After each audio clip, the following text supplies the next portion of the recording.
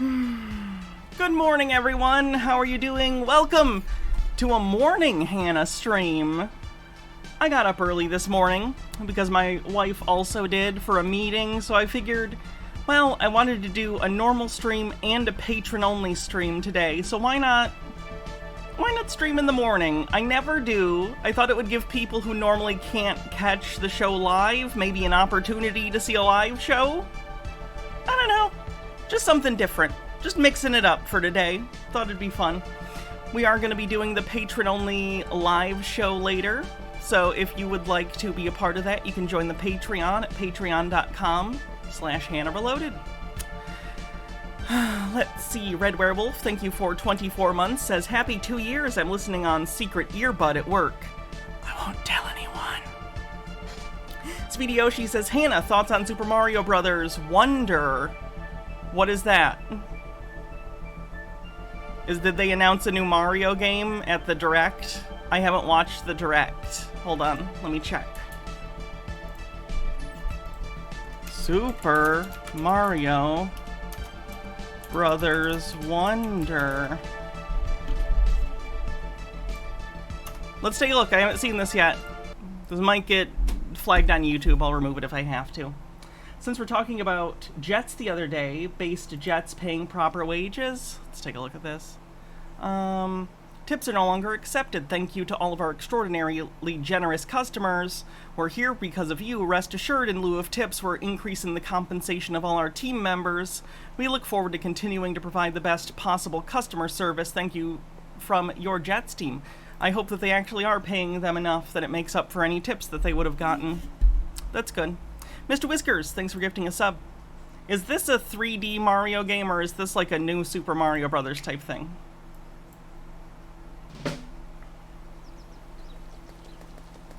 Onward and upward. Oh. I've always been more of a fan of the 3D Marios than I have... Let me be clear, I like the classic 2D Marios. Like, I really like... The first one's fine. Like, it's a classic, obviously. It's like... It'd be like shit-talking, like... I'm trying to even think of an example. It'd be like shit-talking Citizen Kane. Like, you can do it, but, like, why? It's known mostly because of all the things it pioneered, you know? That's how I feel about the original Super Mario Brothers, you know? It's basically a perfect game mechanically, despite the fact that, like, the graphics are, of course... very of its time, and the gameplay is very of its time. It was revolutionary for the time. My shit is Super Mario World. Super Mario 3 is also great. Super Mario 1's really awesome, but Super Mario Bros. 3 and World did it better. Natural progression. I think Super Mario World is basically the pinnacle, okay? Super Mario Bros. 3 is pretty close, but I prefer World because it's the first one I played, I guess. Anyway, since they did, like, new Super Mario Brothers, this sort of, like, pseudo 3D, 2D platformer, but with, like, a 3D art style, I'm not a big fan. I prefer, like I have Super Mario Maker, which I enjoy, and in those, I always only play the levels that are, like, Super Mario Brothers 2, Super Mario Brothers 3, or Super Mario World related. I don't like the ones that look like new Super Mario Brothers. It just, I don't know. It makes it look like a cheap phone game to me. Does that make sense? Like, this art style to me looks like a phone game. Mr. Whiskers, thanks for gifting a sub. Bumble Homestead says, early in the morning. Indeed it is. Zero Iron Wolf says, hi Hannah, watching stream sick in bed, but as some good news, I finally got on to job assistance here in Oss, so I have bits to give you now. Well, thank you. Sorry. I feel a little weird, because, like, this is earlier than I normally stream, so I'm a little tired, but I also, like, took my ADHD meds, so I'm, like, focused, but a little bit tired. It's interesting. This is how I think I've heard people describe coffee. I don't drink coffee, but when I've heard people describe drinking too much coffee, but it not making them, like, energetic, but just kind of, like, jittery, it's a little bit of how I feel. I ate food this morning. I had breakfast with my meds, so that's all good. But Netzerk, thanks for 29 months, says, I'm sad I won't be able to listen to this whole thing live. It's alright, the VOD will be up later, both on Twitch and YouTube. 80% to level 1 on a hype train. Oh, I'm sorry, there was a donation. I apologize. Maps and Mimics, thank you for the $10 donation for that fucking bop of an intro song. I noticed it earlier. I forgot to say it when I went live. Thank you. I appreciate it. A quarter of the way to a maid outfit day. Oh! Okay. I like that I went on an entire diatribe about the new Super Mario Bros. Art style, and then this isn't that. Wow. Maybe I should have watched past 5 seconds before I had a whole diatribe. Thrash Mio, thanks for gifting a sub. It reminds me a little bit of, do you guys remember Nintendo Power? It kind of reminds me of Nintendo Power issue 1 that had sort of the claymation Mario. Let me pull this up. I don't know if anyone else remembers this. Reminds me of that a little bit. So that's kind of cool. 18% to level 3.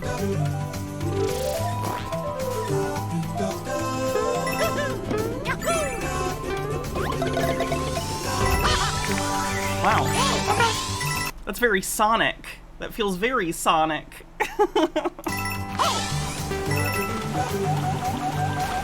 Okay.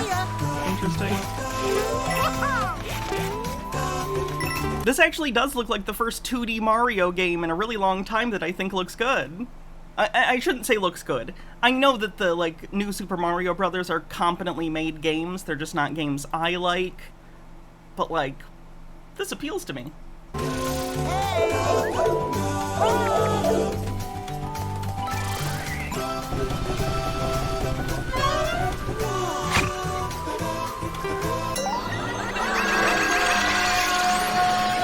Oh god!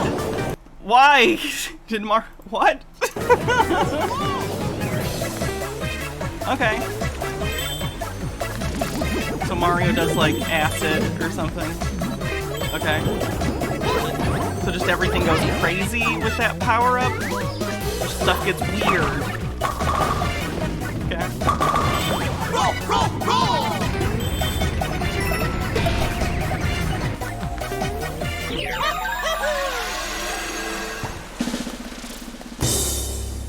Interesting. Oh, Luigi! Wow, okay. Peach was always my favorite character to play in Super Mario Bros. 2. I really liked Super Mario Bros. 2. I know it's not, like, really a Super Mario Bros. Game. I understand that it was adapted from Doki Doki Panic, but, like, that was my shit when I was a kid. It wasn't as good as, like, Super Mario World, but I did really like Super Mario Bros. 2. Zero Iron Wolf says, I like Super Mario Sunshine the most. Ooh, I do like Sunshine. I know looking, like, Super Mario Sunshine is the first 3D Mario I played, like, in full. That was mine. That wasn't just something I played at, like, a friend or cousin's house, right? So, like, I have a lot of nostalgia for it. I like the story. I like Shadow Mario. Mechanically, it's limiting, and the fact that you have to do the stages so linearly, there are issues with the game, but overall I enjoy it. It's not as mechanically satisfying as either, like, 64 or Galaxy, but I like the vibes of Sunshine. It's fun. Bardlock Moses, thanks for 1,000 bits. 68% to level 3.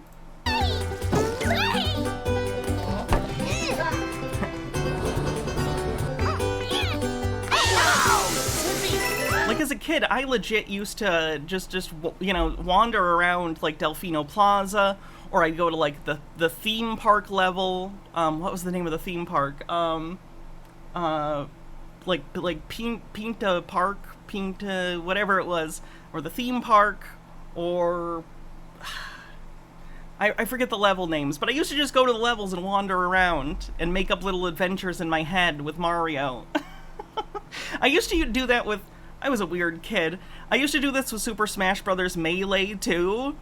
Like, I didn't have siblings. I had to make fun, like, for myself. So, like, I would get a match with Super Mario Brothers, or Super Smash Brothers, rather, with whatever characters I wanted, and then I would have both controllers. And almost like, you know how people play with dolls, where they'll come up with little stories that are going on, or action figures? I'd do that, but with the the characters in Super Smash Bros. Melee. Anyway, Barthok Moses, thanks for gifting 5 Tier 1 subs. And the worst part is, I still can't even wave dash.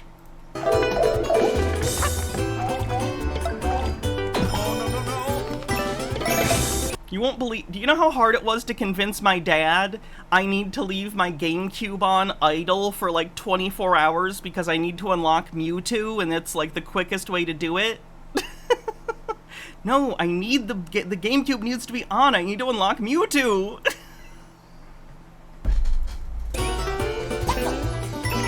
Oh, Yoshi! I love Yoshi. Oh, speaking of which, I saw the Super Mario Brothers movie finally. Here's my thoughts. Holy shit, those voices don't match. It annoyed me because in the opening, at first, it's like they trick you. They're doing like Mario and Luigi voices, and I was like, oh, that's not as bad as I thought. But then it's like, haha, that's a joke. They're doing fake voices that sound like the real Mario and Luigi voices, and now they just sound like Chris Pratt and Charlie Day. Charlie Day is Luigi I can deal with, okay? I like Charlie Day enough that whatever. Chris Pratt, it's not even about the personal stuff with Chris Pratt at all. I can divorce myself from that. I watch the Guardians of the Galaxy movies and like them. I can like a character separate from an actor that I don't necessarily like. But Chris Pratt's voice does not sound like it should be coming out of Mario's mouth. Like, the character design just does not match the voice. It's terrible. Jack Black was fun. All the references were fun. The animation was really satisfying to look at a lot of the time. It was like a serviceable kids movie. It was fun to look at, but there's not much else there. It's not substantive. It's not something I can see myself coming back to a bunch. There's not really much there besides, ooh, look at this animation. It's fine.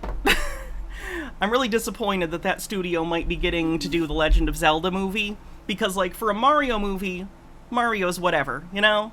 It's a fun, light, you know, platformer game. You can stick in your 80s music, your pop songs, and whatever, and it's inoffensive. Legend of Zelda, please don't fucking stick 80s pop songs in Legend of Zelda. Give it a little bit of dignity. Or at least let it take away its own dignity with things like Tingle, you know? Don't take away its dignity for things separate that are already in the series.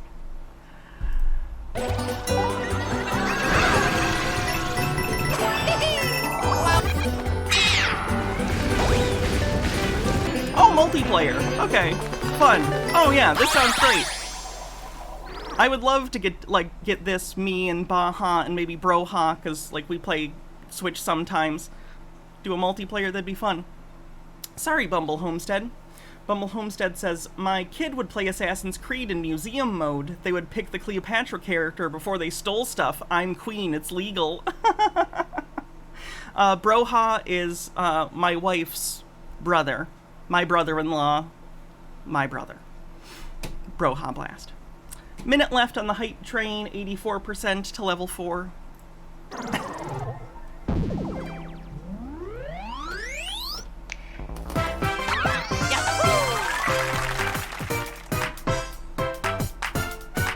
Illumination CEO squashed those rumors. They're currently not working on a Legend of Zelda movie. Well, the rumor wasn't that they were working on it, it's that they were in preliminary discussions with Nintendo to potentially do it. Which means they could do it. Again, the Mario movie made a lot of money, so I think Nintendo's fine with them. Did I see the D&D cartoon game? Mm-mm. Like a new one? What's this? Whoa, Zowie! Oh. Mario's fursona is an elephant? Good for him. That Goomba looks so well then. That looks fun. I would say I'd get it on sale, but Nintendo games never go on sale inexplicably.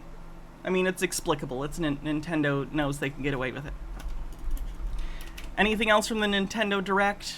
If so, we'll watch it later.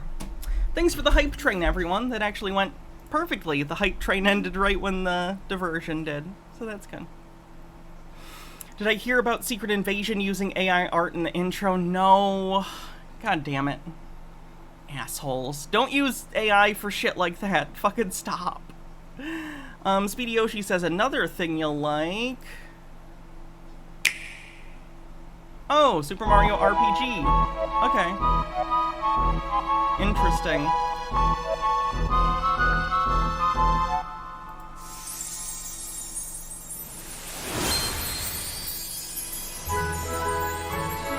It's interesting that they're taking the time to actually fully remake this, but didn't do Mario 64. Like, why in the world, when they released the Super Mario 3D All-Stars, I understand not doing, I understand not doing Sunshine, necessarily. Sunshine is not as popular as a game as Nintendo or Mario 64. But they didn't even want to do new Mario 64? I don't understand. I'm not saying they need to change anything mechanically about Mario 64. I'm saying it would be really great to see that game done in more high-resolution textures, make the models a little nicer. Oh, Square did this? That'll do it. Howard Coolin, thanks for 23 months, says, loving the early stream. Oh, I'm glad.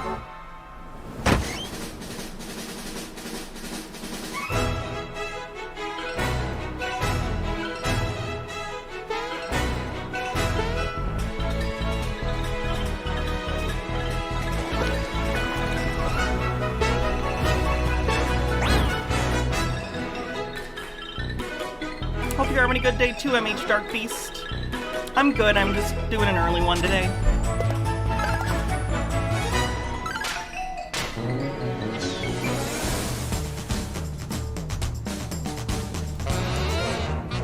I love Birdo. I assume everyone here knows this, but Birdo is trans, canonically.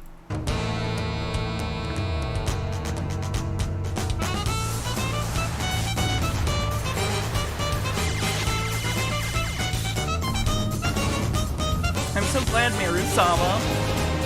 I hope it brings you all the joy.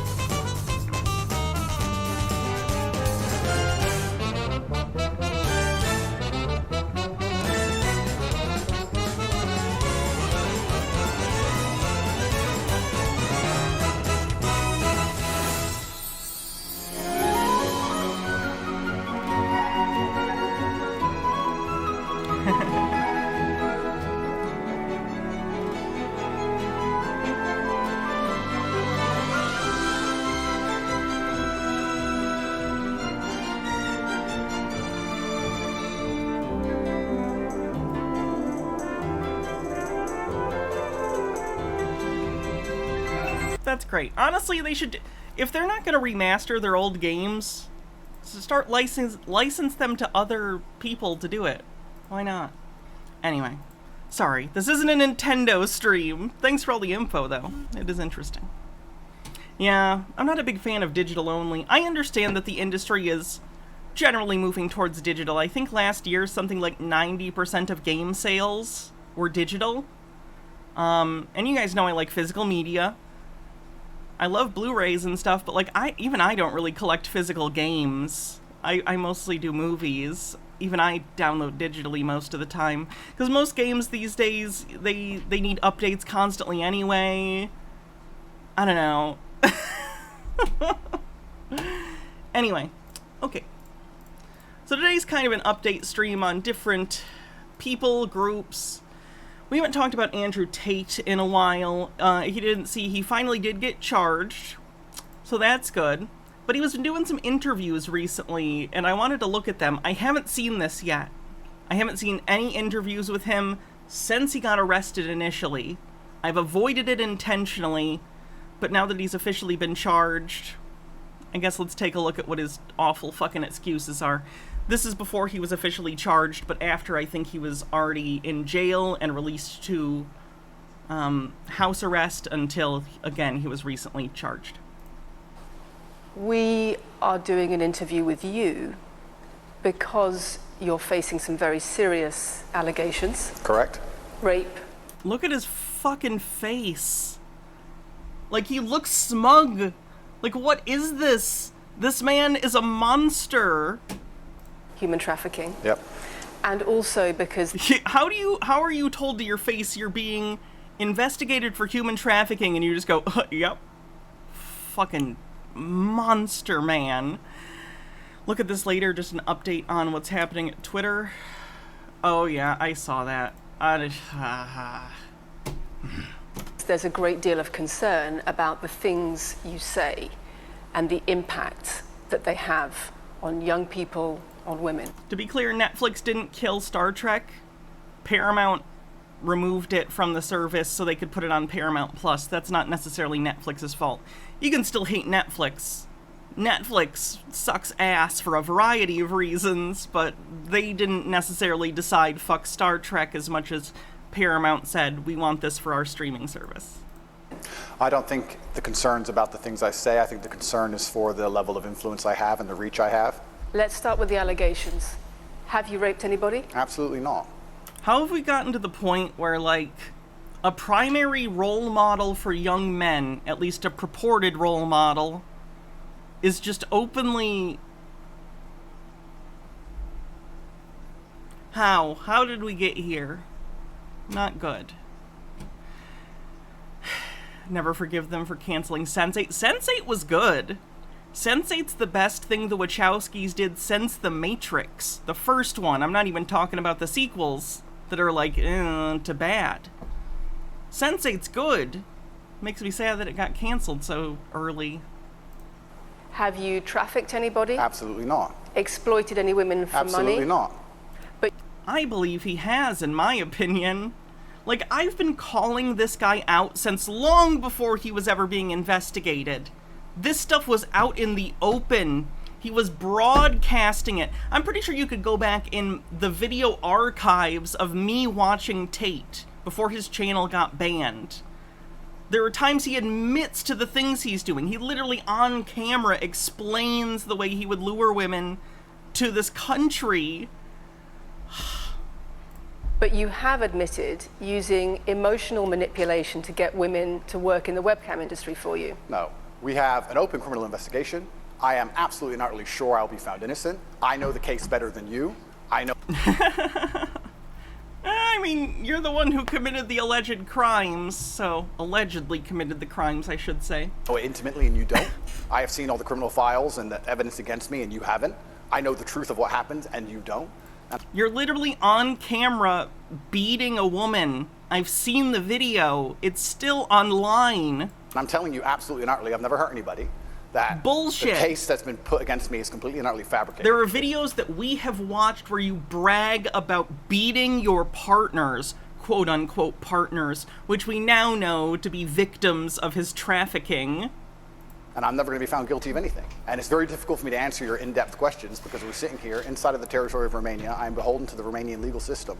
And I'm not going to... Yes, you are beholden to the legal system of the country that you went to. Remember when Andrew Tate specifically said he moved to Ukraine because they were easily bribed and that he wouldn't be held accountable for any actions? How's he feeling about that now? Fenekagami says, we got here because the left gave up men's issues to the right. We laughed at red pill idiots and then didn't offer men alternative narratives. Not that laughing at red pill is bad.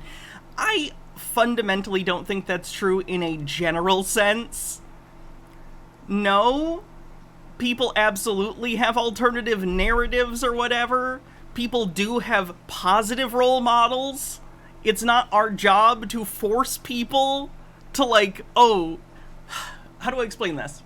You act as though people on the left aren't constantly going to these people and saying, Andrew Tate doesn't care about you. He is actively harming you. This happens all the time. These people are warned. These people are had it explained to them. Alternatives exist. They choose not to take them. And I will still do my best to talk to these people, and I do sometimes, and understand where they're coming from. I get that some of this is coming from places of insecurity, places of, like, feeling hopeless or whatever. But you know what? A lot of people are hopeless in society. They don't start fucking listening to this man and going, yeah, men should be in charge of fucking everything. It's not that these people don't have positive role models, it's that they don't have positive role models that allow them to feel like their poor behaviors, their misogyny, their, like, homophobia or whatever it is, are justified. There are options for positive male role models. Unfortunately, some men choose to look up to people like this. I'm going to incriminate myself. Let me read you then what you have said about what you have done. Sure. You have said, my job was to meet a girl, go on a few dates, sleep with her, get her to fall in love with me to the point where she'd do anything I say, and then get her on webcam so we could become rich together. I don't think that's what I personally said. I think that's It's a direct quote. Exactly what you said on your website. No, I've never said that. That's something that you found on the internet. Where on the internet? On your website, Tate. Just on the internet? It was on your website. Doesn't mean I've said it. Your words. And again, once again, He's desperate, goddamn. if any female on the planet Female? has a problem with me, Okay, no, never mind. I was gonna say something mean. I strongly recommend her to go to the police and try and pursue me for criminal charges. I'm actually such a nice person that The I've never had BBC has anyone come at spoken me. to somebody since your arrest who says exactly those things, that with you it's all manipulation, there's an ulterior Is this motive Sophie? to everything Is this you Sophie? do. That's some abuser shit. Which one? Which one said something about me so I can have retribution later, or so I can impugn this person's character in order to try and justify my behavior? Oh, it's Sophie, the fake name, no face. No I one, was so the intent story that on was wanting to invented. please him and wanting him to be happy that I was just kind of, yeah, okay, do whatever you want. Why do they have to talk to this fool? I get what you're saying. But at the very least, I prefer when, like, BBC News interviews people like this to, like, the US. US journalism, I agree. In the US, oh my god. If you see the difference between the questioning done in the US versus the UK, it's crazy to me. United States journalists all fucking suck. None of them push back on virtually anything. And I know there are examples of people doing so, but as a general rule, there isn't a lot of pushback. They just let people get away with slimy answers. In the UK, I'm sure that happens too. I would imagine it happens more with more powerful people and, like, people maybe, like, affiliated with the royal family and stuff. But I tend to see more videos out of the UK that are confrontational, at least for people like this, people who don't necessarily have a ton of institutional power. Whereas in the US, it seems like regardless, they just kind of, let them get away with bullshit answers. And what has she That's accused? Has she coercion. accused me of a crime, this imaginary Sophie? She's making the point that there is Has she accused me of a crime? emotional or psychological manipulation. I've asked you a question, and I've allowed you into my house. I'm asking you a question. Correct, but you're not the boss here, because I've allowed you into my house. Oh my god. It's a power like, see how this automatically became about a power dynamic for him? Not about the fact that he's in an interview and she's interviewing him and obviously she's going to ask questions, but all of a sudden it becomes about, this is my house, I have power, I'm in charge of you. Pretty telling to his priorities in general. I'm asking you the questions. Correctly, and I'm telling you. You get to decide the answers. No, we're equal here. I've allowed you into my house. You don't come here with a position of authority. I'm Again, with the focus on this power dynamic, interesting obsession. doing you the favor as legacy media, giving I'm doing you the favor. you relevance by speaking to you, and I'm telling you now, this Sophie should be Fenigami with 50 bits says, I'm not saying that they aren't warned, and admittedly you're right, it's easier to justify bad behavior than improve, but as a cis-het man, I do feel that there are sections of the left that are hostile to men. This space is fine, but hell, I've been attacked in chat before. We also have the problem of a lot of these platforms catering to the right. I'm sorry, I get mad at these red pill people too because I changed because of empathy, and I don't get why they can't. I understand that. I understand what you're saying. I've definitely seen places where it's just outright like fuck men, we shouldn't even deal with this, like whatever. Excuse me. But I don't think that's the majority. Like in any group, I think most people just want other human beings to like have empathy like you do, and we try and express that and are often met with hostility when we do try to reach out. BBC has invented, which is no face. Ashy Boo says, early stream that I can actually catch. Wowie wow. Yeah, I thought I was up earlier today, so I thought it might be nice to do a stream that people who are up earlier in the day might be able to watch. Hats off, Ashy Boo. What do you, Flower Crown? Can do. Of nobody knows who she is. The BBC did not invent Of her. course not. And because you never invent anything. And Wow, he's straight up implying that the BBC is making up sources. That's a bold claim. Dr. Gamble says, I'm in a position of authority, says the guy that has charges against him. He's literally on house arrest in this interview. she's not filed criminal charges against me. What are we talking about here? What is she saying? We're talking about emotional manipulation. They invented Doctor Who. Are you telling me that you think Doctor Who isn't a real person? Excuse me, if Doctor Who isn't real, then what are all these Blu-rays full of? You think someone can just write 60, 70 years of television? No. It's based on real life. Into the sex industry for your financial gain. Absolute garbage. I'm describing women who are going to court to accuse you of rape and human Sophie hasn't gone to trafficking, court. Sophie doesn't and exist. I'm describing women who have spoken to the BBC. In Russia, they're currently using right-wing talking points about needing real men to try and recruit for the Ukraine war. Using toxic masculinity in order to convince young men to throw themselves in the grinder of war is nothing new. Ever seen All Quiet on the Western Front?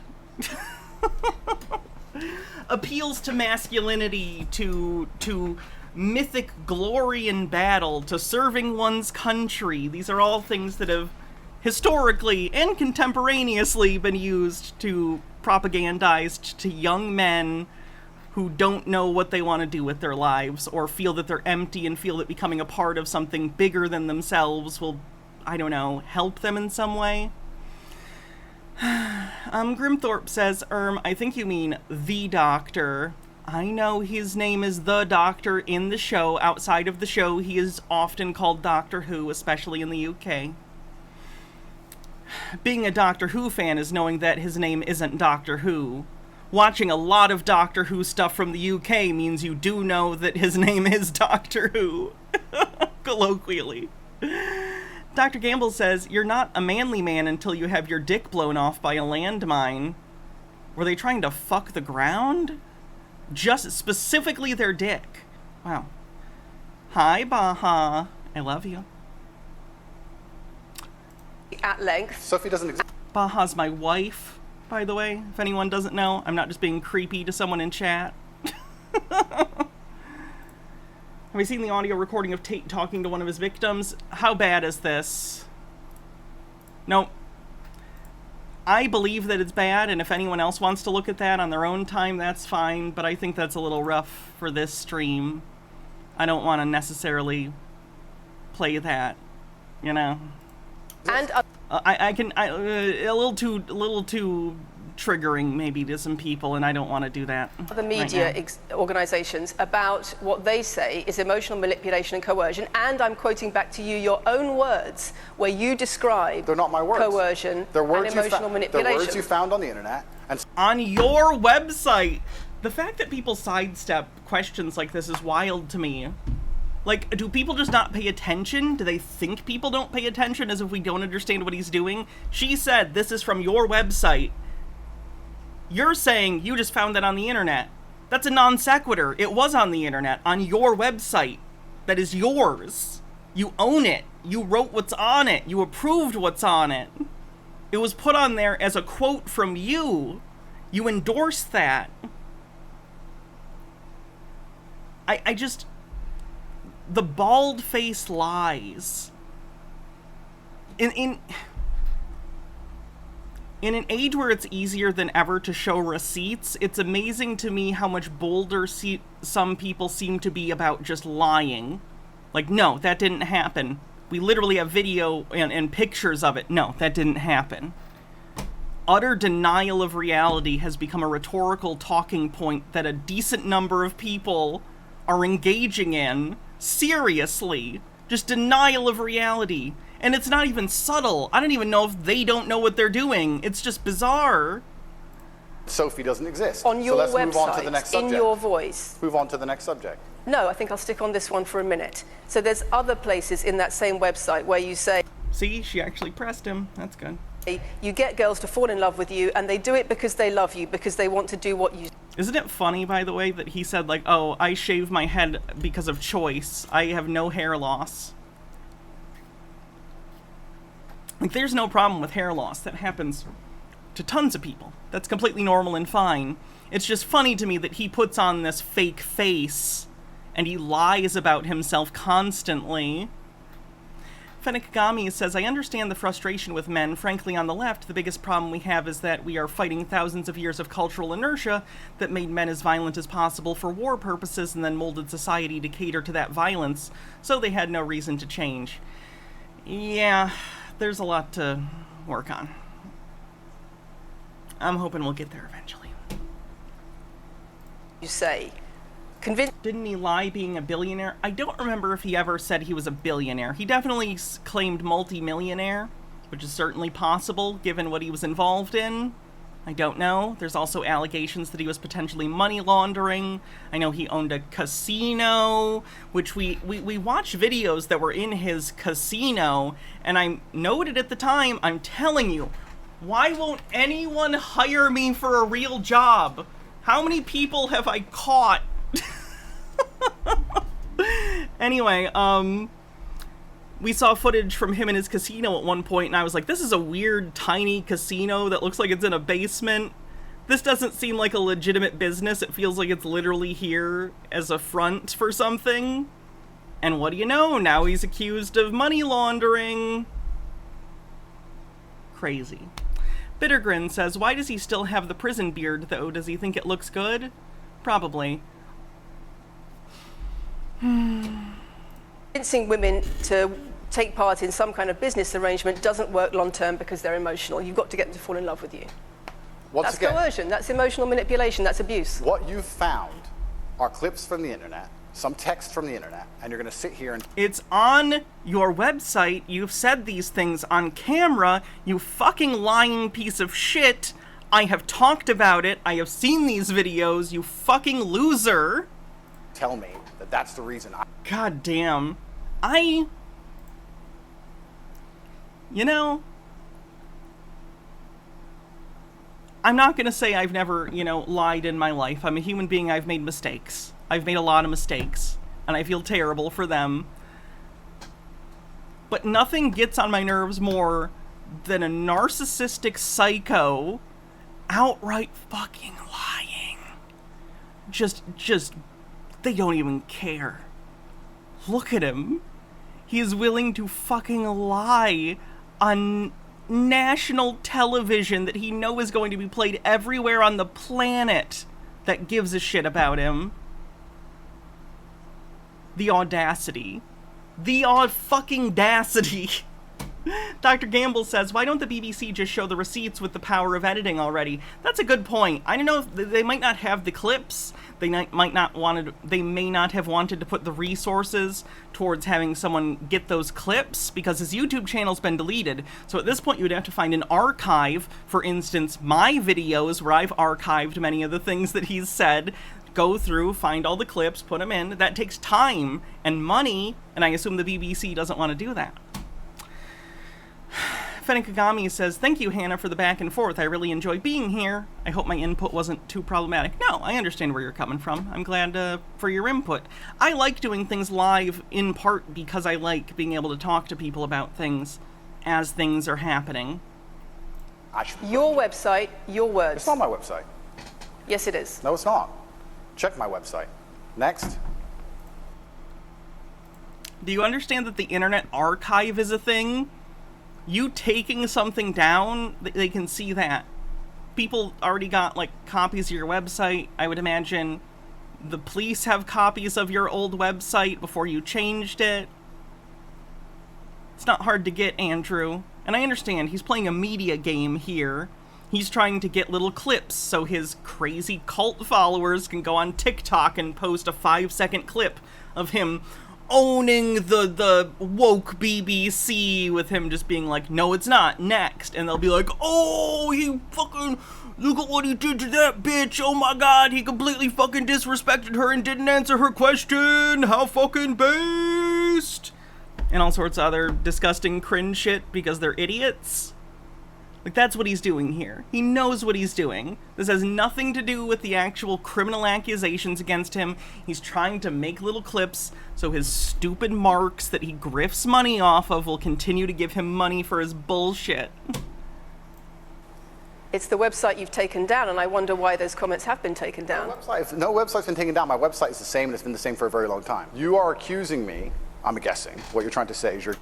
Zero Iron Wolf says, reporter, we have seen the evidence of the crimes from your site. Tate, nuh-uh. Accusing me, and you're trying to say that I'm guilty of the things I'm accused of, and that I'm emotionally manipulating people. I'm saying that you have said you emotionally... Here's a student of his who's being mentored after people raged about some of his, quote, pranks. But first, many young people see social media stardom as a fast track to fame and fortune. People you've never heard of can become very famous and very wealthy very quickly from the business of bagging clicks and followers online. But with more... Fucking Piers Morgan, though. Good lord. More subscribers. Oh, is this the asshole that fucking crashed the plane for views? I heard about him. Zero Iron Wolf says, reporter... Oh, no. That's the one I read. Fennikagami says, that sad thing is, I think you just quoted Sneeko and Aiden Ross in Prophecy. Others have jumped from city buildings, taken on wild animals, crashed cars, you name it. However mad it is, someone has tried it, just some bystander. Oh my god. He broke into a house for views? What the fuck?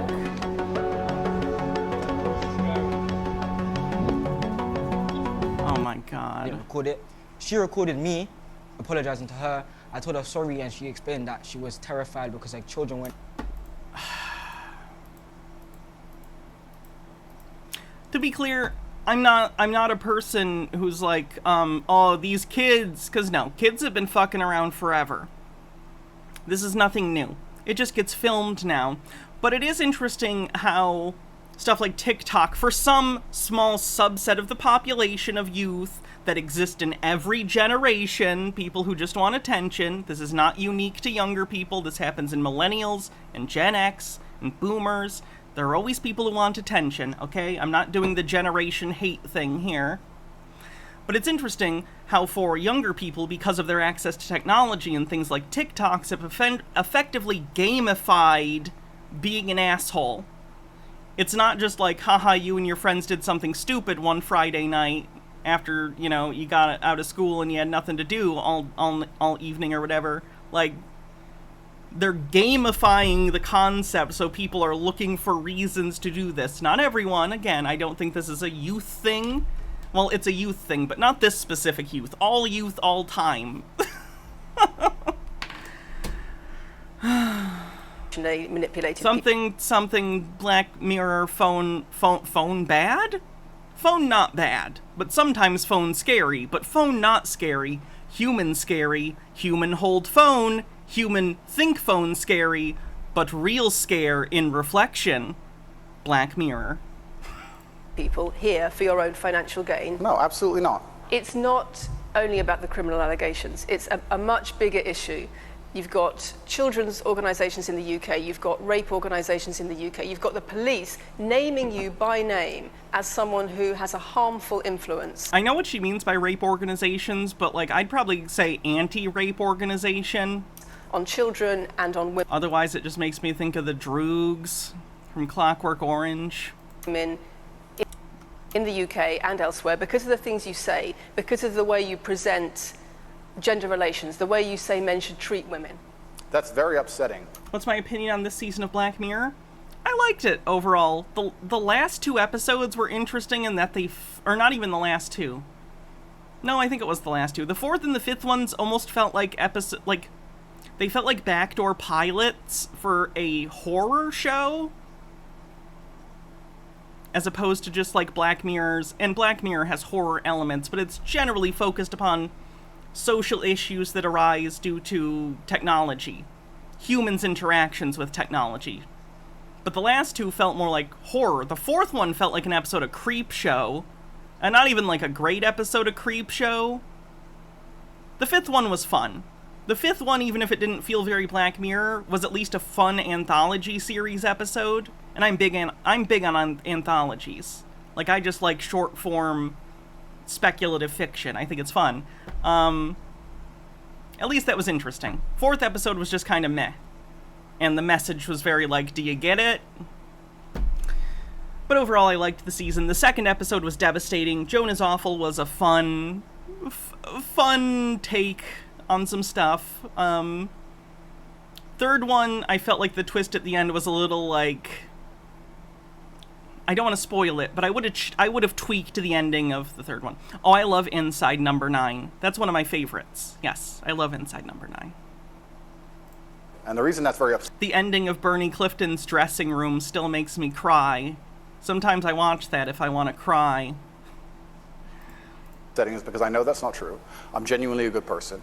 I believe my impact on the world is positive. The reason we're asking you about these comments is because we've got the chief executive of Rape Crisis naming you individually as spreading a dangerous ideology of misogynistic rape culture. Absolute. It's the comments you make that are leading people to say things like this. Absolute garbage. National organizations who are saying that, are blaming you for increasing levels of misogyny. Schools that are saying they are having increased incidents of girls being attacked, of female teachers being harassed. If that was by true, pupils because of you and your teaching and your influence. That's absolute garbage. I have never, ever encouraged a student to attack a teacher.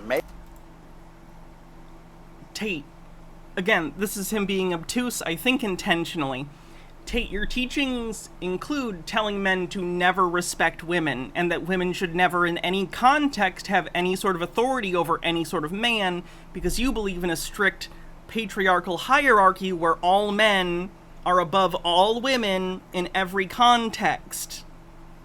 This leads to attitudes where students, boys, who don't know any better, and for whatever reason they're listening to idiots like this on the internet, unfortunately, they start to see, oh, if I'm a man and why should I be taught by a woman? Ugh, and then they repeat his sexist bullshit. He knows what he's doing. He knows what he's doing.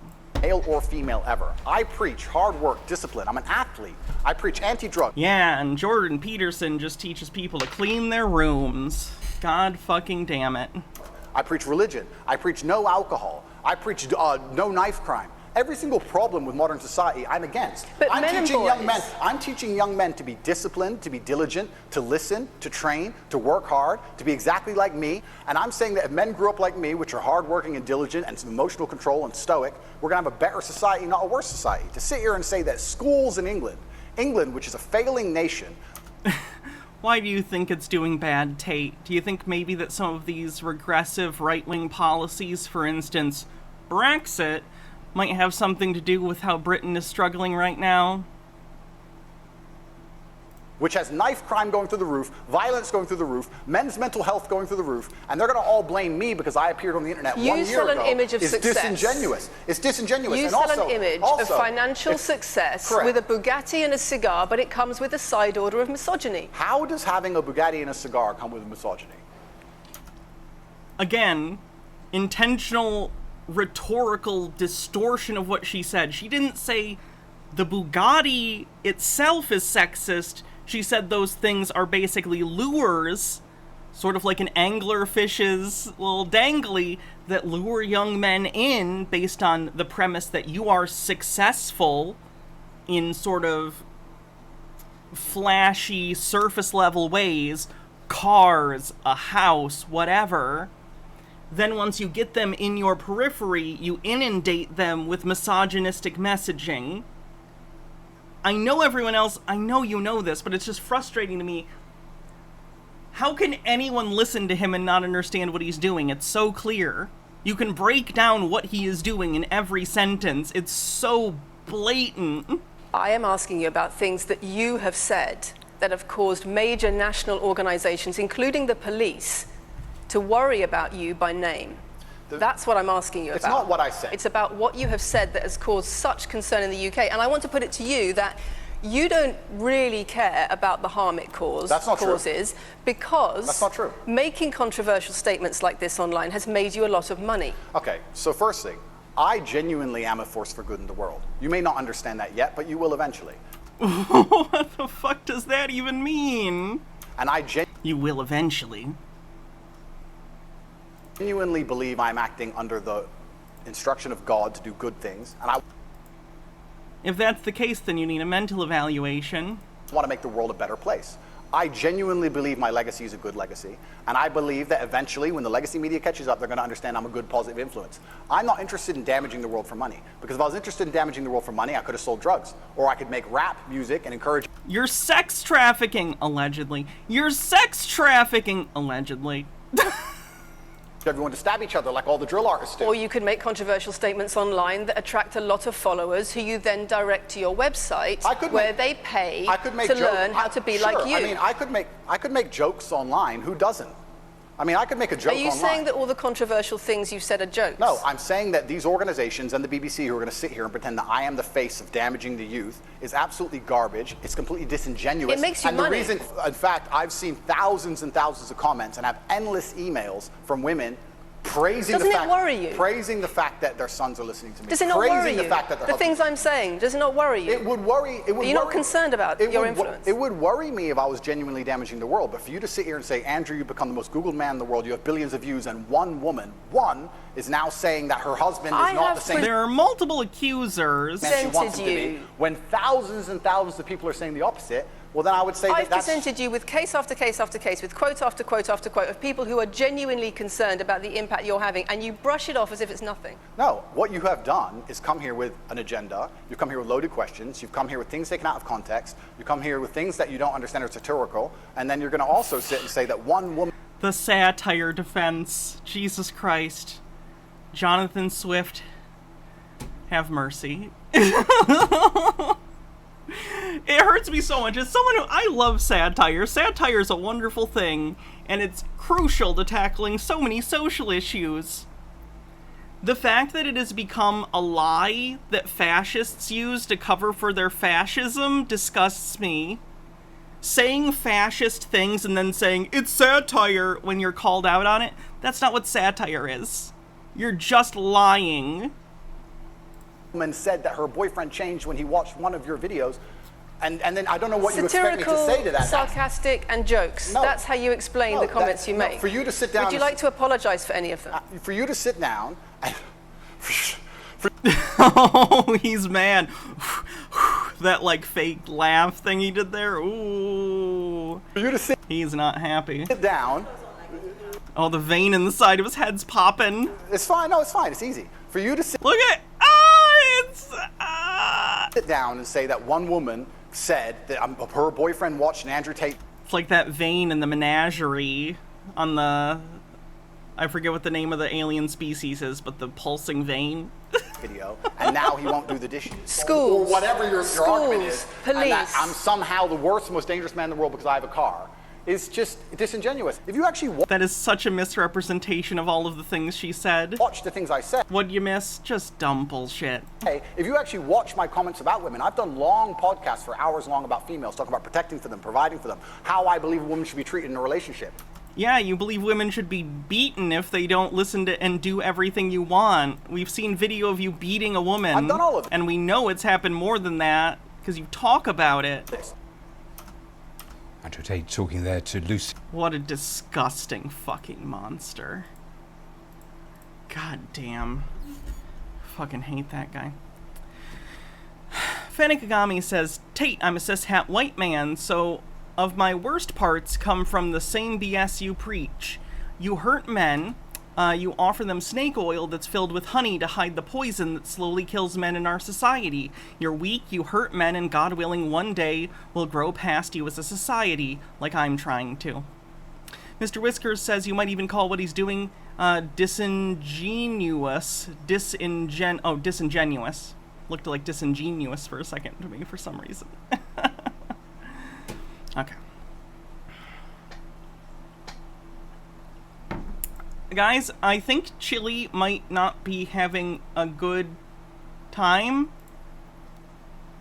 I think Chili might be on the verge of not...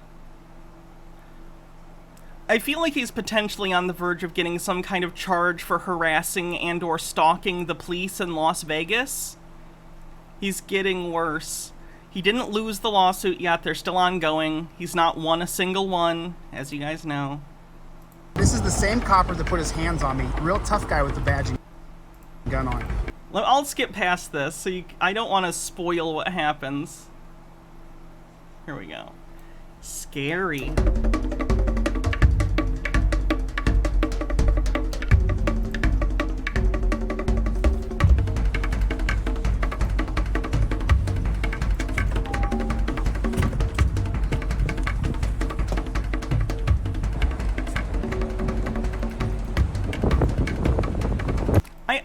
I showed this to Baja yesterday, and I had a thought.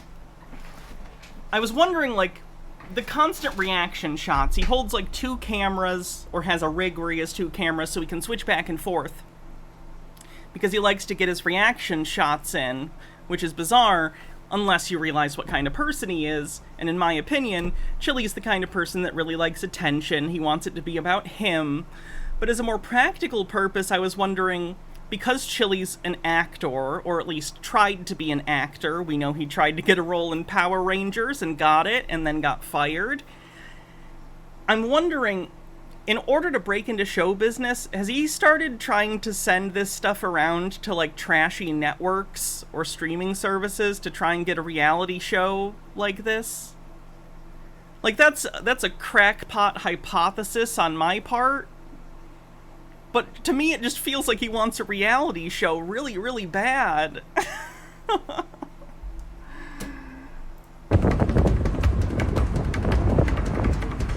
Yeah, he was cast as the Black Power Ranger in Power Rangers Wild Force. But before the show actually started filming, something happened. He had some sort of disagreement with some of the other actors or the crew or something. Which, knowing his personality, I can easily imagine how that happened. Anyway, so he got recast before the show actually started. But yes, Chili was briefly cast as the Black Wild Force Power Ranger. I wish so badly he had been, because I liked that series. That would have been hilarious. He said it was something to do with standing up for women. I'd be very curious to see what actually happened. He is not wearing headphones here.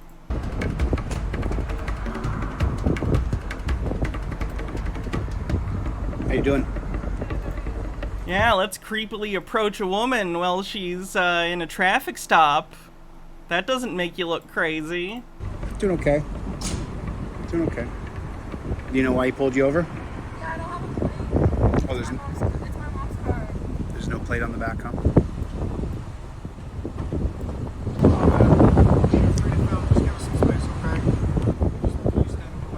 I'm not going to move my feet a single inch.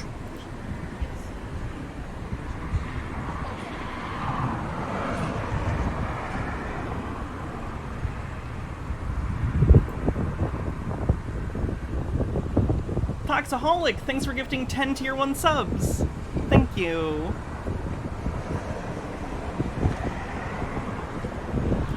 This car?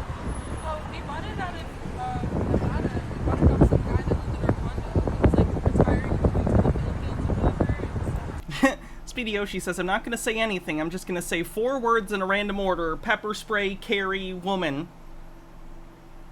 Weird random words. I wonder what they could mean. Just the random look. He's like, he's trying to do his hero shot. This is his, he's practiced this. You know that he's stood there and he's practiced this. Like, where do I need to hold this for the best hero shot? Like, how do I do my blue steel? Like, what do I do so that when I'm reacting, I can look very concerned? Again, I was talking with Baha about this last night. Do you know who Chili reminds me of? What fictional character do you think he reminds me of? Take a guess. I'm curious if anyone else also gets the vibe. Think of a fictional character. What character do you think he reminds me of? Overthought says, I call that look the brooding cunt. Okay, the person he reminds me of is Homelander. Let me explain what I mean by that. Chili, the only time Chili sounds like he's speaking naturally and genuinely is when he's like yelling and angry and expressing want for violence. Any time he's trying to like look concerned or speak calmly, it feels like a mask. Like it feels hollow, like he's like it's all an act. Like he's trying to copy what he sees other humans do. You know what I mean? Keep an eye out for it in this video. I think this is a good example.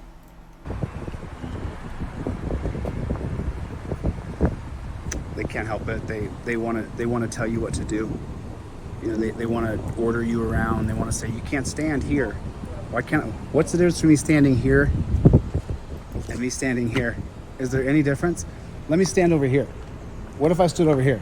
Is there any? Just everything feels like calculated, and it's uncanny. Different. It's not that I need to stand somewhere else. It's that he is a bully. He has the need to make me tell me where. What scares me about this video is if you're a woman and you've ever had to deal with like a strange guy coming up to you and interacting with you, and they're clearly like intense or weird, there's something off about them. Like they clearly don't understand boundaries, so you don't understand quite what their deal is, right? There's sort of a mode you go into where you just kind of placate. You're like, uh-huh, yeah, uh-huh, uh-huh. Because you have to, for safety, because there's an underlying understanding or implication that if you push against this person in some way, it's possible that they could act violently or irrationally. And Chili doesn't understand that. I'm pretty sure that's what this woman is doing this whole time with him, especially after the cop leaves and he continues to talk to her. Makes me really sad. Toeing24 says, Chili with his meth lips in full splendor. Reno, that's alleged. I didn't say anything about that. Reno Redhead says, like Homelander, I also hope Spider-Man beats the shit out of him. But didn't you hear Andrew Tate can beat up Spider-Man? So if Andrew Tate beats up Spider-Man first, then he can't be involved in this situation. Where I need to stand. You know, I'm suing these cops. I'm suing Las Vegas Metro because the cop wanted to tell me where I could stand. And so, you know, typically... How's that going for you, Chili? I'm a pretty... I don't back down off my rights, but I'm a pretty amicable guy.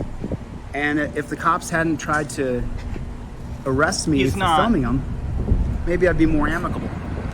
But it's just like, what's the difference? Sometimes they'll tell you to go stand behind a sign. They'll go stand behind that pump over there. Or go stand over there. Go stand. Why? If nothing bad is happening here, if you have nothing to hide, then you have nothing to fear from the camera. Like, look at him when he says this. You're telling me that this is genuine human anything? And I'm not doing the NPC thing, I'm not. Chili is absolutely a human being. What I'm saying is the emotion, the intonality, his face. There's just something not genuine about what he's saying or something. It's wild. It's weird. Look at this. Happening here. If you have nothing to hide, then you have nothing to fear from the camera. Like, I'm not crazy, right? Is everyone else like, ugh, right? Toeing says Chili does have multiple permanent protection orders against him from women for stalking and harassment, so every woman should just spray and run. Ashy Boo says, I have to give you more bits because that top just looks so cute on you and your hair is so pretty today. Also, this poor woman looks so uncomfortable. I know, she does. So, but they just all want to tell you where you can stand. It's very strange. It's a very... We read the thing yesterday from the book that I have coming in tomorrow about, God, what was it called? For those who were here yesterday for Tinfoil Tuesday, you know I read from a book whose title is eluding me, that is about paranoia and the psychology of hate.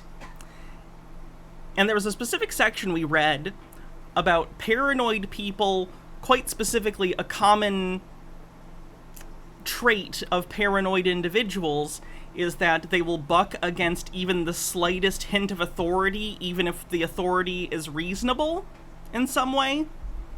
They feel that any amount of agreeing with a social norm or a social expectation is tantamount to being confined, constrained, controlled, and they lash out against it in unhealthy ways.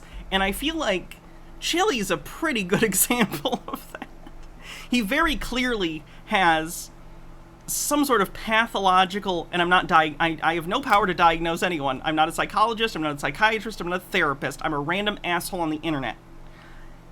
The traits he is exhibiting feel like he just has some sort of pathological fear against authority or being controlled or losing autonomy, and that fear is so strong that he lashes out against any implication of not having complete control of a situation. Thanks for the link. That link does go to the book, Political Paranoia. Let's see. Political Paranoia, The Psychopolitics of Hatred. Yeah. We read a little bit of it yesterday, and it was pretty insightful. Pretty interesting. Calm Chili is Uncanny Valley. It is. Screaming at the Radio says, ironic how he uses the same argument that Fash used when attacking privacy, as you have nothing to hide, it shouldn't matter. F that. Bittergrin says he must be so happy to have a captive audience for his poorly rehearsed speech. Spacey Ace says, it's like rehearsed. This is so many times the other people don't even register as independent. They're just other characters in his script. Yeah, it's a good way to put it. Very surreal thing. Like, could you clearly see that I'm not a criminal? What does that mean, Chili? Clearly see you're not a criminal. What do you think a criminal looks like? That's quite fucking telling that he just said that. I mean, I don't look like someone who's got a bazooka down my pants to shoot somebody. That's an interesting straw man argument. Do you think cops are afraid of people concealing bazookas in their pants? Or do you think maybe they're worried about knives, other stabby things, anything that could poke them, like needles, guns? A lot of people in America have guns. Don't know if you know that. I did see it. I hate Twitch Times too. I did see it. You know, there's nothing down my pants, boys and girls. There's nothing down my pants.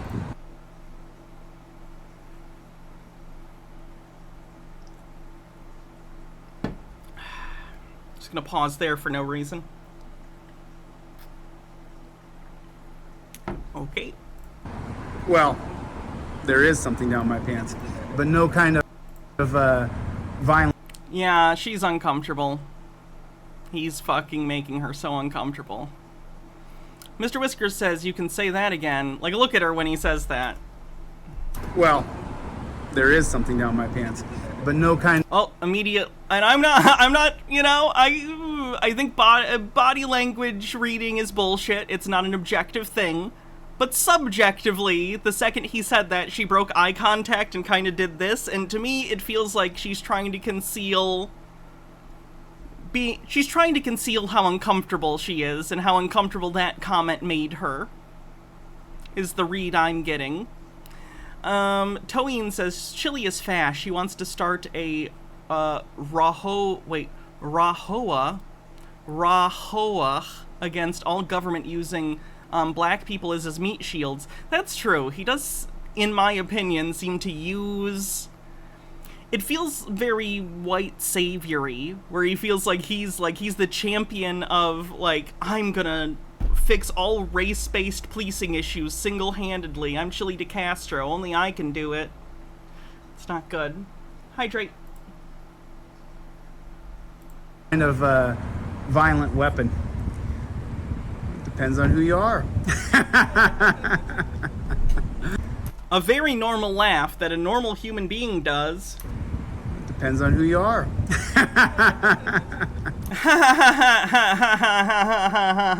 I have feelings. I feel all human emotions, including empathy.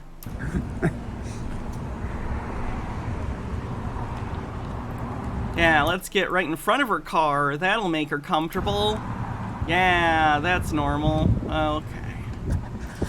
Oh, good. He's walking away from her.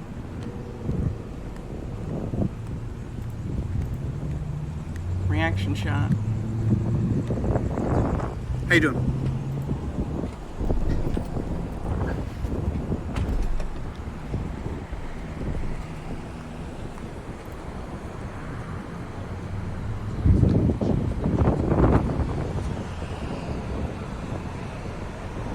I don't think she has her insurance card ready to go. I don't think she has her insurance card ready to go. I don't think. Got another copper here. This cop that's pulling up is a police officer that Chili has seen recently. Chat, I think this is the most aggressive I've ever seen him directly get with an officer, at least verbally. There's so much rage bubbling underneath this. He threatens the cop. I guess I'll say allegedly. It's on camera, but subjectively it feels like threats to me. Oh.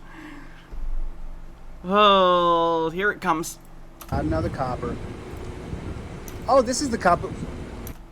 The second he realizes that this is a cop that, and I haven't seen the video, Chili claims this cop put his hands on Chili. Haven't seen the video. I don't know what actually happened. I have no context. But at least that's what Chili believes, is that this cop put his hand on him. And you all know how this goes.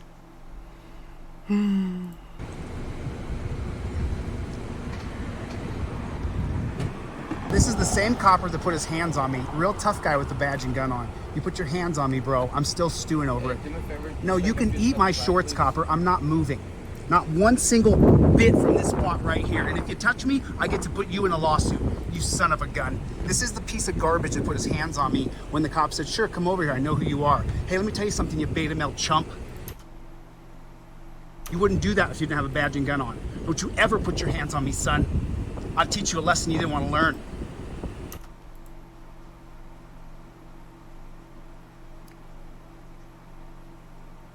To be clear, I think the reason he says things like, eat my shorts and son of a gun, is because despite the fact that he's clearly boiling with rage and wants to say much worse things, I think through his life, Chili with his, what I think are apparent anger issues, has learned it's easier to play off his threats and aggression as a joke or just talking if he uses less pointed language. Yes, it's plausible deniability. Like, I genuinely think Chili wants to be telling this guy, you fucking son of, you piece of like, he wants to be swearing and cursing this guy out. But I think he understands that that is more easy to show as a threat, that is more easy to show as, oh, this guy is, like, harassing us. So I think he's choosing his language carefully. I think it's calculated. Toeen says this might be one of the guys who arrested him for obstructing in March that Chili is impotently lawsuiting. I think it might be a different one. I think it is, because I don't recognize this guy from that scenario. Could be wrong, though. Plain and simple. I don't like you. No, shut your mouth. Don't ever put your hands on me again. Or take off the badge and gun and act like a real man. You little weasel. You little chump. Don't you ever put your hands on a full-grown man, son. Now take your little badge and take your little gun and flee, little doggy.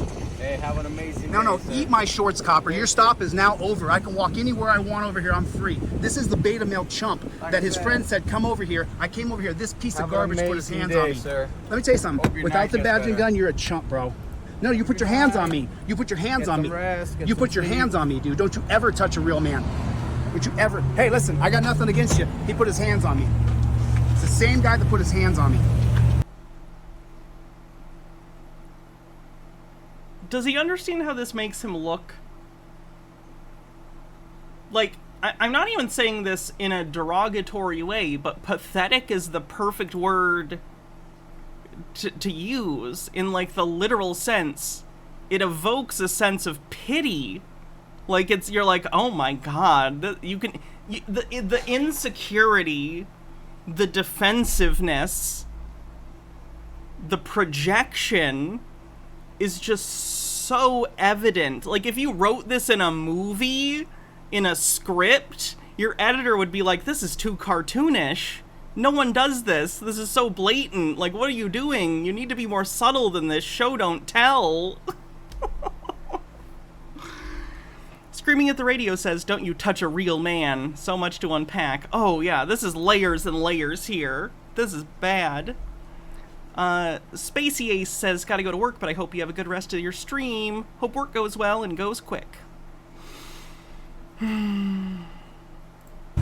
Wussy. It feels like to me on some level, Chili feels insecure about his own masculinity. I don't know if it's because of his size, because he's a shorter guy. There's nothing wrong with that. People come in all shapes and sizes. He's shorter, but he clearly puts a lot of effort in to be in shape. He clearly works out. May or may not use steroids, I don't know, which might have something to do with some of the rage issues. Don't know. But, like, he clearly puts a lot of work into wanting people to perceive him as tough, as masculine, as the most in-control guy in the room. And usually people only put a lot of effort into something like that at this level, with this much, like, defensiveness, if it's kind of the opposite of how they feel. I assume on some level he feels defenseless, he feels lesser than, he's not confident about his own masculinity, and so he feels the need to, like, reject those notions by overdoing everything. Reno Redhead says, now I feel like Homelander has more self-control than that. Toeen says, I love how Chili is always trying to start a fight, but when Chad Gooey in Ironton, Ohio actually set up a cage match at an amateur MMA show, he lied about his knee being shredded and having high blood pressure to suck the fight. I assume that was supposed to be duck. Yeah. Yeah. I think we know why that happened.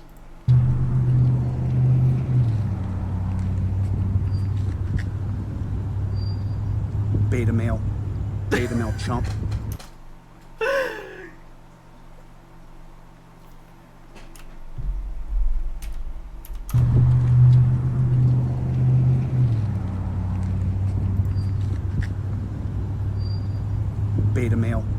Beta male chump.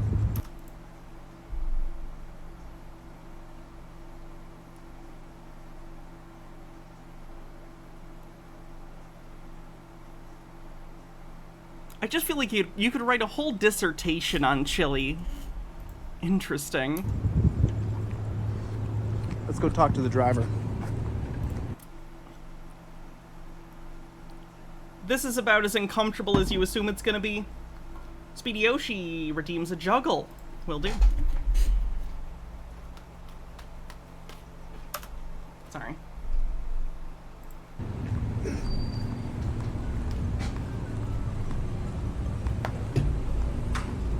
So, I don't have any plates on my car. and then let me ask you a question. Did you have your insurance on a card, on a laminated card, so that you could just give it to him? No, it's on my phone. It's my mom's insurance. So then you had to stop recording.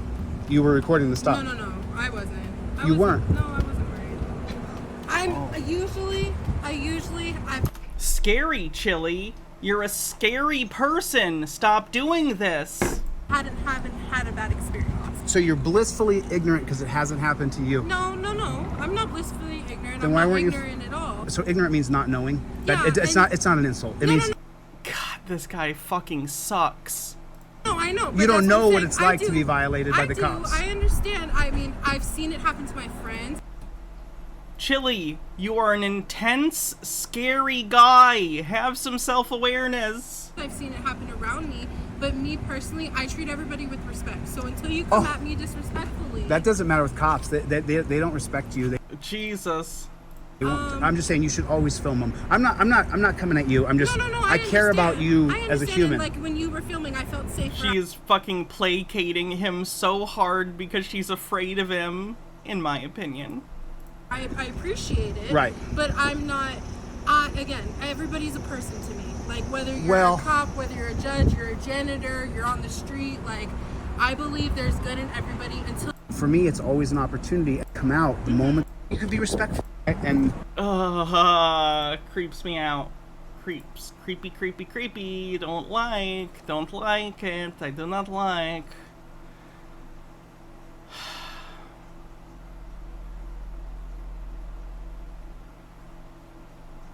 I feel like there was a live that he did recently too. Yeah, this was bizarre. This is weird. This was posted last night. MH Darkbeast says, Hannah, have you ever watched Solar Opposites? They debuted the new guy replacing Justin Roiland. It's Dan Stevens, who was Beast from the live-action Beauty and the Beast and from Legion, and I love what they say about the new voice after the opening. Let's take a look. Guys, check it out. I got the original dartboard from Cheers on eBay. It only cost $100,000. I'm gonna put it up. Hey, I thought Corvo said no more throwing metal in the house after you got that butter knife stuck in his eye. These are famous darts. Whatever Corvo doesn't know won't hurt him. Watch this. Oh my God! Shit, Terry! Oh my God! Look at the voice fixing ray. I'm sorry, big guy. My bad. We'll get this fixed in a jiffy. I told you not to throw metal around here. We're going to be late to work. Stop buggering about. Hey, does Corvo sound a little off? This thing must not be calibrated. Let me try again. No. This is working for me. All right, chop, let's get a move on. I hate being late. It makes me feel hot and weird. You make me feel hot and weird. What was that? Nothing.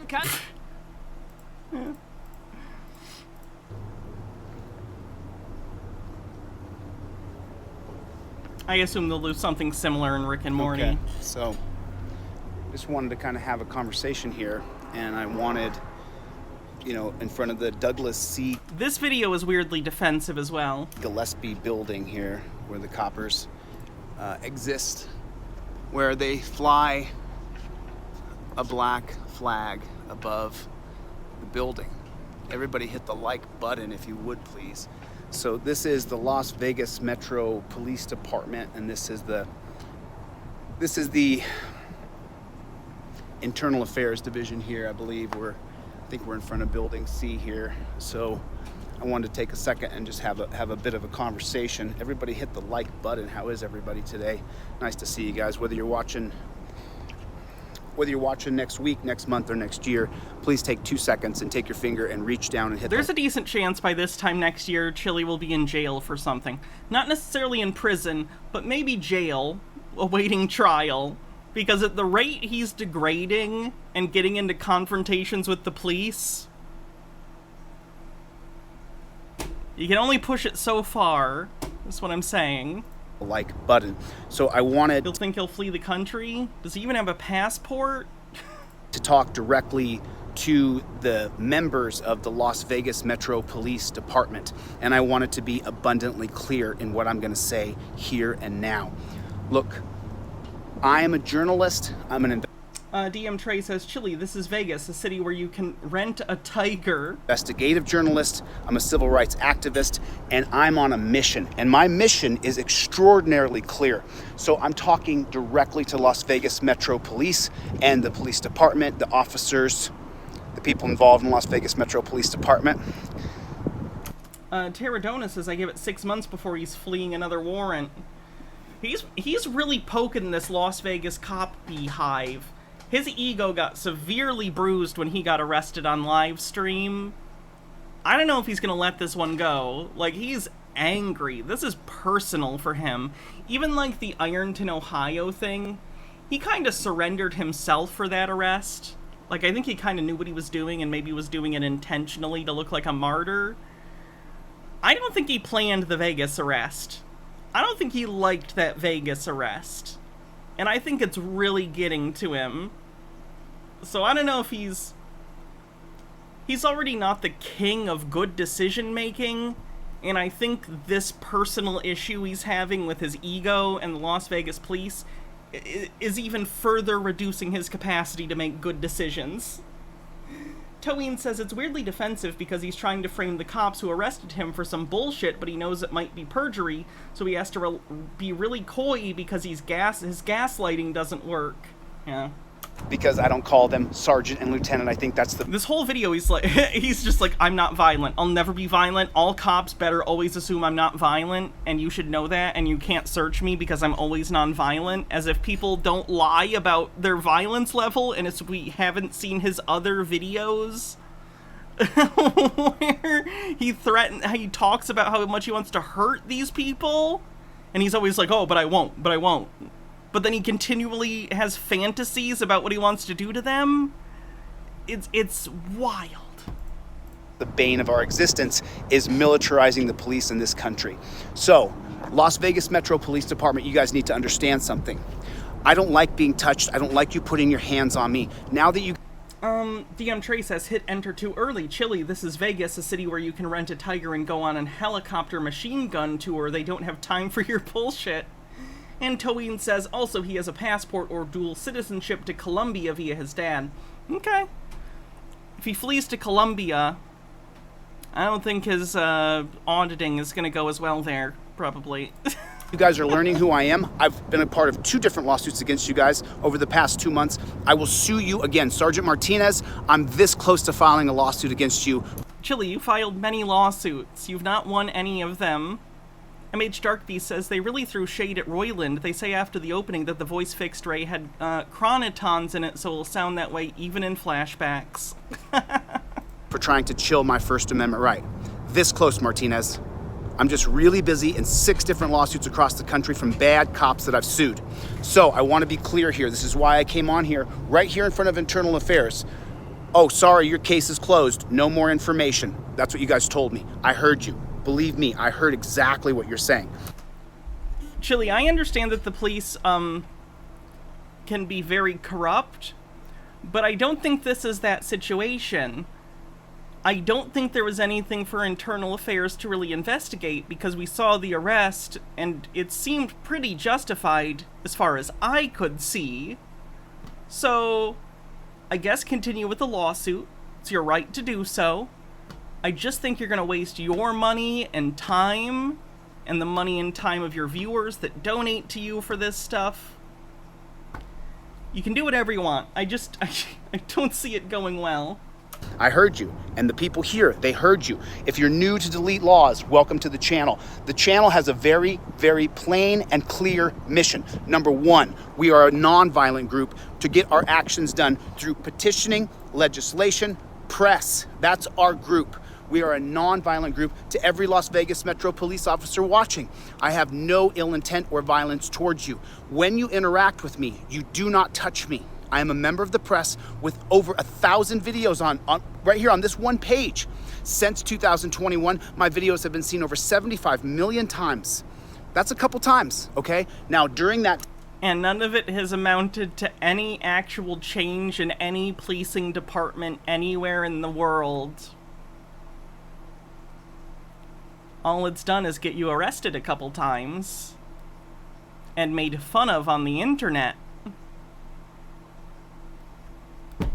Time and all the interactions I've had, the number 1 mission of Delete Laws, non-violent petitioning, lawsuit, press, peaceful protests and sit-ins. That's what we're gonna do. I was arrested in Ironton, Ohio for peacefully protesting. You were arrested for trespassing. They asked you to leave, and you refused, and you told them to arrest you, and then they arrested you. Shocked Pikachu face. Judge Waldo tried to revoke my bond. I had to flee Ohio until we go through the federal civil rights case. You can Did you have to flee Ohio, or did you choose to flee Ohio? Mr. Whisker says, it has given cop watching a bad name, so there's that. That's true. Look it up. Justia de Castro versus Wagner. That is a current ongoing civil rights case I have in Ohio. The mission of this channel is extraordinarily clear, Las Vegas Metro Police Department. Number one, overturn Terry versus Ohio, and the plethora of different laws that exist after it. Plethora. I've heard so many people say plethora, and I laugh at them when I see it, and then because you hear it so many times, then you say it, and you sound like just a dunce cap. It's all right, Chili. It's fine. You can make mistakes. That's okay.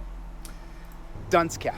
So, number one, our mission is to overturn Terry versus Ohio, numero uno, and knock down every existing case precedent, stare decisis jurisprudence law that exists after it. That is the mission. Number two, get cameras in every single courtroom in America, from the very small court in the borough, the town, the district, all the way up to the federal court and the Supreme Court. We should have a right to film our interactions in the courthouse. Our rights should not end at the courthouse door. That should not happen. Yeah, I can't really agree with this. Like, I could even understand if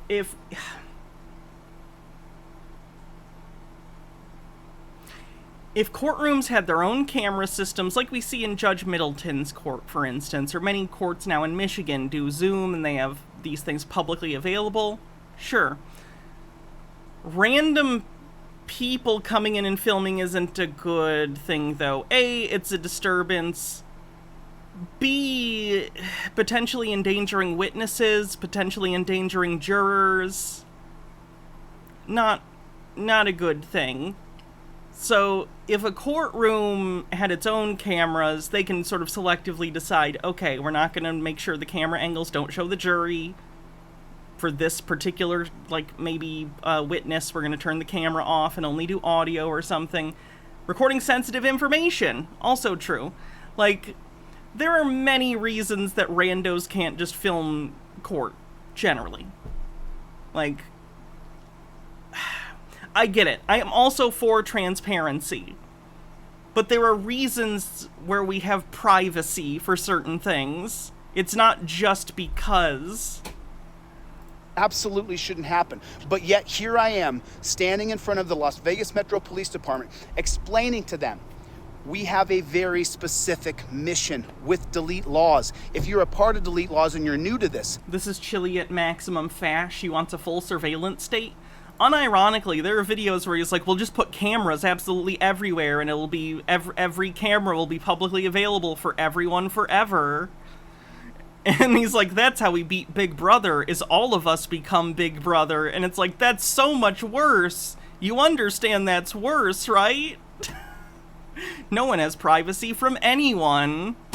That can't possibly go wrong. Listen, there's a mission here. Overturn Terry versus Ohio. Get cameras in every single courtroom in America. If you have court, make sure you have some sort of recording device or somebody. Chili seems like he's constantly trying to live out some kind of comic book style folk hero fantasy. Wait, Chili as a superhero? Do you mean super necessary human?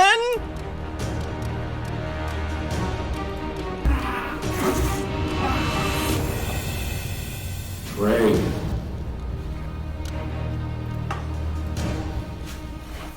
Ready? 3, 2, 1, go.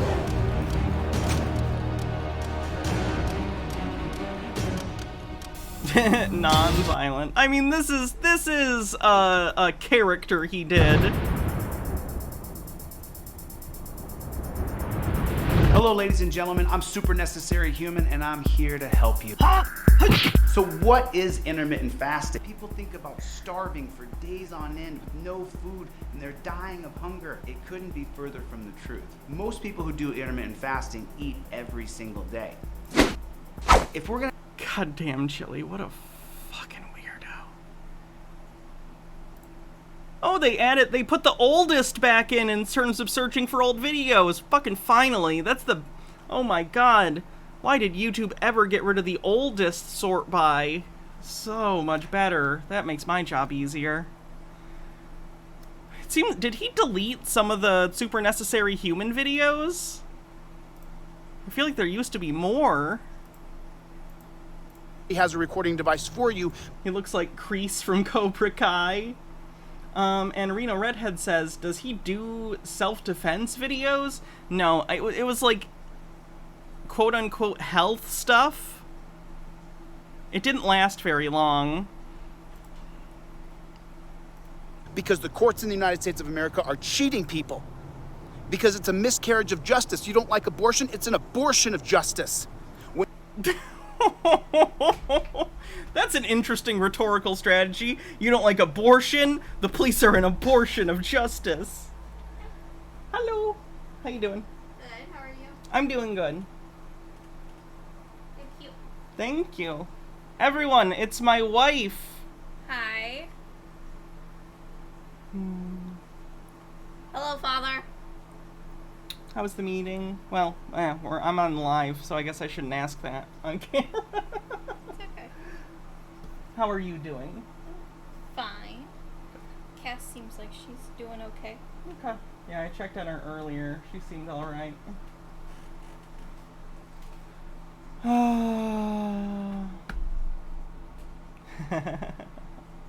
Yes. Use the air conditioner. When you go to court and you can't record your session, where you can't audio or video record your session without getting permission from the judge. Number 3, overturn Tenney versus Brandoff. Tenney versus Brandoff allows to give judges and legislators immunity, and that's one of the biggest problems. You actually might want to take that one downstairs. I think I grabbed this from downstairs because I didn't know I had one up here. It's fine. Okay. In this country. So, Las Vegas Metro Police Department, let me say it again so you guys understand something. This is a non-violent movement. The people involved in this movement are non-violent. When I interact with you, Las Vegas Metro Police Department coppers, I am not carrying a gun to shoot you. I am not stashing a knife in my pocket to stab you. Is he under the impression that no one in the history of the world has ever lied about possessing a weapon that they're going to use?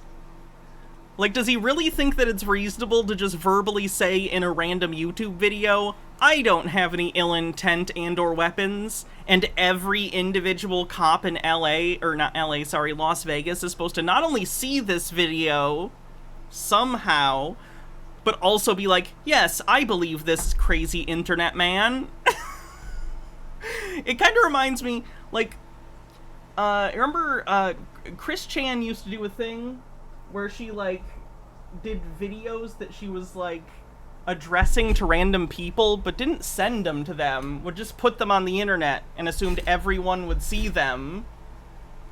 It's a borderline solipsistic, like, belief. It's so weird. Hydrate. Hi, kitty. I love you, too.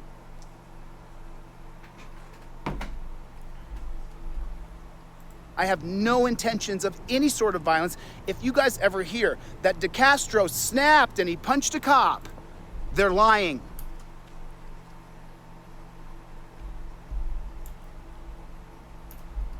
Imagine in my pocket to stab you. I have no intentions of any sort of violence.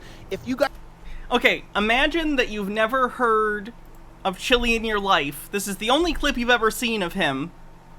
Guys ever hear that DeCastro snapped and he punched a cop, they're lying. You would assume this guy punched a cop, right? And to be clear, this is a specific example he uses several times in the rest of the video. It's very specific. It almost feels like he's laying the groundwork to, like, punch a cop and then be like, no, I said on the internet I wasn't gonna do it multiple times, so clearly it couldn't have been me. It's just weird. It's such a weirdly defensive statement that no normal person feels the need to make. They're lying. I have been in so many fistfights in my life, I can't count them all. I fought hundreds of men, literally hundreds. how many fights did Marcel say he got into? Has Marcel or Chili been in more street fights? Oh. I'm not gonna snap because of an intense situation with a copper. Like 100 in my life, I can't count them. Okay. Punched a cop. Explain to me how these are not contradictory statements. They're lying. They're lying. I have been in so many fistfights in my life, I can't count them all. I fought hundreds of men, literally hundreds. I'm not gonna snap because of an intense situation with a copper. So you've been in hundreds of random fistfights, which somehow shows that you're non-violent and not prone to snapping. Do you see how these things don't fit together like a puzzle to me? These feel like contradictory statements. I'm very peaceful. I would never hurt you. I've fought hundreds of men. Like, what? These are... They miss each other. They don't... I don't understand. Mr. Whiskers says, not violent. True. Copper can grab me and do all the horrible things cops do to you. If you ever hear that, oh, Chili snapped and punched a cop. No, I didn't.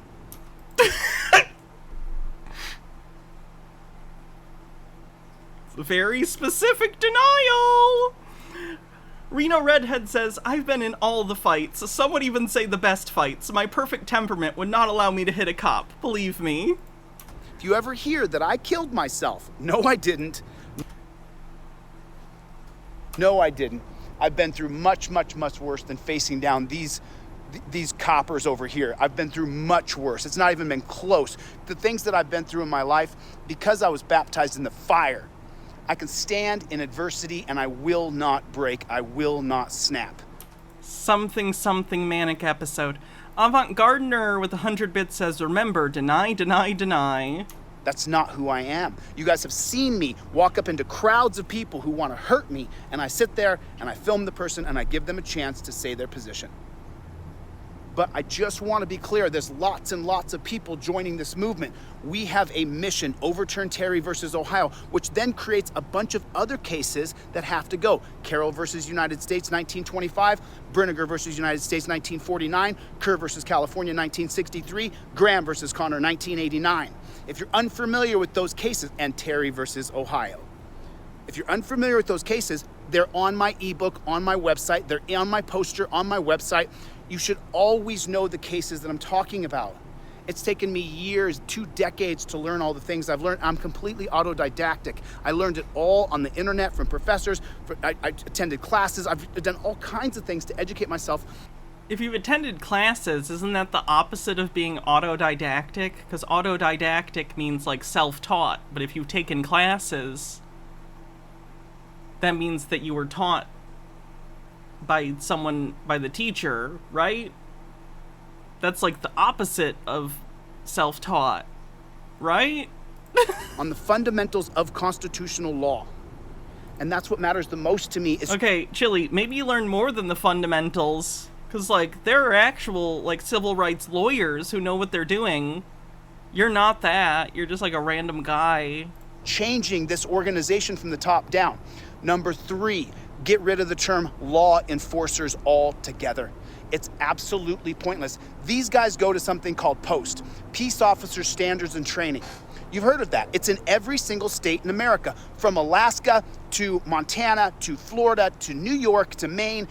What every single copper goes to is a Peace Officer Standards and Training, POST. Last week, I read the Nevada POST manual. I read the entire thing. And let me just tell you something. They go to this POST thing, and then when they... Even if you overturned those precedents, that doesn't affect things in the past, just moving forward. Yeah, I thought so too, but I didn't want to say anything just in case. Like, if they relitigated similar issues, it's possible they would come to different conclusions based on a lack of, like, if the other cases were foundationally dependent upon a previous ruling, a relitigation might change the precedent. But it wouldn't, like, automatically knock them out like a Jenga tower. When they get out of POST, what happens? They then magically become law enforcers. How's that happen? Well, when you take a beta male and you put him through post, peace officer standard and training, and then when he gets out, he becomes an enforcer.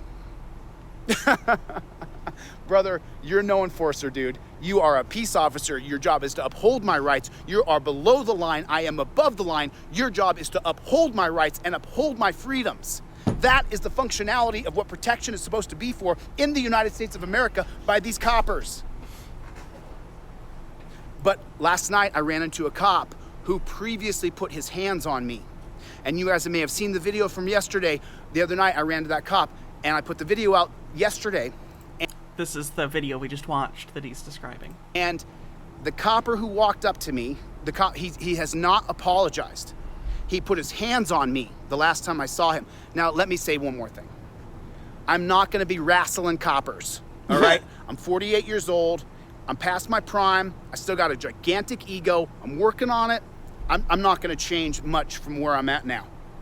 But I'm not gonna be going down and wrestling coppers. When you physically... One sec, I gotta tell my wife which meds I need.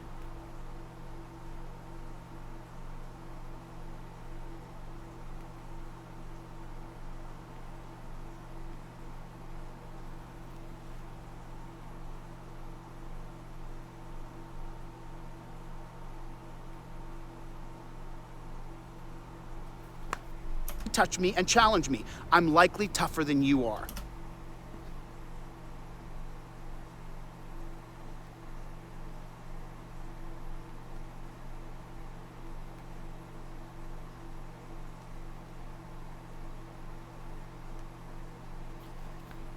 And so it gets my dander up.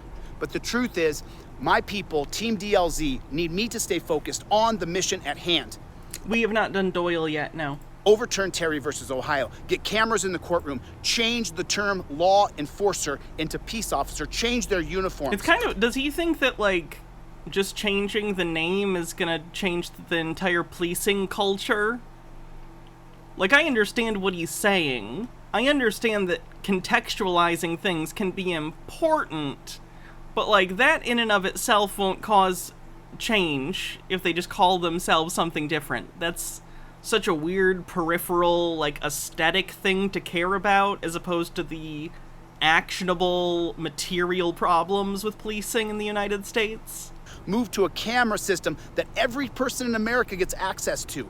We kill Big Brother. You know, if it was up to me here in Las Vegas, I would put cameras up everywhere. Everywhere there would be cameras, and you could log into them. Welcome to Chile's weird totalitarian libertarian state where everyone can stalk everyone for no reason. Goddamn, what a nightmare. Whatever I can see from the public street, you should be able to log into it. I should be able to look up that copper's body cam footage, and there should be just file after file after file, so you, the public, can investigate coppers who are doing bad. I don't understand why he conflates, like, police body cams with just, like, a surveillance state of everything everywhere. Bad things. You know how many people call me and say cops are stalking me? I guess this is the new term. Okay. So I understand that police misconduct is a thing. There are absolutely, I'm sure, cops that use their power as the police to stalk people. However, Chile, it's also important to remember that there is a mental health crisis in the United States, and in terms of paranoid delusions, the authorities stalking you is one of the most common ones. The people that we see sometimes on Tinfoil Tuesday who think they're being quote-unquote gang stalked, that's not, like, a real thing. Those are often people with, like, paranoid schizophrenia or other, like, delusional disorders. Thank you very much. I appreciate you. Will you check and make sure I got everything? Yes, let's see. That one, this one, this one, this one, this one. Yep. Thank you. Mr. Whiskers says you can log into them. Your abuser can log into them. Your boss can log into them. Doesn't that sound wonderful? This is Anyway, so the point I was making about the thing is Chile seems to be taking potentially the claims of people with delusional states of mind into account and taking them seriously, which is unfortunate. New way that we do it, right? It's like this now. You guys have to understand something. You have to understand. And I'm talking to the Las Vegas Metro Police Department. we don't stop. We don't stop, baby. Put OTVO in the chat. Everybody put OTVO. That stands for Overturn Terry versus Ohio. Put it in the chat. Put it in the chat. Let me see if I can get 1,000 of them. I can't see the screen because I don't have my glasses. I'm taking my meds. Take your meds if you forgot to take your meds. Glasses on, but it looks like there's a few hundred people in here. Put it in there. OTVO. Overturn Terry versus Ohio. So that copper who I ran into the other night, the one who assaulted me when I was pulled over, and so let me give you the backlog because I'm excited and I'm tired of these guys thinking they can physically touch me. Keep your damn hands off me. Don't touch me, bro. All right? If I'm carrying a gun, it's not for you, dude. It's for my own protection. Proctagon with 50 bits as I'm taking my meds. I don't have a knife stuffed down my pocket to stab cops. That's crazy. Chili, why does he assume everyone should just believe him off the... People don't know you, Chili. People don't know. You act erratically. Like, are you... Like, people can... Does he genuinely not understand why you can't just take someone's word for it? Like, I'm not gonna stab you. People lie, Chili. I wish no physical or violent interaction with any police officer in Las Vegas Metro or any place across the country. Now, when you physically touch me, I get my dander up because I spent 25 years on the mat. Wrestling, fighting, pancration, sambo. I did it for years and years and years. I spent so many years being tough that I didn't realize I had a near photographic memory.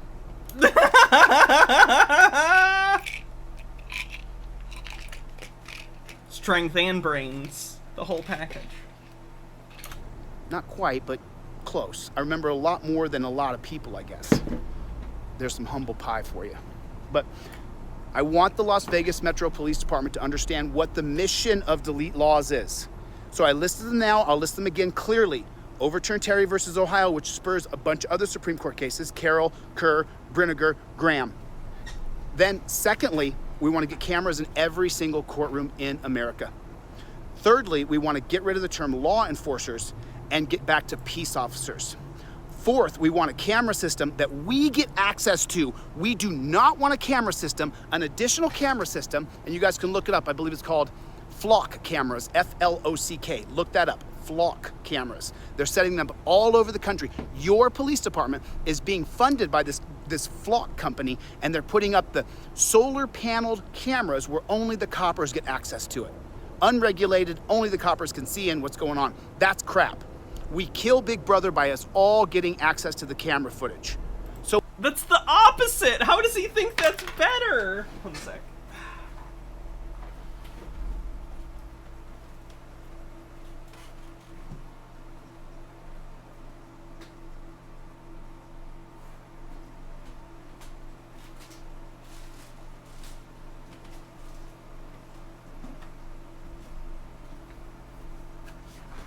Found the gavel. How could you think that expanding the number of people who have this available to them would somehow decrease the abuse of the system? I'm not even going to call it a thought process.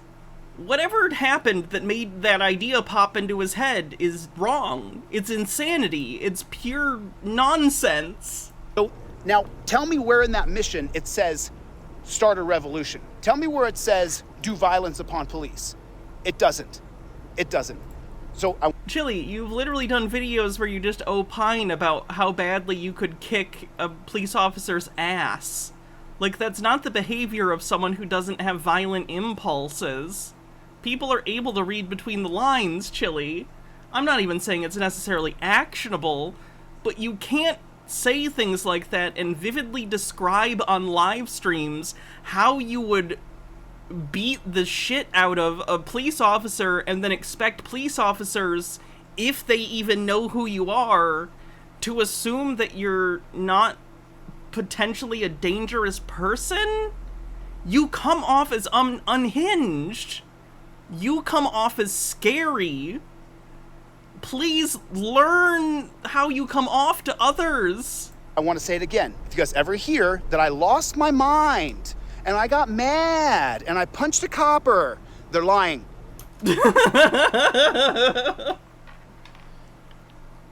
Again, kind of a weird thing to say. They're absolutely lying. If you've been following my mission for the past couple years, you've seen that I've driven across the country from California to Maine and back twice. And in that time, I've had interactions with hundreds, if not thousands of people on camera. Some of those people have been extraordinarily hostile towards me. I will not go to violence. I will not. And if you're a part of this group, then you are on the same mission, because I will not lead a violent mission. You maliciously sue people vexatiously. Literally, he does slap suits. In my opinion. He sues people just to waste their time. It might not be physical violence, but he's attempting to impart financial violence against people, and in this country, I think we all know how devastating that can be. I don't want to get myself or anybody else killed. We cannot fight kilt with a T? This power with violence. We have overwhelming numbers now.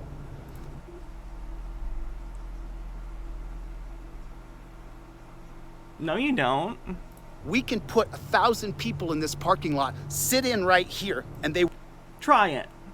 Try and get 1,000 people, Chili, to come do anything with you. Please, I'd like to see that.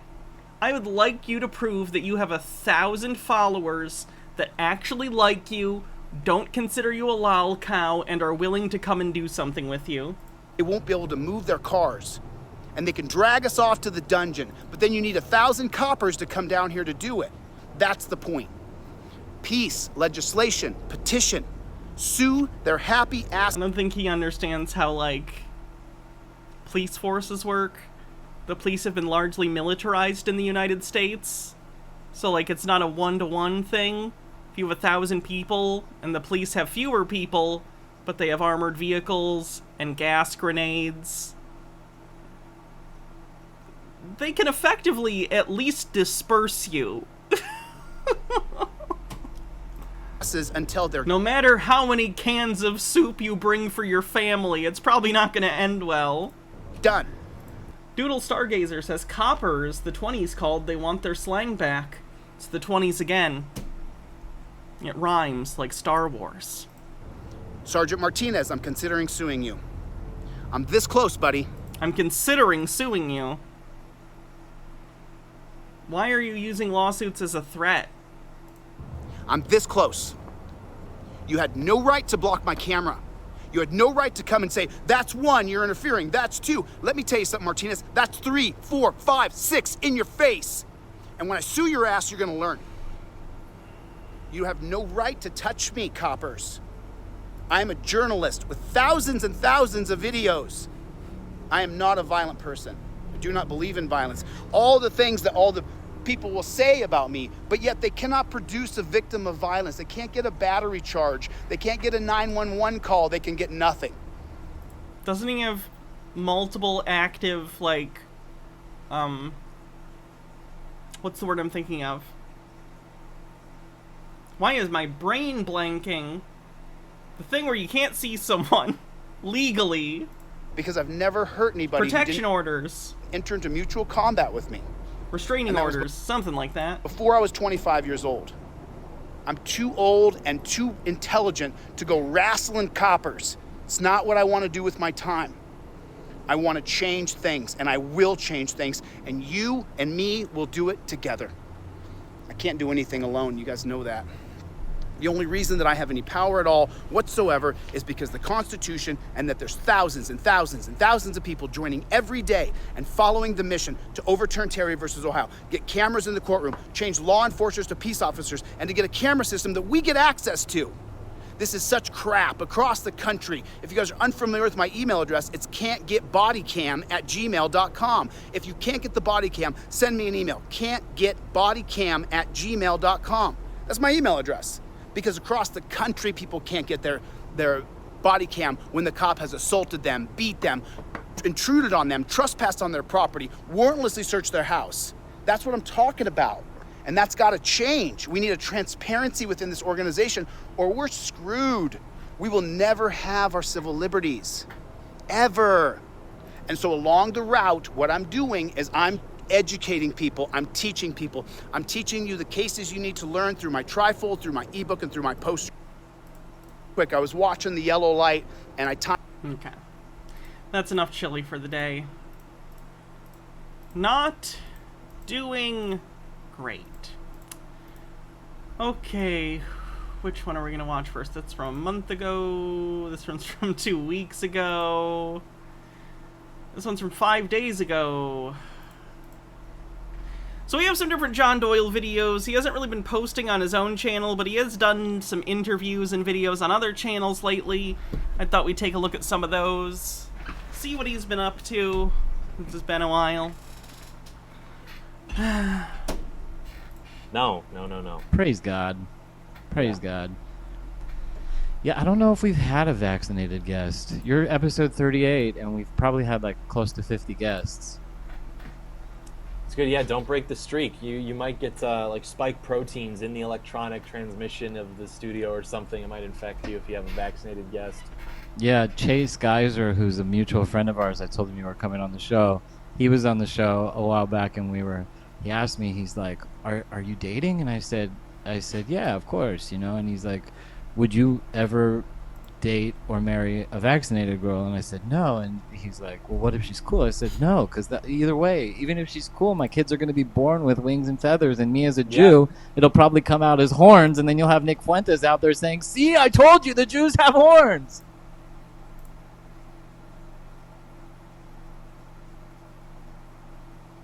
What the fuck, man? Avant Gardner says, don't like the beard, don't like that man. Yeah. I disavow that. That's funny.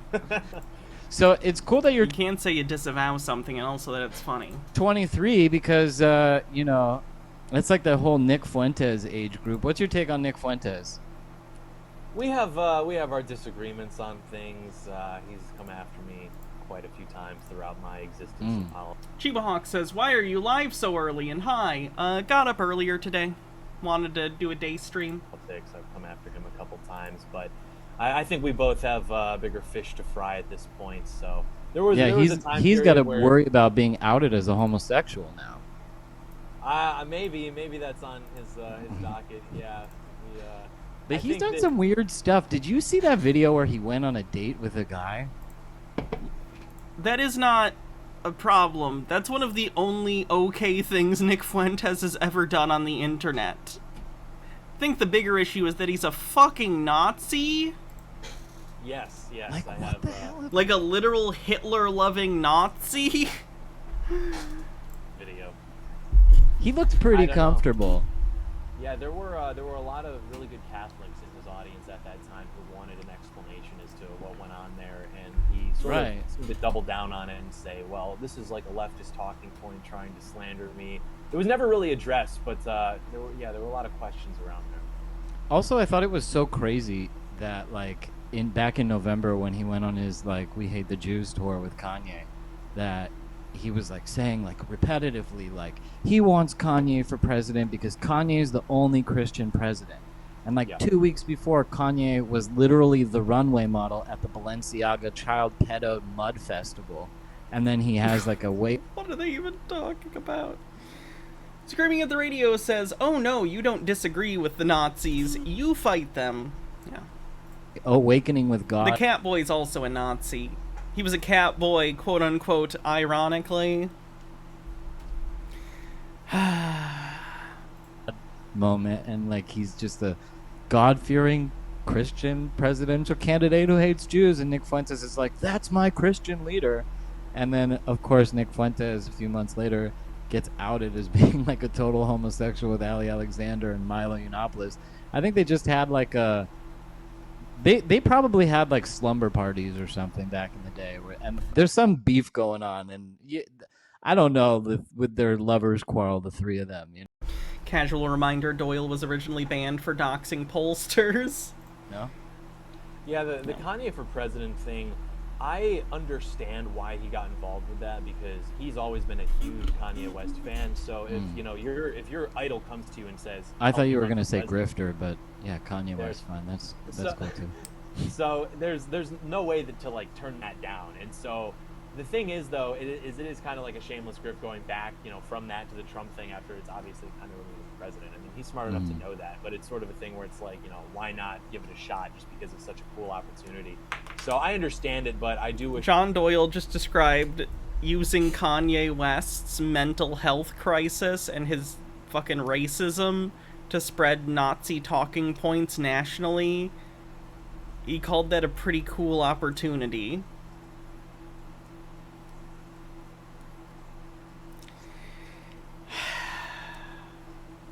That there was a little bit more acknowledgement of like, yeah, this was obviously bullshit. Yeah, we were like riffing, and now we're gonna be back on the Trump train. We're gonna join the rest of everybody on the Trump train. So yeah, we don't forget, dude, who betrays the Trump train. Like I'm on the Trump train some days, and other days I'm not. Like it took me a lot. I have this really close friend of mine who has been working on me hard to get back on the Trump train. Because I was 100% on Trump until the vaccine situation. He just became a vax pusher. Yeah. And then I'm wondering how much the anti-vax thing is going to affect. Again, even in the 0.02% range, like there are some conspiracy theorists who were Trump fans but are genuinely turned off by that he's been relatively pro-vaccine. I'm wondering if that's going to affect any amount of people voting for him. Interesting. Back on the Trump train after the CNN thing. I thought he did a really good job on the CNN thing. And then after DeSantis's botched thing, I was like, okay, fine. Trump's the guy. And then he goes out in Iowa and starts talking about vaccines again like a dumbass. He's the dumbest fucking people. Zero Iron Wolf says, also just gotta say, Doyle looks so sad here. Like there's nothing going on behind those eyes. Feels like there's no energy in his voice. Also, where is the MAGA hat, John? You said it would never come off, John. I think on some level he knows that he's basically, before the age of 21, ruined his life. Like, he pigeonholed himself into this, like, far-right, fascy, like, borderline neo-Nazi bullshit. Like, he's one step below Nick Fuentes. Like, he's barely a veneer over, like, this kind of bullshit, you know? He barely dog whistles. I think he knows that, like, his life is gonna fucking suck from here on out. Like, it's not gonna be good. It's all downhill from here for him. The best he can hope for is getting a degree or something, or going to some kind of trade school, and hoping in the future his employers don't Google his name. Like, I just don't know. Are there enough fascist organizations that would find him useful as an employee or a mouthpiece that didn't also feel that his previous comments were so openly yikesy that it'll come back to bite them? He's been a little too mask off, I think, to be useful for any organization that's trying to even look legitimate. Like a PragerU or something, you know? Speedy Yoshi says, are there any people there? They all look so white they blend in with the wall.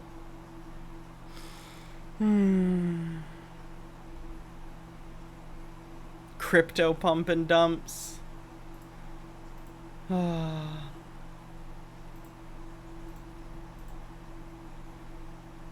Yeah, John. I know Destiny's in this, which isn't fucking fun. But let's see what John Doyle had to say about this. What do we need to do to make men great again, bro? Tell us how Jesus is the path to salvation. Let's there's go. There's a lot there. I think, we've spoken a lot this evening about this idea of progress, particularly with women. I think that the word connotes good, but I don't think it's been good. I mean, the woman, or I should say maybe the profile of the person in this country who is supposedly... John Doyle can play to his, like...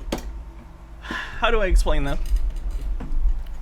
I think John Doyle and I are similar in this way. We tend to info dump we almost get like excited, and then we just kind of get on this mode where we're talking about the thing and we're really interested and we think what we have to say is really interesting. But like most people are kind of put off by it, you know? It's awkward, it's weird, it's a weird thing. It doesn't feel normal to most people. Like, look at these people, they're all kind of like, what's wrong with this guy? He doesn't have like a normal conversational voice. It's like a weird Ben Shapiro impression, you know?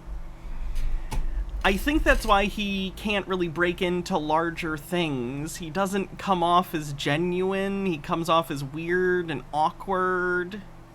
She who has benefited the most from all the liberation and progress that women have made would probably be like, a single working woman, middle-aged with no children. She's been liberated from, the constraints of biology, be that her bearing children. She's been liberated. He's got a faux intellectual thing. Faux intellectual, almost. From the constraints of a husband having to provide for her. She's a career woman, she's working, she doesn't need all that, no need for a man or anything like that, but that also happens to be the profile of the person in this country who's the most likely to be taking SSRIs, and I think there's something to be said about that. It's like he's trying to gish gallop. Also, does that woman in the background have a Weimar Republic helmet? What the fuck is this fucking show? Also think that it's easier for... I don't think I've ever respected anything less than whatever this podcast is. What the fuck is this garbage? Women to adapt to, like Stephen said, more masculine aspects of society because they're naturally, because of biology, more agreeable and more socialized. So I think it's easier to fit them into that framework. I don't think you can do the same with men. Listen to this! He's just fucking going! Men. Everyone's eyes are glazed over. Like, no one's paying attention to this shit. Learn your audience, Doyle. Learn your audience. This isn't a long-form YouTube video. It's a podcast. Brevity, motherfucker. Like the suicide rates with men, for example, they're the highest they've ever been, broadly speaking, but we don't enforce those standards of masculinity like we would have in the 1950s, for example, where probably you had the strictest enforcement of those ideas of like what a man should be. The woman on the right, the quite pale woman, looks like she's just in a completely different place. She also kind of looks like if Casper the Friendly Ghost came to life and transitioned. Which, good for her, you know? The just who gives a shit Weimar Republic helmet is just throwing me off. What a strange... something accidental Renaissance painting.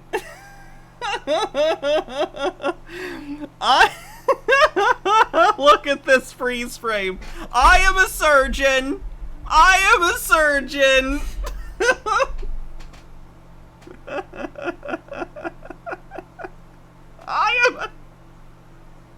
I'm an alpha male. I am an alpha male.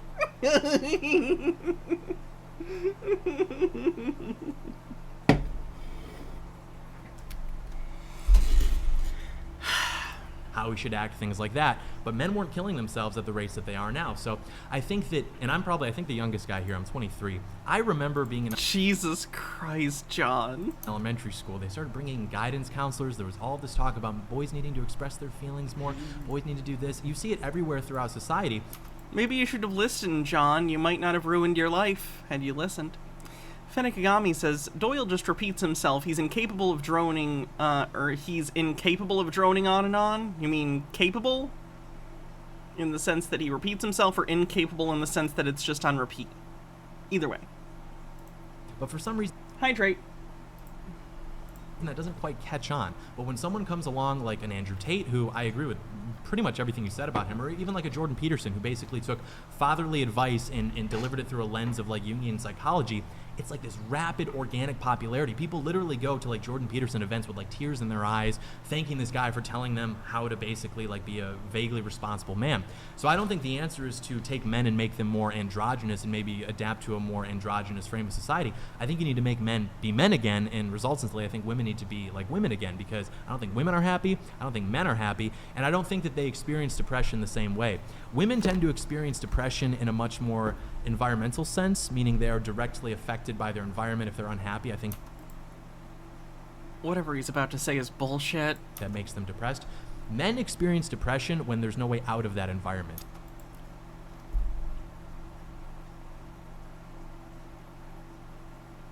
What the fuck are you talking about, John?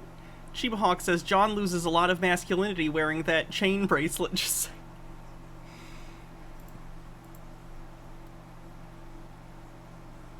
what are you talking about, John?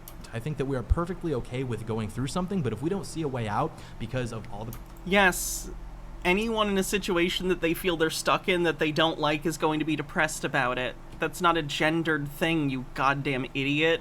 Progress that women have made, we've had to tilt the scale so you guys have a greater advantage in pretty much every aspect of life. And get fucked. And just don't see that light at the end of the tunnel. That's why we just kill ourselves. That's why, you know, Again, women have a higher instance of attempting suicide. Men just have a higher success rate because the methods of suicide tend to differ by gender. Men tend to use guns more often. Women tend to use things like pills, cutting, stuff like that, which have a lower success rate overall, and there's more of an opportunity for some kind of intervention. So...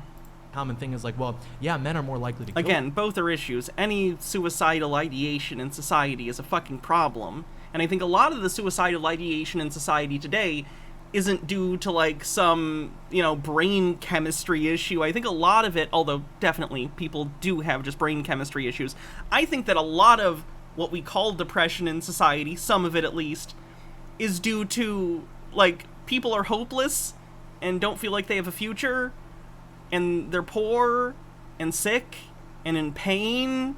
Like, it's a lot of reasons society fucks people over. Don't get me wrong, again, clinical depression is absolutely a fucking thing. You can be in a perfectly safe situation and still have depression and need intervention, therapy and meds and stuff. I understand, right? I take meds for depression. I understand that.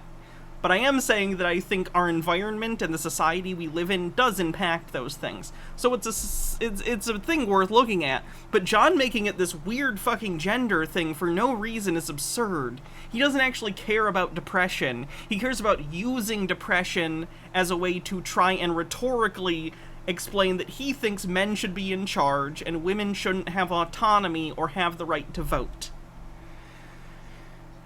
Zero Iron Wolf says, for a guy who lives in Texas, John has a rather pale skin. And Fenekagami says, Doyle, the people you like and vote for are the biggest reason people kill themselves. Themselves, but women are more likely to attempt it. Okay, well, why would that be? Because women are... Because different methods are used. Like, I'm upset. Okay, so you're dismissing women's suicide attempts as frivolous. Do you see how that's sexist? Do you see how that's... a problem, John? Prokagam says, have these weird dude bros talking bullshit with silent women kind of podcasts been around for a while and I just never saw them, or is this new? I've seen it more recently. Men are just like, yeah, I'm not going to get out of this, and they like blow their head off or something. And I think that speaks to the differences in our like natural predispositions as men and as women, and I think that we need to acknowledge that for what it is and restore what would be considered a more traditional set of gender roles in society. I think real quick, the issue that I have with that, without even getting into the pros and cons of everything, is everything you've... Shut the fuck up, Destin. That will never come to fruition. This is my biggest issue with Ye Tricon of little advice. faith. The problem is that you're never getting rid of birth control because women don't want to go back to that, and most men probably wouldn't even accept that, and you're never taking women out of the workforce and education, right? For as much as you talk about like traditional stuff as only benefit, I think Destiny underestimates the ability of fascists to force people into things, but okay. Like I agree that like it shouldn't happen. I agree that people would be upset and fight against it. But I also think it's a little naive to assume that it's impossible for society to revert. Societies throughout history have absolutely gained acceptance and rights for groups of people, and then regressed and taken those rights away. That is a thing that has happened. Unfortunately, it may be a thing that will happen at different times in future times. Who knows? You don't know the future. I hope it doesn't. I hope we continue to fight and succeed in expanding rights for everyone. But I also understand that you can't win them all. Sometimes you lose for a while and then you gotta fight to get back where you were before you can continue improving. the miserable middle-aged woman. The woman to your left that's working on Tim Pool's show has largely benefited from feminism because women are taken seriously in terms of having political opinions, even at young ages. So I mean, like, I don't think we're ever going back to a world where like women don't have reproductive control and women aren't allowed to go to school and enter the workforce. Where we're already in a world, Destiny, where women have lost reproductive control through abortion being made illegal in many places. They're going after, like, Plan B and other contraceptive pills. Fucking naive asshole. I would agree with you, I think, if I shared your worldview. Night Zero, Iron Wolf. And that you seem to have a much more positive or maybe optimistic view of, like, where our country is headed, where I'm sure those of us on this side of the table think, like, collapse is imminent. So I think that if and when that happens, which I don't think a collapse would happen in the way that people like to fantasize about, where there's, like, civil war and violence. Look at the guy on the right. He's excited. Happens, which I don't think a collapse would happen in the way that people like to fantasize about, where there's like civil war and but like, who would you? They so badly want society to collapse because they think that naturally they would rise to the top. They genuinely have such high opinions of themselves that they think, oh, it's just antiquated systems and market calcification, basically, that has kept us from being able to rise to the top where we belong. But if everything is reshuffled, everyone will really see how much they need us, when in reality, like, no, John Doyle, we don't need fascist pundits in the apocalypse. Model ourselves after. Like, who do you think's doing better than us right now? I think that Donald it's going Trump. to reach a point where... Really? Come on. Sorry, go ahead. I was just going to say, I think it'll reach a point... Like, the fact that I cannot understand how Destiny can sit in this room with these people and laugh about it. Like, you can laugh at these people, kind of, but, like, this shit isn't funny. John Doyle isn't funny. Like, he's a genuine existential threat to a lot of people in this country. Not him as an individual, but him as a part of a larger movement. A reactionary right-wing movement against the gains we've made socially in this country for decades. Where the cultural entropy will reach a state where people want to do away with these ideas. Like you mentioned, for example, things are going like pretty well if our biggest problem is that like men want to use the women's restroom or vice versa. I think that things get a lot worse than that, where those problems would be abandoned and we return to tradition, so to speak. But I do think it is a very real problem, because yeah, it's one thing if like a guy wants to use a girl's bathroom, but that is like one facet of the whole issue, which is like we are redefining, you know, sex and gender. And maybe Russia is a crappy country, but their descendants are still going to be Russians, and they're still going to have, you know, access to normal children. Normal children? Whereas in this country, I might not be, you know, facing a land war, but I don't know that my children aren't going to be brainwashed by the popular culture to meet. My children, first of all, can I just say, bold of you to assume that you'll ever have children, Doyle. Very bold of you to assume. Secondly, your children aren't your property. Your children may, and in your case probably would, grow up to have different views than you, because your views are quite extreme. Can you imagine if John Doyle had a kid and it was a daughter? Oh my god. Natalia, I certainly don't have my heritage anymore. I certainly am not able to be proud of my history. So if I don't even have my future, it's like... Proud of what history? What do you want to be proud of, John? Like, there are things you can be proud... I think the entire concept of, like, being proud of like, the history of, like, your country is a little weird. But if you want to do that, you can. You just can't be proud of, like, slavery and Jim Crow. You fucking weirdo. Is this really a great country because I have reasonable access to, like, food, sex, entertainment? Like, no. I mean, these countries, I think, are better in a more... I'm talking nonsense. Are you a John Doyle fan? I think this country produces awesome Welcome if you are. Things, like, even today. I think things like this podcast are evidence of it. Russia's, like, heritage is, like, circle jerking themselves over World War II, where they were the defenders against... You are? That's a shame. How's that been working out for you? Nazism. They weren't even aggressors against it, right? America is the country that ended, and the West is largely who won against World War II against Hitler. Oh, God. The only reason the Soviets killed so many people is because the Nazis tried to invade their homeland. When you look at, like, in Russia, no offense to Russia, economically, that country is not doing too well. Yeah. Socially, that country has a ton of problems.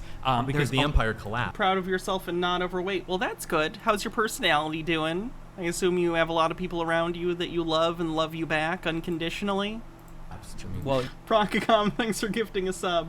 Yeah, sure. Can you keep him? You can keep him. Empire collapse, and even internally, like there are a ton of issues that Russia deals Sure. with. But like, sure, like Putin can come out and give like what are really like even right-wing American talking points of like, you know, the gays in the West are destroying everything. And you know, the jokes in the beginning of the Ukrainian war were literally like, are your trans soldiers going to be defeating our proud, you know, Russian ethnic persons? And now you've got like Russian dudes who are like committing suicides in ditches because now these trans Russian soldiers are like flying drones and dropping grenades on them, right? And I mean, you've got like the archetypical like trans Ukrainian dropping grenades on like two Russians giving each other head in like a fucking bunker somewhere, and it's like, what's actually happening here? I don't disagree that there are problems. Fenekigami says, Destiny, shut up, you piece of shit. I've barely heard you and can tell you're downplaying dumbass.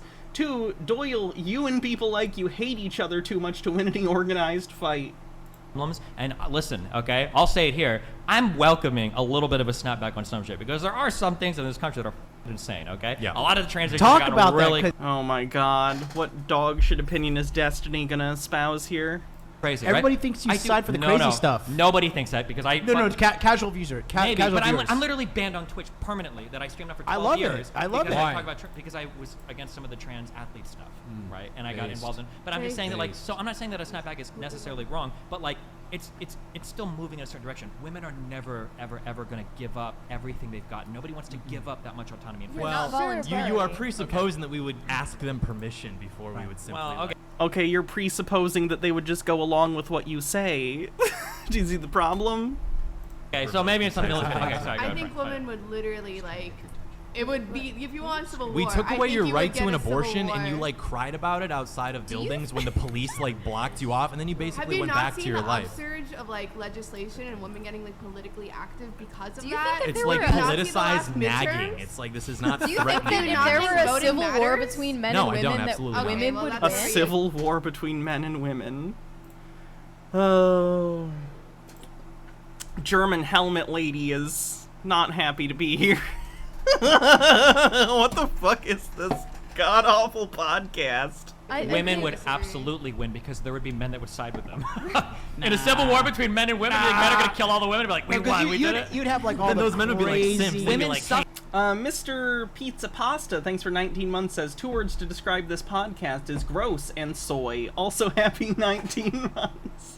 Suffrage and Knock everything. it off. Women's suffrage only happened because there were men that also wanted it, right? Like the Big majority class, mistake. like men in general, there's a huge talent pool. There's a really interesting, I get a lot of emails about this, so I don't want to drone on too much. When it comes to like crazy, like weird, like trans people and autistic people, blah, blah, blah, there's a lot of talent there that has migrated to places like San Francisco. We make fun of it for being like the LGBT capital of the world. There's a lot of programmers and a lot of talent in that pool though, because demographically they're drawn to those types of jobs because a lot of times, like if you can code, you Chud person.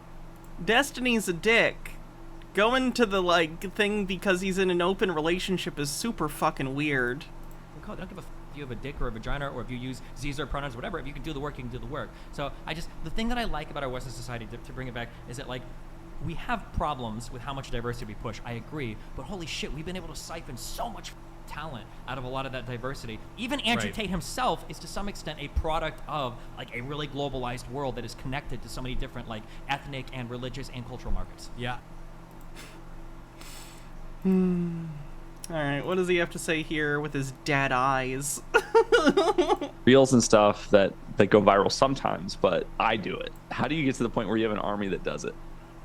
It's one of those things where it just happens. It's like puberty, you know, you reach a certain stage and then it'll just begin to happen and you'll notice changes and you'll like get DMs, for example. Hey, I saw you on TikTok. And it's like, wait a minute, this is odd. Because I made a TikTok maybe 3 years ago because I thought it would be a good like strategy to reach the youth, but then I hated it immediately. So I posted one. You guys remember that time I got John Doyle's store taken down? That was fun. TikTok, and then I quit and I never went back to it. What'd you hate about it so much? I mean, the type of content's largely degenerate. There is a lot of really funny stuff on there, but you have to use it for a while to kind of like get the algorithm to know that you don't want to watch horrors. You'd rather watch like, you know, racist meme. Not giving a shit means a decrease in society. What do you mean decrease in society? A decrease in what? Society isn't a quantifiable metric. A decrease in what? have a full thought. Or something. Yeah. So the first I 24 wasn't- hours you have a TikTok account, you're basically just seeing like really hot 20-year-olds dance like Yeah. sluts. Which I was not willing to make that investment, you know. So I pretty much got off the app. Yeah, I understand. That's cool, man. Like I said, I've been trying to figure out how to get In economic, cultural development, those are two different things. Okay, so economically and socially, how do you feel that these things are being negatively affected? Again, have a full thought. Instead of a talking point, explain, why do you think that trans people or gay people or women having rights, whatever the fuck you're concerned about because John Doyle poisoned your brain, what do you think is happening to society? army to do that. Like, that's one of the things that was so cool about Andrew Tate, was that whole strategy that he had, but he built in like a... Do I think trans rights are able to work in blue-collar jobs? Again, these are like barely thoughts. It's buzzwords like taped together. Do I think trans people can work in blue-collar jobs? Yes. Yes? Yes. Trans people can have rights and also work whatever job they're capable of doing. Correct. Real sort of MLM. God damn, I knew John Doyle's audience was like barely literate, but this is fucking bad. Structure to incentivize that behavior, and it really worked. But I'm trying to figure out how to do that, not just for me, but just in general, because we're coming up on like a really important election. And first of all, that's a whole message. First of all. And I think that there are a lot... Okay, English isn't your first language. Okay, let me tell you, John Doyle is an asshole. John Doyle's an asshole. I'm sorry. I'm sorry that I didn't know it wasn't your first language. But don't listen to John Doyle. I don't know if there's a language barrier that's preventing you from understanding what's wrong with him, but he's a fascist. Fascism, bad. A lot of people on the right who feel... Oh boy. Okay, so you say, and I bet me as a traditional masculine male am more competent and able to do things better in general, like work and shit. Like what? What do you do for a living? What do you do for a living, specifically? And like, what do you mean? You understand that work is like a broad concept? Why do you think you as a man are good at every activity, whereas I guess women or trans people... There are trans men, by the way. I don't know if you know that. But I guess you're just thinking about trans women you think are incapable of doing jobs. I can debate you right now. You don't want to type in chat? Do you want to go to Discord and talk? I don't do the debate bro thing, but it might be kind of funny.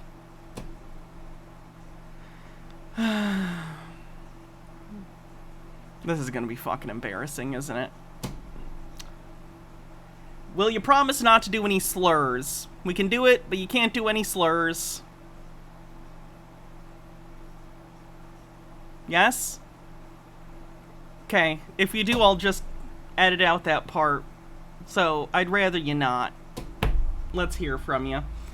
Here's a link to the Discord.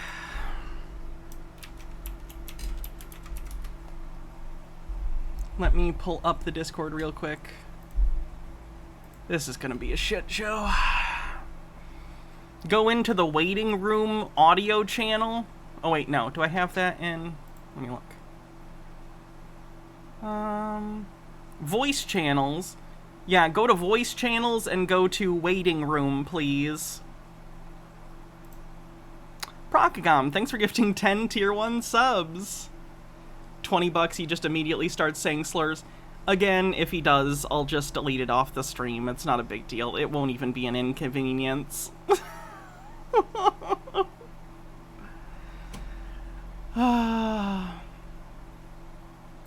Once you're in the waiting... Oh boy, here we go. Alright, give me 1 second, chat.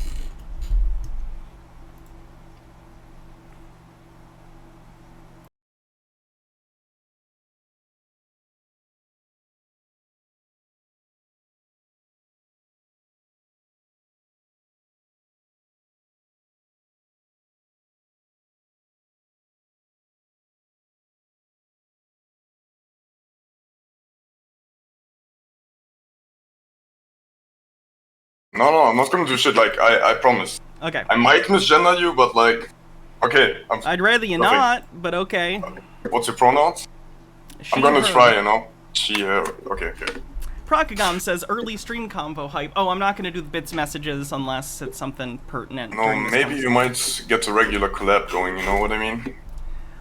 Okay, no, I'm joking. just tell me what you want to say. So generally, what I personally think is that if men and women follow traditional roles, like they used to be in history, like basically since past 20 years, like I mean, since the beginning of human time, then we would have a better society in general. Do you think that human society throughout all of history has had a monolithic idea of gender roles? Like, do you think that in every society, in every time period, we had the same gender roles that were prevalent in the United States during the 20th century, during the early to mid 20th century? Do you think that's... Yes, absolutely. That's ahistorical. That's Why? absolutely... Because that's a very particular society with cultural norms, and cultural norms differ between different societies? That's right, but like, I mean, basically the gender roles were the same all around the world. Okay, but it changed like 20 years ago, since all that transgender LGBTQ became more common in society. That's basically the thing. To be clear, you know that 20 years ago was 2003, right? Yeah, I know. Like, let me look something up real quick. So there's definitely been an increase in LGBTQ and gay people since then, right? 1 second, I'm looking what movies came out that year. So you think that the year Legally Blonde 2 came out and Ang Lee's Hulk, you think these are the Lizzie McGuire movie too. You should check that out. That's pretty good. You think that this is the year that society started collapsing? 2003? No, I'm not saying collapsing, but like it's gotten worse, you know what I mean? No, I don't. Please explain. So, if you see, we have crime statistics going up. It's not just about LGBTQ and stuff. It's about what statistic did you say went up? Criminality. Violent crimes are violent crimes. Violent crimes. I'm not saying violent crimes. I'm saying generally. Criminality, robbing. Because people are more tolerant than they used to be. Wait, why do you think that... What direct correlation do you see between LGBT people existing and people stealing? No, I mean, people became more tolerant, people went away from God in general. Which God? What religion are you? I'm a Christian. Okay, do you believe that people have the right to be whatever religion they want to be, or non-religious? Yeah, of course. Okay, so that's kind of everyone's individual decision, right? Yeah. Okay. That's what Christianity praises too. Awesome. So why are you concerned other people are less Christian, so they don't need to follow what you believe? I don't understand. No, I'm saying generally when people believe in a god, it doesn't matter which god it is, that if they follow the rules that are set by this religion, people tend to do more shit things, no? Do less shit things. Are you familiar with the number of pedophiles that get caught working in churches? I don't believe that they're truly Christian. Do you know what the high priest and stuff? Yeah, I know it's a lot. Like a lot. Do you know what a node? Especially in Catholic Church, which is more conservative than the other church. Oh no, wait, is the Protestant church in America? Do you not find it convenient that as soon as someone who's Christian does something you don't agree with, you label them as not actually Christian? Well, pedophilia is generally against Christianity. I mean, a lot of things are against Christianity. Do you think anyone who sins isn't a Christian? Isn't the a large part of the Bible is everyone sins? Yeah, of course, but so it's one of the highest crimes that you can commit, to rape a child or to kill a person or something. Right. So you think no Christian does these things? Then why does the Bible tell Christians not to do them if they're automatically not Christian anyway if they do them? What do you mean by that? So no, like, still, if you're willing to rape a child, generally, you know that it's very bad. Of course, everyone sins, and this sin is above all sins, all other sins. If I steal, it's not as bad as I rape a child or kill a person. That's the thing. And if you're willing to do such a thing, and you do it over a period of years, you're not a Christian. That's not really how things work. If someone believes in Jesus and accepts them as their savior, they're Christian by definition. If they believe Jesus is the Son of God and the Savior, and they're a Christian, that's the definition of it. Well, I would put it like this way. I also believe in hell, so okay. I guess if you do these things, like major crimes, you would end up in hell after that. But that's not the point of the argument. Like, so what does any of this? Sorry, we got. Yeah. Let's come back to the point. What does this have to do with you thinking that crime is increased because of gay people or something? No, that's not right. I just say that societies in general became more tolerant. People are willing to accept more things that are degenerate or not good. Are you familiar with, like, my understanding? I've read the Bible. I used to be Christian. Jesus was pretty big on the whole tolerance thing, you know? If an enemy strikes you on one cheek, turn the other cheek. Yeah, turn the other cheek. But it's also said in the Bible that if you sleep with another man, you should be stoned to death. Yeah, but Jesus literally said, "He who has not sinned, cast the first stone." Like, that's a pretty big premise of the New Testament, is Jesus coming in and saying, hey, it's not for you to judge, it's for God. Yeah, right? Of course. Yeah. So do you find it maybe a little hypocritical that you're not doing what Jesus in the Bible tells you to do? No, of course not. But it's not. Yeah, of course. I understand that God will judge these people in general. Everyone. God will judge everyone. I mean, you think that, and that's fine. I like to think about it as a concept. You know, if God gives us rules, we should obey them in general. Why do you think that the rules in the Bible are God's rules? Because Jesus was the Son of God, and he told people to write this book about him. Why do you think that Jesus is the Son of God? Because it's said in the Bible. So the Bible says it. Yeah. So that makes it true, and the reason the Bible is true is because Jesus... Yeah, I guess because all of Christianity is based on the Bible, right? I mean, Christianity predates the Bible by quite a bit. Yeah, I know. Okay.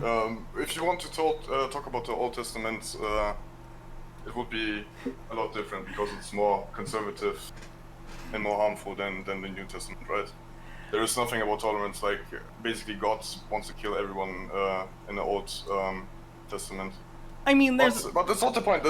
I don't want to talk about Christianity. I want to talk about society in general. Okay, 1 second. Someone in chat says, how many people were Christian in Germany in the 30s? Decent amount. A lot. Yeah. Yeah. Don't okay. You think so? No, I myself, I live in Germany, so... Yeah. Okay. Well, people were Christian, and even when Nazis came, still, people held on Christianity. Well, yeah, we know the Nazis, many of the Nazis were Christian. They were, Hitler was Catholic. The Catholic Church actively still was in Germany during Nazi Germany and knew what was going on. Well, Hitler wasn't Christian, you know. Yes, he was? No, he wasn't. Yes, he was. No, he wasn't. What do you mean, no, he wasn't? Yes, he was He was an atheist. Why do you think he was an atheist? He was an atheist because common fact. Hitler wasn't a Christian. That's not a common fact. That's not true. Hitler even said, like, Hitler was even tending more, he was praising Islam more than he was praising Christianity. Okay, he was still religious, though. He was Christian. No, there is a passage in Mein Kampf that said that he hates Christian. You have a citation for the page for that or anything? Wait, I'm going to search it up, like...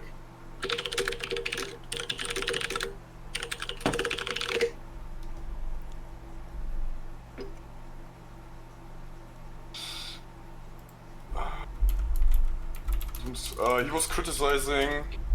I'm gonna tell you the pages. Page 80. He was saying that he doesn't respect the sides where God explains. So where it's explained that every sinner will be forgiven. after that,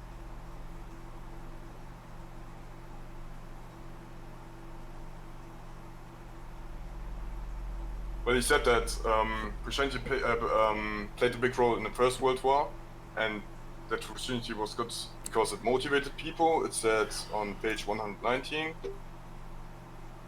And he said that Christianity doesn't have a national character on page 113. And he said that the church forgot its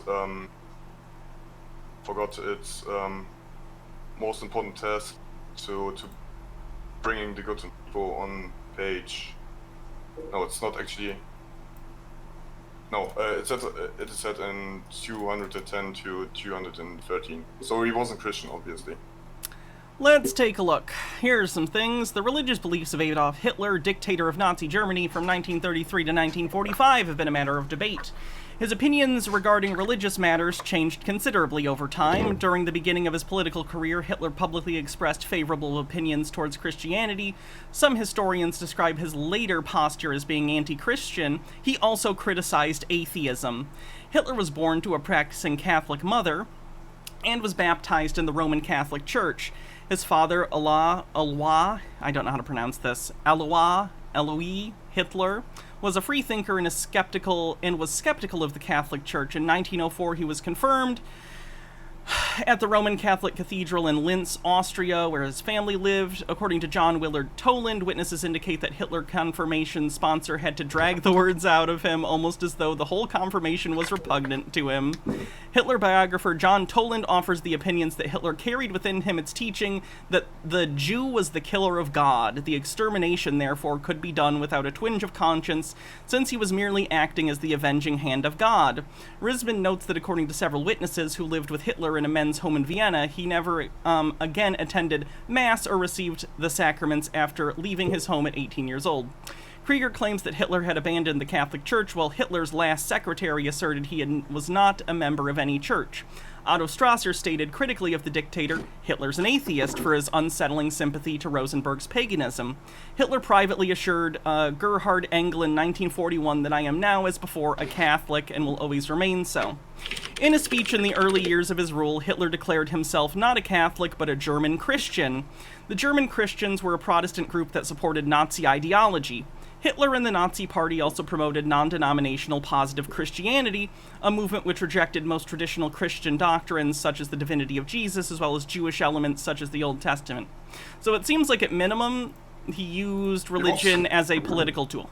Well, I said it like this, like, he maybe believes in God, but he wasn't Christian or belonged to some kind of church. Can you agree that he and the Nazis used Christianity to further their political will in Germany? But that's the thing that you have to do if you want to control the masses, right? If you control the church, you control the masses. Do you think that all the Christians who went along with this within these churches were also not Christians? Well, did they have a choice? I mean, there's always a choice. You don't have to collaborate with fascists. If you go against Nazis, you're probably going to jail or sent to the front or getting shot. Doesn't the Bible tell you that as a Christian, you should, if you're being persecuted for Jesus, you should take it because that's righteous and you'll be rewarded in heaven? Well, yeah, in my opinion, I'm gonna give you an example. I'm a dad that lives in the 40s, somewhere in Germany, and I have a family to provide for. Do you think it would be normal if I would go against Nazis and fight against... What do you think Jesus would say? Do you think Jesus would want you to collaborate with the Nazis? No, not... Of course not. But like, I think in general it would be better if I would provide for my family first. So you're not doing the thing that you think Jesus would want you to do? I wouldn't say that, no. I would but you said that... wants me to provide for my family. So Jesus wants you to collaborate with the Nazis in this particular scenario. Collaborate. You don't have to collaborate. You don't have to get Jews to collaborate with the Nazis. Do you think that the only way to collaborate with the fascist party is to literally take part in the physical act of murder? Yeah. I would say so. So you think that people working administratively for the Nazis, you think that people in leadership positions, these people are not culpable for the actions of people in Yes. concentration camps. You don't. That's why they didn't go to jail. That's why they didn't go to jail after the Nuremberg trials. So you believe that the vast majority of active Nazis' hands are clean Well, post-Holocaust? If you live in a country where you need to earn money to survive and feed your family, and you have to work for such a regime, even though you know that it's bad, you still have to do it. Otherwise, you will starve. So you're saying that you're just following orders, is what you're saying? Of course, yeah. It's like the same on the front. Do you think that Russians right now in Ukraine want to go and fight and kill their brothers? You understand that you literally just It's gave all the that. same defense that Nazis gave at the Nuremberg trials, right? Or do you mean that, like... Just following orders? I you literally... mean like the big guys? Anyone? Of course. Anyone who said it? Do you know how the military works? If you're given an order, you have to fulfill it. Is there a magical law that has that happen, or is that more coercive? What do you mean, like on the Christian side, or...? Just in reality, do you think if if you're in the military and someone hands you a gun and says, shoot this child in the head, Yes. you're gonna do it? If my general, and I'm just a normal soldier, if my general tells me, take this gun and shoot a kid in the head, I have to do it. How do you feel Jesus would feel about that? Pretty bad. But like, that's reality in Christianity. Of course, Christianity is also idealistic, isn't it?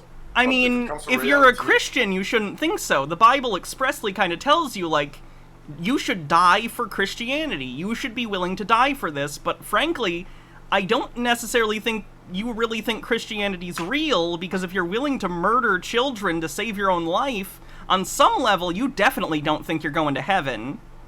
Right? Yeah. Because even, Yeah, but, like there are honestly, things that I have to do.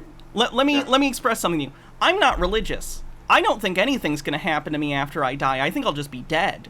But if someone was forcibly trying to get me to shoot a child in the head, I wouldn't, even if I knew it was going to kill me. So why are you, who's supposed to be a Christian, and you're saying you're saying Christianity makes people better people? You're saying that because of your Christianity, or at least regardless of it, you're willing to kill people if it's what you have to do. If I'm forced to do it, yeah.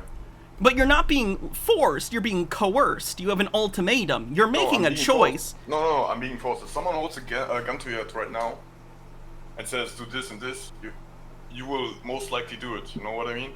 Why? I don't Why? think most people If you think you're righteous and you're Christian and you're going to heaven, why are you afraid of being shot in the head? I believe that I'm going to heaven, anyways. So I will even let's say it like this. If I come to the gates of heaven, and God walks on to me and says, "Why did you do it? Why did you kill that child?" I said I was forced to, because I was in the military. And the military works like this: that you have to follow orders, and I had to do it in this situation because, like, no one does it without a reason, you know. It's so interesting to me that I without realizing it, you are effectively exactly recreating the thought process of many Christian Nazis, and I don't know if you know you're doing that. This is interesting. No, generally, I think that there are rules everywhere, and especially in the military, you have to do things that you don't like to do. If you said charge the building and you know you will die in there, so you have to do it. What about thou shalt not kill? That's one of the 10 Commandments. It doesn't Yeah, say no. thou shalt not kill unless someone's telling you to do it, or else. David killed Goliath, right? Right, Because but that was of a in special circumstance, yeah. That and was he was in- forgiven, and he became the king of Israel. that was in battle. That was in like armed combat. We're talking about murdering an innocent child. Was the hypothetical? I'm saying this. I don't think that the general would walk up to you realistically in the real world and say, "Take a gun and kill that kid for my amusement." There wouldn't be such a case. You're And that's from a war crime. you Yeah. said you're from Germany, correct? Yeah. And you don't think that anything, just you can't off the top of your head think of any time in history where anything even analogous to that has happened. What do you mean? Where Kind of seems like you're ignoring the my kid was Holocaust. killed? Oh no, yeah, of course I condemn it. I hate it. Like, we are taught since we are 6 years old what happened. Second War. And people are even scared to talk about their ancestors because of that. 1 second. Doodle Stargazer says, if you ever asked how could they do that, you're hearing it now. Yep. So... Well, yeah. Okay. You understand... I'm so confused. Okay. I feel like we've gotten very... go back to whatever you wanted to originally, and we'll just kind of reboot. Because I think I've made my point in this part of the conversation. Of course. Okay. Like, I think you have very valid points, but, yeah. I see it in another way.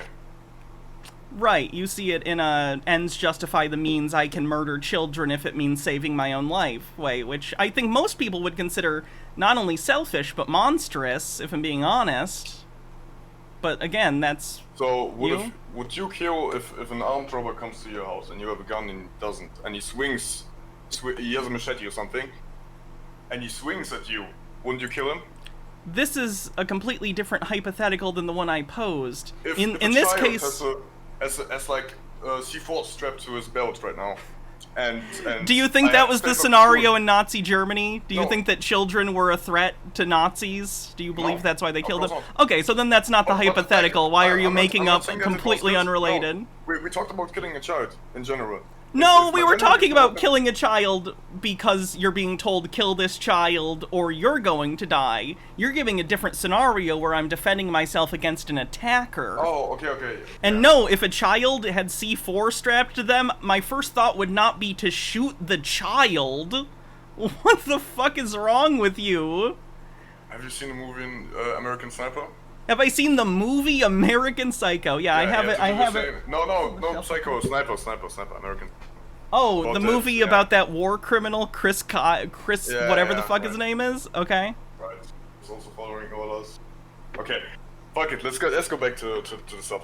Okay. So I said, if people believe in things and people believe in conservative values, society would be better in general. People would be working more. That is demonstrably untrue. Blue states have lower unemployment and put more into the nation's GDP than red states. Red states as a whole take away from the federal budget and blue states put into it. Okay, if everything is so great in blue states, why do so much people go from California to Texas?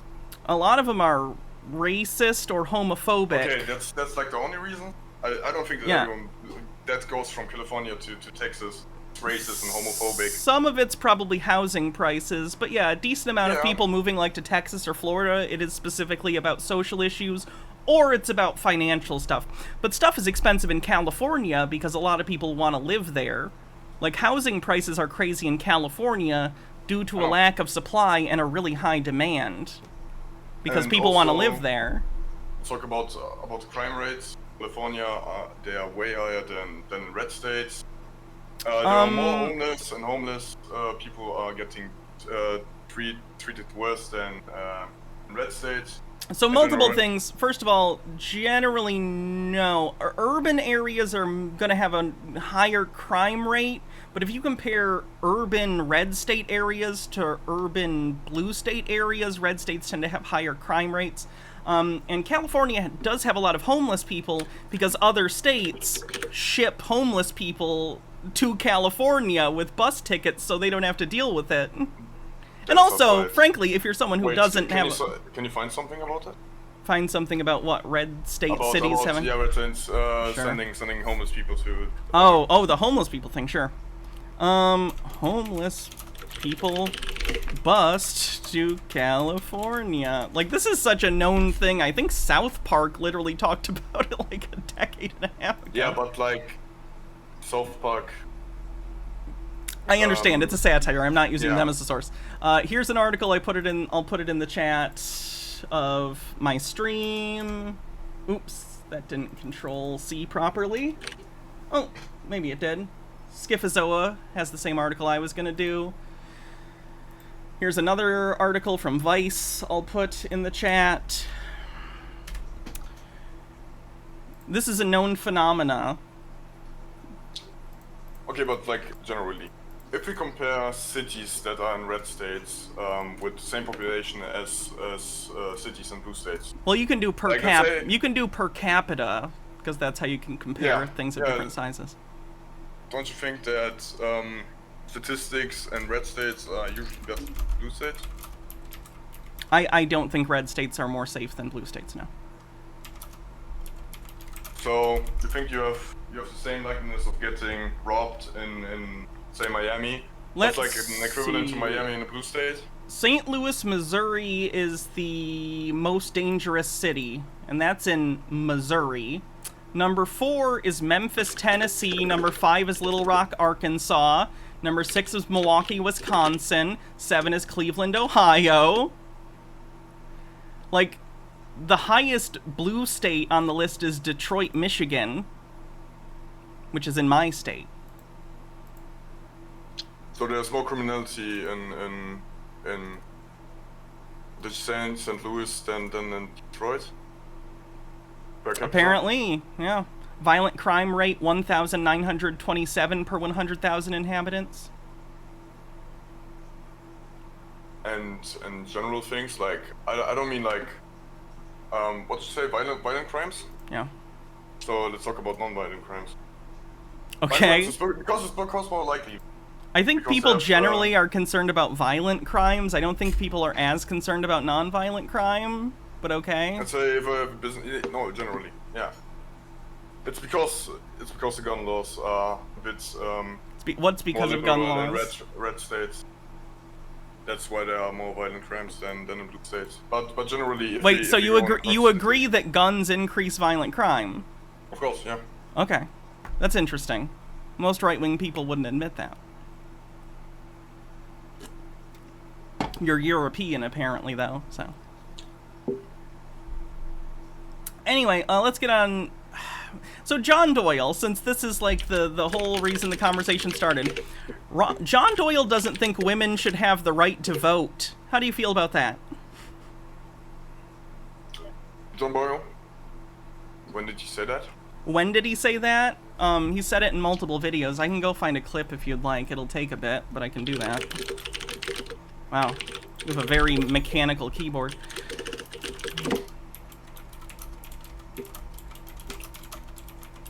Let me see if I can find the clip.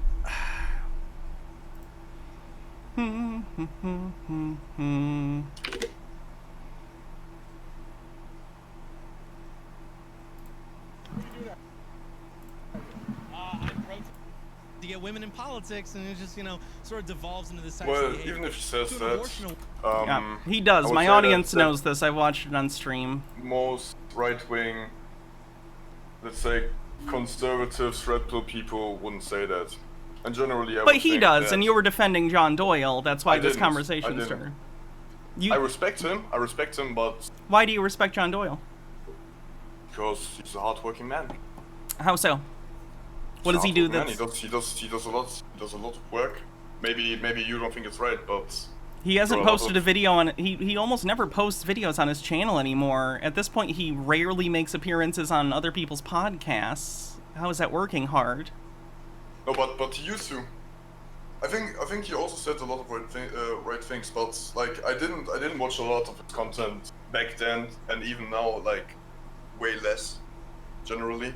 See, I find it interesting that like you came in like I disagree with you on this John Doyle thing, and it feels like now you're distancing. And you were calling everyone a fascist and Yeah. misogynist. That was the thing that I. Yeah, if you want to take voting rights away from half the population because of their gender, yeah, that's fascist, kind of by definition.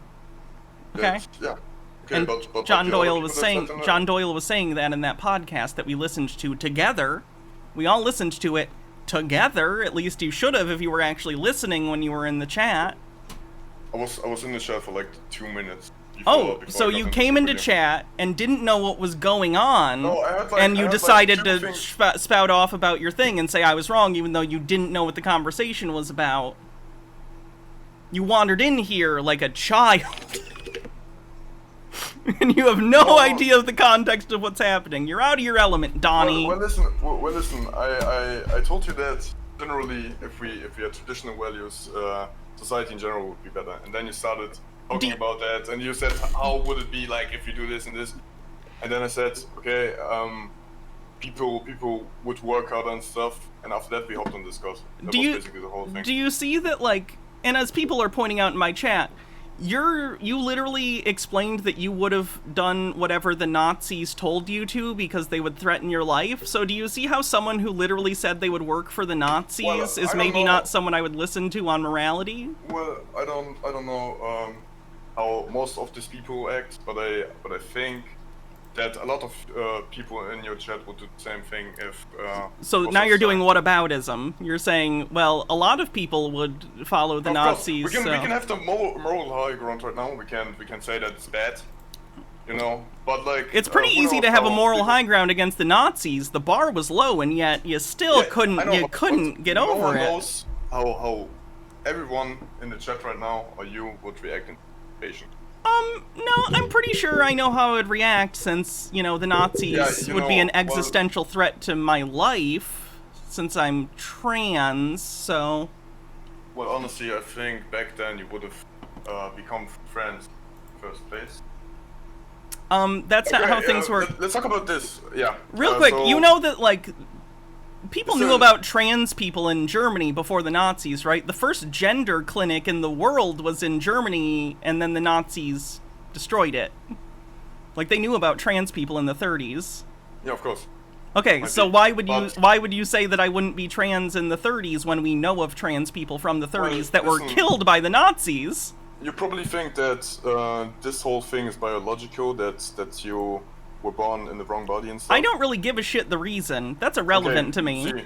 So it might be also just in your brain. Everything is just in our brain. Our brain is literally the avenue through which biologically, I'm a male, so... Right, okay, I'm a male. you have a penis. Yeah. Right, you're cisgender, penis, that's fine. And I have XY chromosomes, that's right.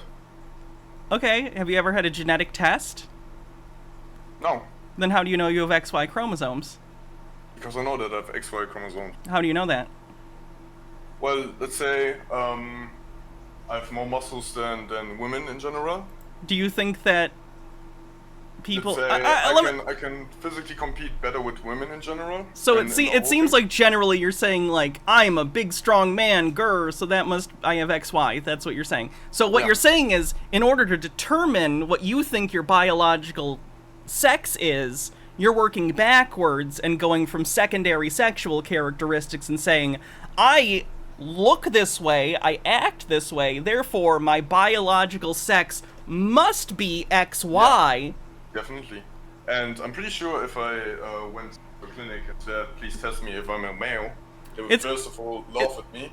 I like talking to you. It's funny that you make it really easy for me to make points by just leading you places and you don't even know you're... Okay, let's say hypothetically, I'm not a male, but like after that, I have a penis still, and that would make me male, I guess. That would make you, like, your sex is male and your gender is male because you're cisgender. Yes, that's common. That's the most common. Yeah. Okay, so you say there is a sex and gender. Well, what separates you biologically from me? I don't know if it's a biological thing. I didn't say it was a biological thing necessarily. I made no such claim. I said I don't care or know necessarily why trans people are trans, but I am. I'm here. Hi, I'm a human being. And this is what makes me happy, and we understand that there's a difference between gender and sex, so... Well, is there scientific evidence for that? Scientific evidence for what? Okay. That I'm trans? Hi, I'm trans. I'm trans. I'm telling you that. Are there like it feels like you're looking for some sort of like it really looks like you're looking for some sort of like biological essentialist answer, and it just maybe doesn't exist. No, wait. Everything is based on science. You're Christian. What do you mean everything's based on science? You can't say everything's based on science and you're Christian. Listen. If I'm Christian, am I not allowed to believe in a Big Bang or something? Or that fucking dinosaurs existed? I mean, a lot of Christians don't, because it's contradictory to a literalist interpretation of Christianity. I'm not like an Amish Christian that lives somewhere in the woods, you know. I live in a pretty big city, and I have these views that science is pretty important and stuff. 1 second. But Cloud Wizard says, can I report a murder taking place? Funny. Okay, continue. Yeah. That's basically what I want to say. But I never seen any scientific evidence that could explain why transgender people exist in the first place. Besides, what I personally think, and I know some trans people from my school and stuff. I even have friends which I used to play video games with, and his dad wasn't there. He had problems generally.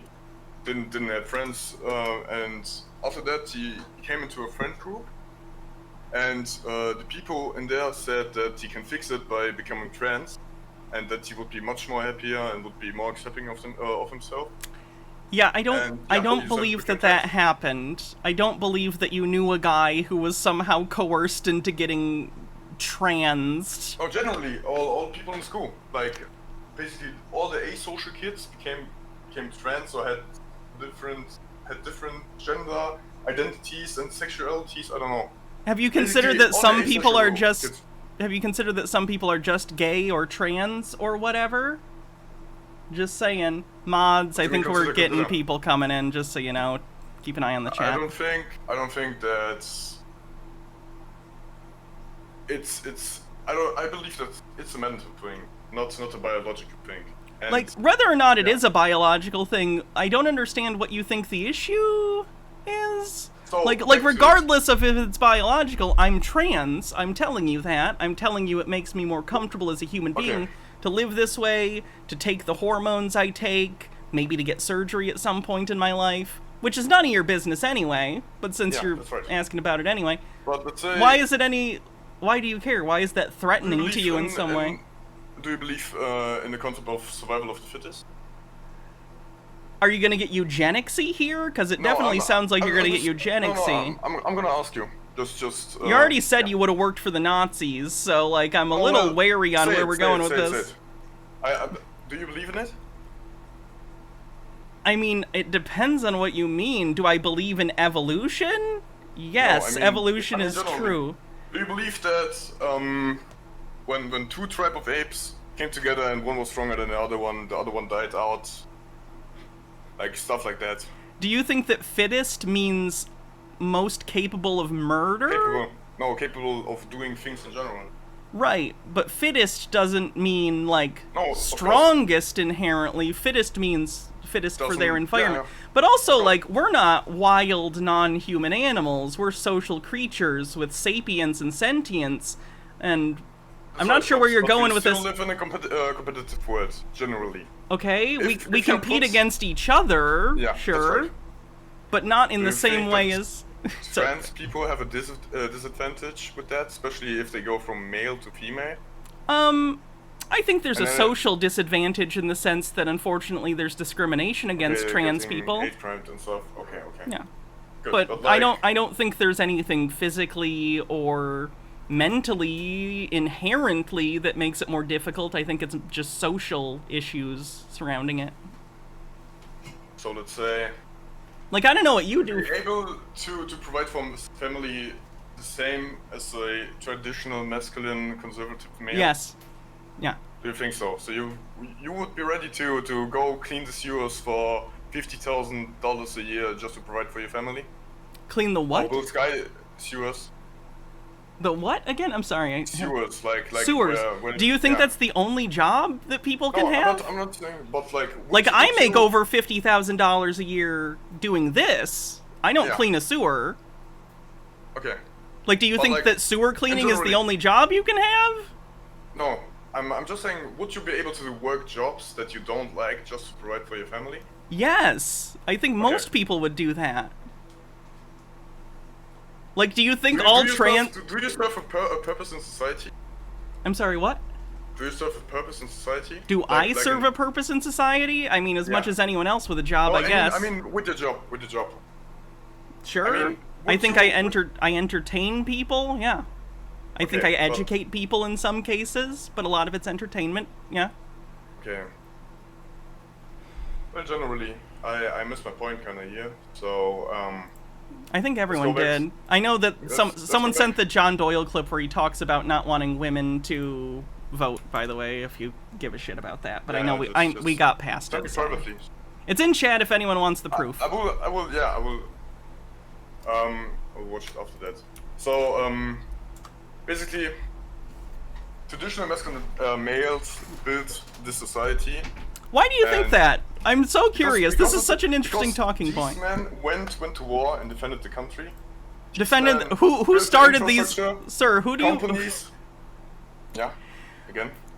Who do you think started these wars? Secondly, do you think that do you think women chose not to be able to participate in society and the workforce? Because literally, Why do you think that if a woman went in the 50s, say in the 50s, 40s, and said, I want to become a construction worker, that someone would reject her? They would reject her, well, yes. Of course, there was a law that women couldn't go to work if they didn't get permission from their husbands. But so you're literally admitting that society was set up in a way where women were not even allowed. Right now, women have the same rights as men, absolutely. So do you think that more women work in construction forces right now than it used to be? More than there were in the 50s, yes. Okay, yeah, but like... I also saw, literally, I was at Pride last weekend, and there was a firefighter who was a woman, too. Like, I understand what you're saying in terms of, like, on average, men are larger than women and have a higher, like, muscle mass per volume, generally. Again, these are averages. But, like, on an individual level, these things are irrelevant.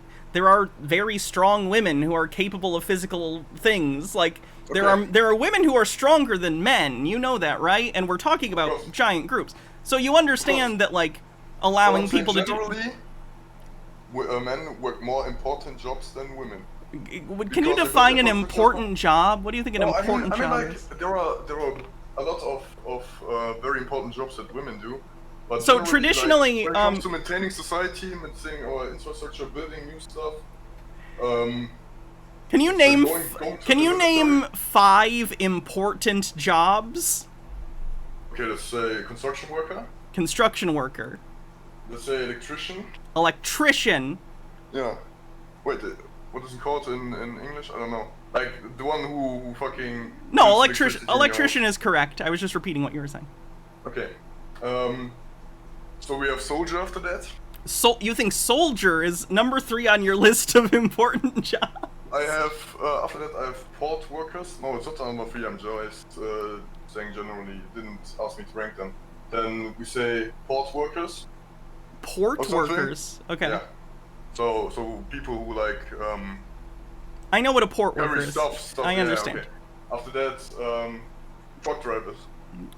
Alright, okay, so out of these jobs... Can you name me five important jobs that women do generally? Okay. Can I name 5 important jobs women do generally? Sure. So where more women work than men generally? Teaching. Okay. For most of American history, being a homemaker, like that's a thing. I don't know what... wait, homemaker is... So you think that raising children and taking care of a house in an era like dishwasher, pre-washing machine, you think that these were easy tasks that... It's a lot of work, but like it's the same thing. If I cook myself something to eat in the evening, am I a cook then? No, I'm not saying it's like a career, but it's interesting that the things that you view as important are dependent entirely upon pay as opposed to actual role in society. I think that's interesting. Listen, it used to be that women stayed at home, but now women are also in the workforce. Right, and that's a good thing. Yeah, that's a good thing, of course. Dynamic Watcher, thanks for subscribing. So now you can tell me 5 important jobs that women do generally over men. You told me majority women, so I gotta look up majority women fields. No, like, say it off the top of your head. Why I had to play by the rules, now you play by the rules. Yeah, believe it or not, it's actually really easy to find jobs that are dominated by men because of historical sexism. So. Yeah, but you said that it's like basically 50-50 now. So women are in the workforce the same as men right now. Let's see, what jobs are mostly women? Teachers, dental hygienists. Why did you Google? Why did I Google? Because discussions about women are... Yeah, but I didn't Google. Okay. So yeah. So basically. I didn't tell you not to Google. Well, you can Google if you want. Okay. Are you going to listen to these things and tell me whether or not you think these things are important? Teachers, okay. Do you think that teaching is important? That teaching children? Okay. Dental hygienists, do you think that having people with teeth that don't rot out of their fucking head are important? Of course, yeah. Okay. Let's see what else.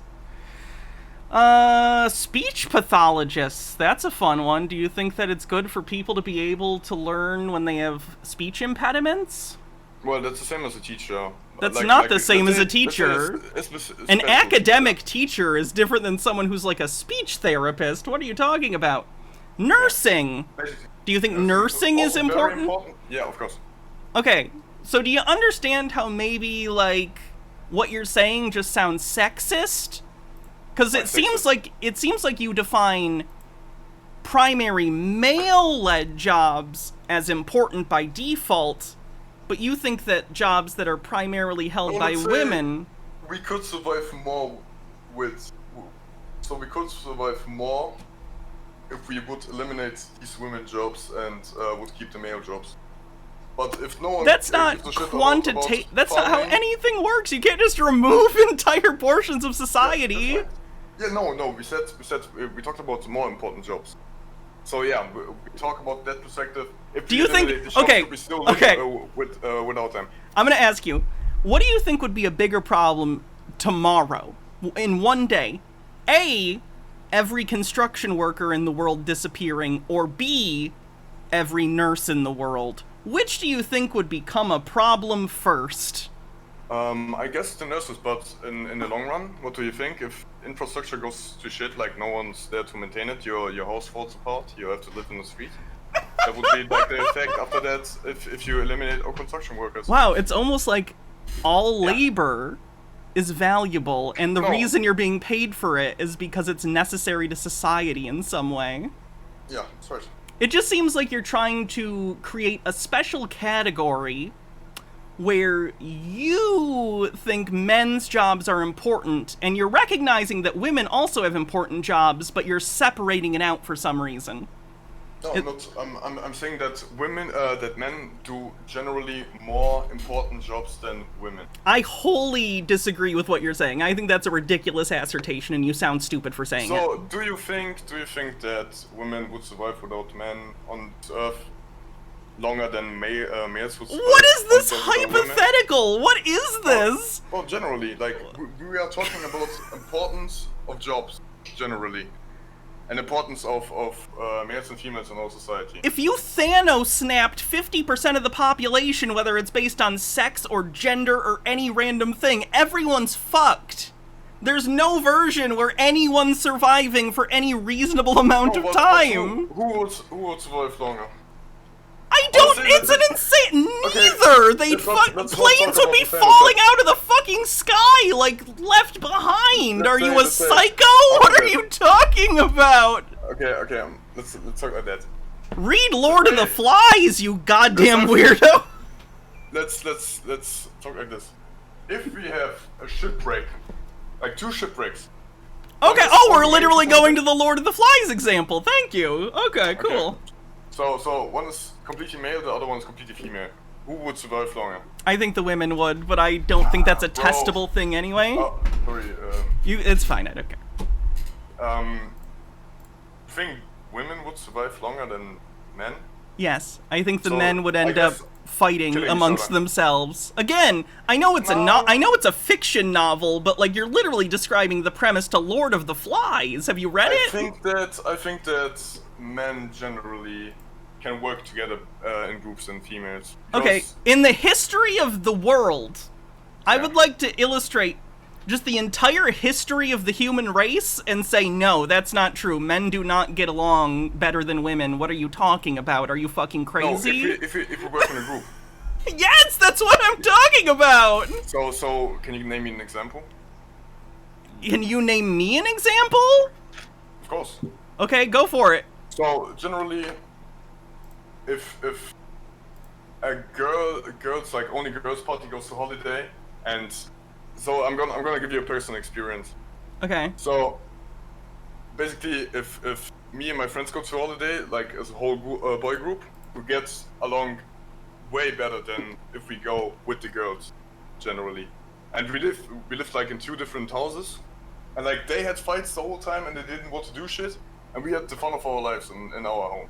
Generally, if women sit on each other for long periods of time, they tend to have beef the whole time. Do you think that this anecdote about your vacation and your perceptions of Definitely. a cabin of women Have you been, is a convincing argument for how Let's say it like society should be run? Have you worked in a traditional job? Generally? Yes, I have. So, don't you think that the males in this job place got along better than the women in this job place did? No, not necessarily. The dynamics were different, but no, if anything, men had, and again, I'm not trying to, like, shit on men, I'm just, if we're talking about generalizations here, the men tended to get angry about things and be pissed off. Like, you know anger is an emotion, right? It's one that men are pretty good at. But women are the same, right? I guess. You know what? I would agree. Everyone has the capability of having a whole wide variety of feelings. Yes, I definitely think that's a thing. And do you see why that maybe is one of the reasons that dividing people based on gender and giving some of them certain rights and others not giving them rights is a bad idea? Why rights? Like, I'm not talking about rights, I'm talking about how males and females are different from each other right now. To what end? We were talking about the right to vote for women. Like, if you're trying to explain that I said at the start that it's fucking horrible that women weren't able to vote for long periods of time. Okay. John Doyle thinks that they should have that right taken away. Okay, fuck John Doyle. I will never listen to shit of him again. That'd be great. What do you think about Andrew Tate? Let's say like the most popular thing right now, most popular guy, most popular conservative red pill guy. Wait, who are we talking about? What? Andrew Tate. The sex trafficker? I think he's going to prison for rape. Well, he's an alleged sex trafficker. Yeah, I've been covering him since before he was even big on TikTok. I've covered him for a really long time. A, he's pathetic, and B, he's going to prison for rape and sex trafficking. Do you look up to Andrew Tate? Well, I think that he says a lot of true things about What do you think he says that's true? That you have to be physically capable, that you have to be emotionally strong, that you have to work hard, that you have to love your family and the closest to you, that you should have a strong friendship with your friends. And how do you feel about the times that he talks about the fact that in relationships men should have all the power and women should shut up and do what their boyfriend or husband says? When did you say that? All the time. His YouTube channel got deleted, as you know. Yeah, of course, a lot of people get cancelled for stuff. I mean, his YouTube channel was deleted for violating the terms of service. He also talked about how he beats his partners. There's video online of him violently beating do you want me to send you the video of him violently beating a woman? I'll do it right now. I'll send it to you right now. After that, the woman came out and said that it was all sex play. You're fucking pathetic. No, I can send it to you too. You're defending... No, like... earlier in this conversation, you literally step by step explained how and why you would be in the Nazi party for protection. And now you're defending a man who's a fucking rapist. I didn't say that. Well, he's alleged rapist, you know. They said Trump raped that porn star, but it wasn't true. He was literally, you know, he was arrested and indicted for rape yesterday, right? Yeah, do you think that rapists go off on a $3 million bail if they rape somebody? Yeah. Yeah, they do. Do you think that happens in society generally? I think that rapists end up in jail all the time. I think rapists get treated very lightly often. Yeah, unfortunately. Look at Brock Turner. Who's Brock Turner? A pretty famous case in the United States where he raped a girl and then basically got off with probation.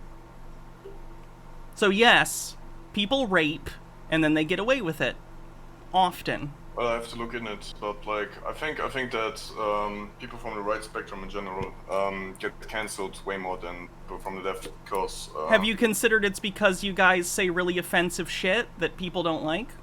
Well, if we would say if we would set limits about free speech and hurting people with words, would we have freedom of speech? Do you think that Twitter or Facebook owes you freedom of speech in the same way the government does?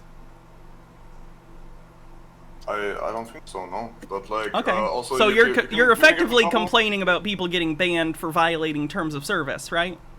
Let's say no, like a general attack, because after people do things and say harmful words, they often end up in court cases and stuff.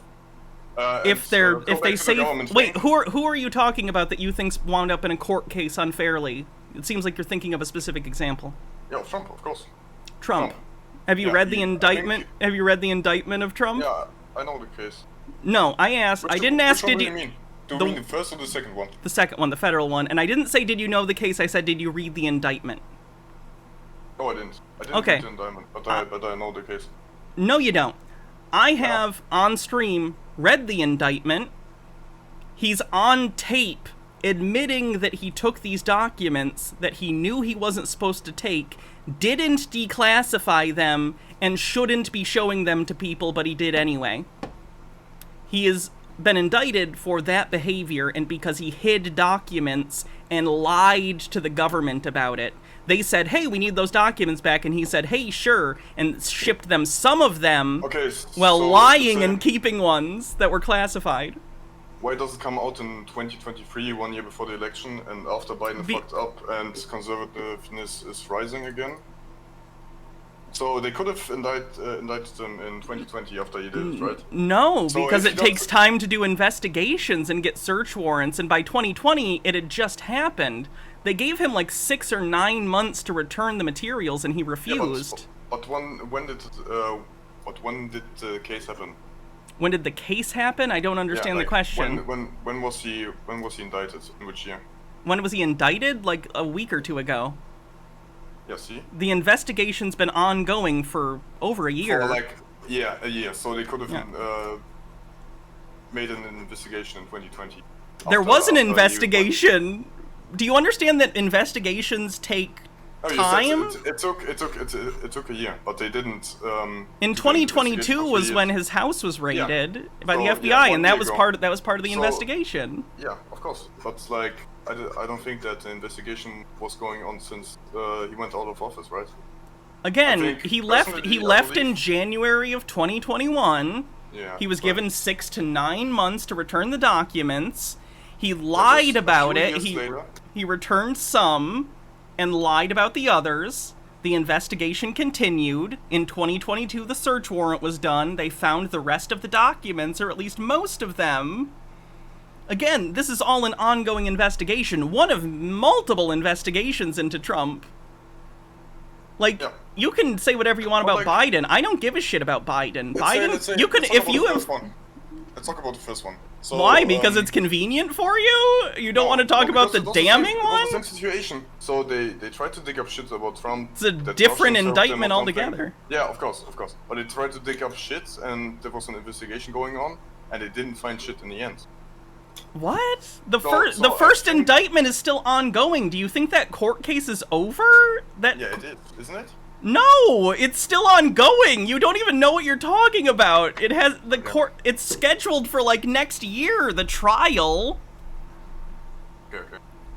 This is what I'm saying. You don't even know what you're talking about. No, of course. You do these things all the time, like every day, probably. I do. This is my job. That's why I'm smarter than you. Okay. You're smarter than okay. Yeah. I don't say that about most people. I really don't. You're like, this is great. Like, let's say it like this. Don't you think that people that have different views than the media has and the governments have are more likely to be cancelled and put in jail than the left does? That's a loaded question, don't you think? What specific positions do you think that those people are espousing that are going to get them imprisoned? People that are dangerous to these people that sit in administration. These people. Who are these people? I think people with a lot of money and the government, of course. People with a lot of money and the government. Yeah. Because money equals cause. Trump is a billionaire, right?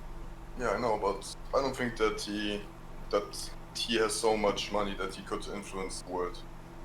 You don't? You don't think that someone who used his money to become the president would use it? I think there are richer people. Yeah. I don't think so. I guess the Clintons and stuff. Ooh, Clintons on the bingo card. Why do you think the Clintons are involved? You know Hillary Clinton hasn't held public office in like 2 decades, right? I know, yeah.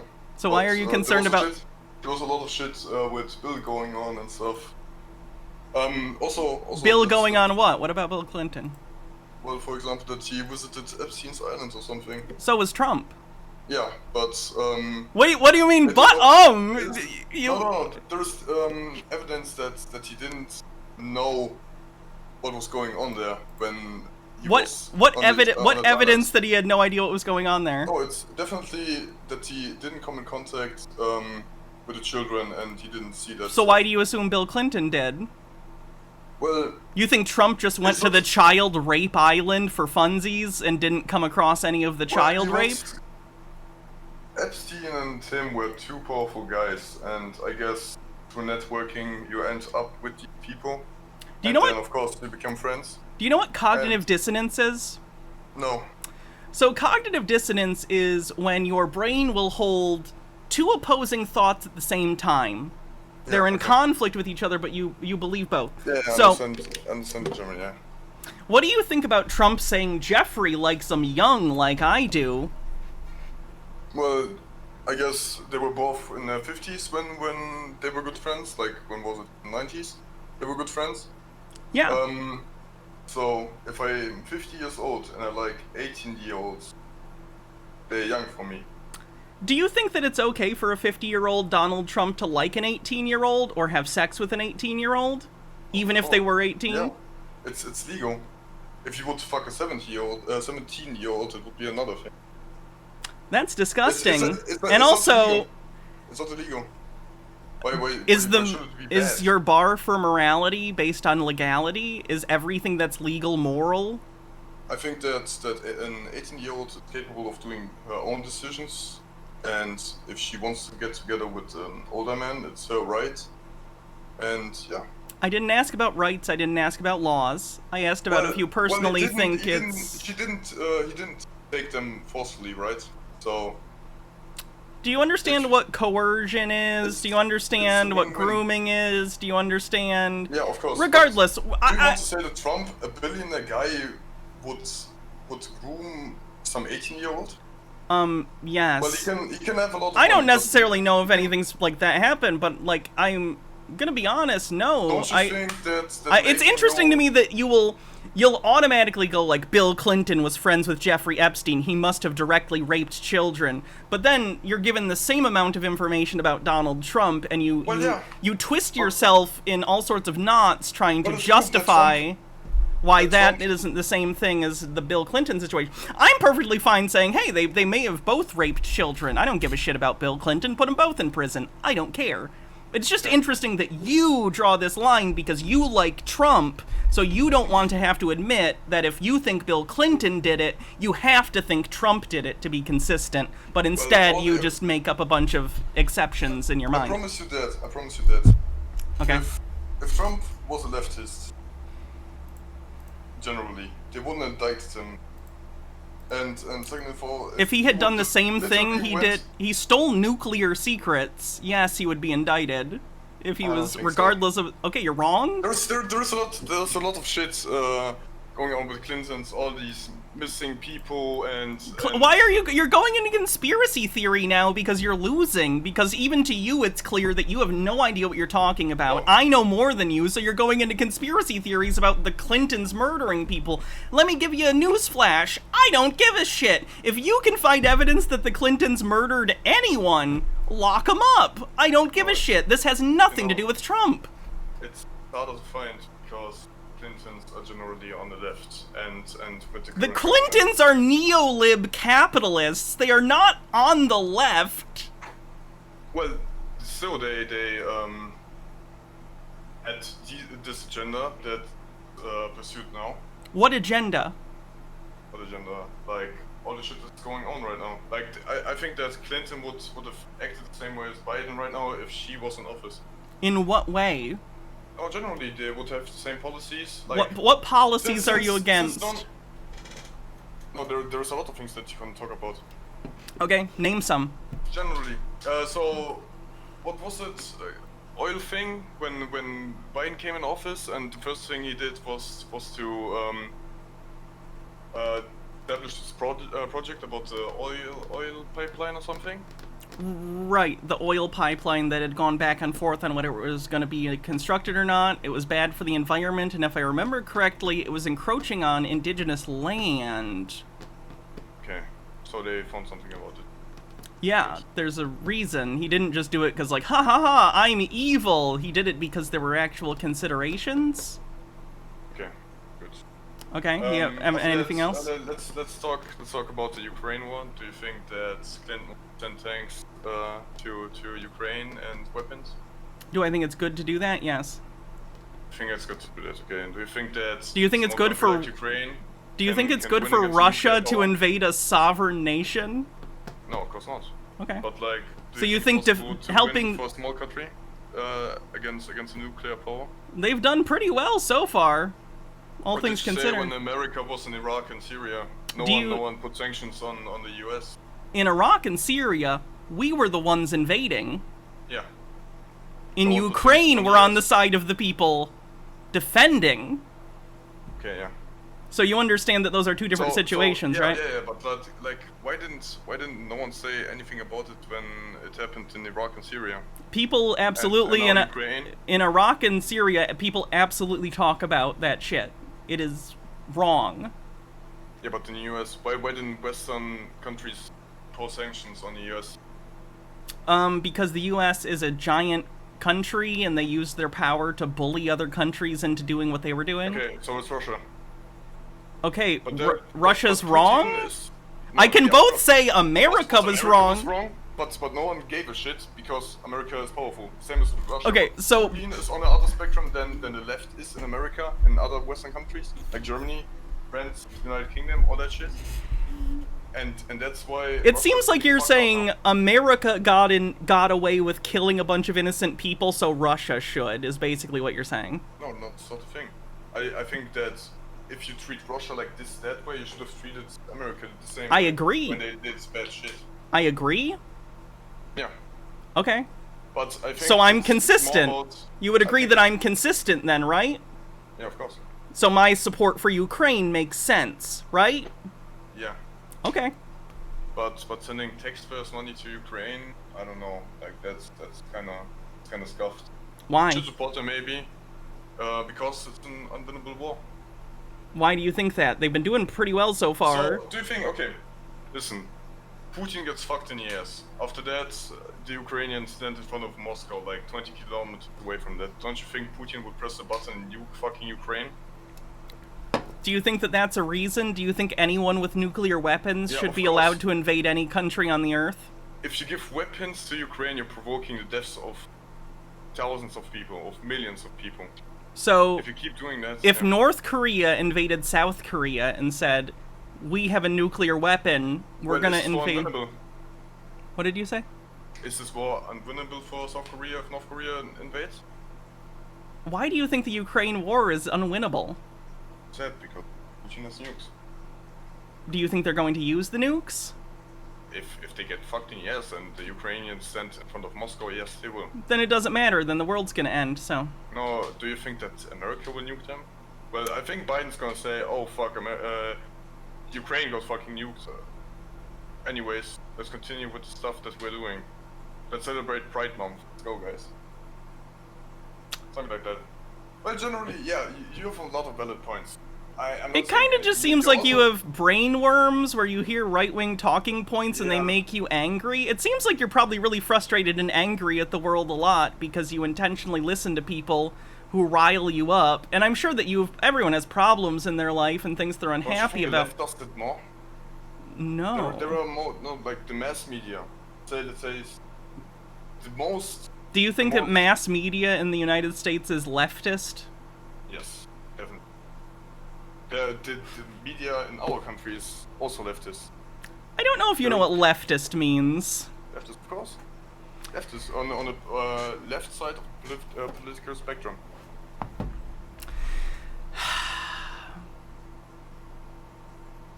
Think so?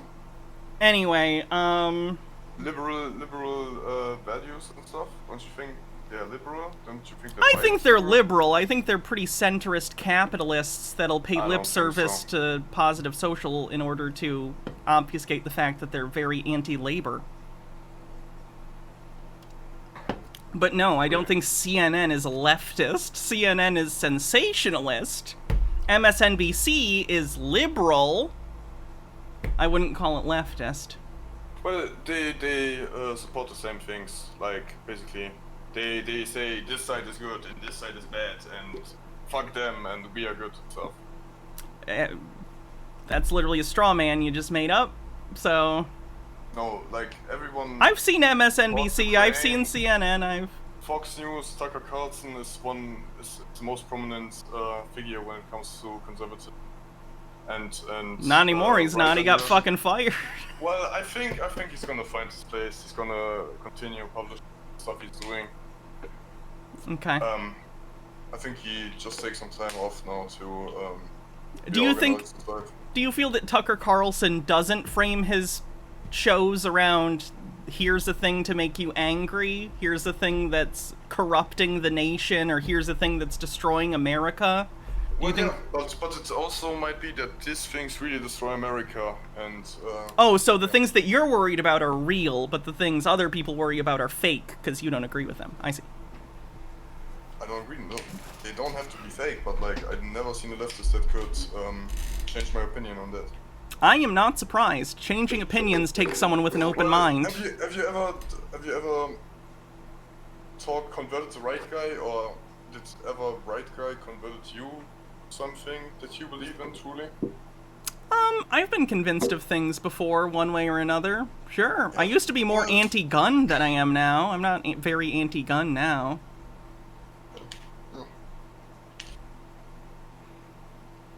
Well, generally. We wanted to talk about why a traditional society would be better than all this what's happening now. You understand that traditional mean, like, that's... You're very specifically looking at, like, a 1950s sitcom-style nuclear family and deciding that that's objectively correct. That's not how... That's not how humans... Parts of history out and put them together so we have a nice society, and that's what traditional is too. Sure, but you understand that the vast majority of people are in relationships with the opposite gender, right? Like, most marriages are straight. Well, listen, I'm gonna give you the problem with the LGBTQ right now. So basically, what's the issue? No, I don't give a shit. Like, you don't give a shit who I sleep with. I don't give a shit who you sleep with. I sleep with my wife. I'm married, so I have a wife. Okay. So, yeah, I think that it's annoying for the most people if, like, gender ideology and what do you consider gender ideology? I mean, transgenderism is pretty heavy on that. Transgenderism is what? Pretty heavy on that gender ideology thing. Like, what define it? What are you saying gender ideology is? Like, what's objectionable about it to you? What's an ideology? So, you're trans, right? I am. So you're born a man and want to become. Not the most accurate way of describing it, but I get where you're coming from. Okay, okay. So your ideology is to become, but in my eyes, it's not an ideology. It's just like what I'm doing. You can do whatever the fuck you want, but yeah, I'm trans and I'm on hormones and I'm transitioning. Okay. Do you have kids? No. Do you know that possible that you will never be able to get kids after you do the whole transitioning thing? Yeah, I don't want kids anyway. Maybe I'd adopt later in life or something, but I've never really had an interest in having kids very much. That's the problem with the whole thing, that it's propagated more things. For example, I think patriotism would be a better thing to propagate than LGBTQ. Do you think these things are mutually exclusive? Do you think you can't be patriotic and also trans? No, it's not mutually exclusive. No, I'm just saying that one thing disappeared in my country, and the other one became more prominent. Do you see, especially since you're from Germany, how it's kind of funny that you're promoting patriotism when nationalism almost destroyed your country a century ago? Well, yeah, of course, but there were also good times in Germany. For example, when Bismarck was here, all the traditions are getting kind of fucked right now. No one's celebrating our national day. You know, but you understand that the Nazis were a nationalist party. They were very patriotic for Germany, and that led them down very bad places. Yeah, so if someone fucked up in the past, I can't be patriotic of my country anymore? No, that's not what I'm saying. I'm saying, don't you find it... You're saying that patriotism is inherently good, but the Nazis were patriotic. So clearly patriotism isn't always a good. They weren't patriotic, they were nationalistic. What do you determine the difference to be? Like, what in your head is the difference? I would say, nationalism is if you put your country and your people above all other people. And patriotism is just if you're proud of your country. And achievements that it brought in history, your traditions, that stuff. Do you think I'm not proud of certain things about America? Because I've lived in America all my life. I'm proud of the fact... I'm proud of the fact that I can be openly bisexual, I can be openly trans, I have the right to have my own business where I do this show. I have all sorts of rights. I have a right to free speech, right? Yeah. I'm very grateful for many of these things. There are places in the world where that's not a thing. I can also criticize things in America. You can do both. You can respect things about your country and be glad that certain things are the way they are, and also criticize it for things you don't like. That's right. Yeah. But, so why are you acting as though... you act as though you can either teach people patriotism or being gay, and you're like, no, only one of... Also, you don't teach people to be gay, by the way. People are just either gay or trans or whatever. It's not something you teach someone. Right. That's also right. But I think being trans is a little bit different, but say gay and lesbian, I think that's right. That's interesting that you draw the line there. No, I think yeah, because it can be explained biologically. But like being trans. Why do you think being trans can't be explained biologically? Because it was never done.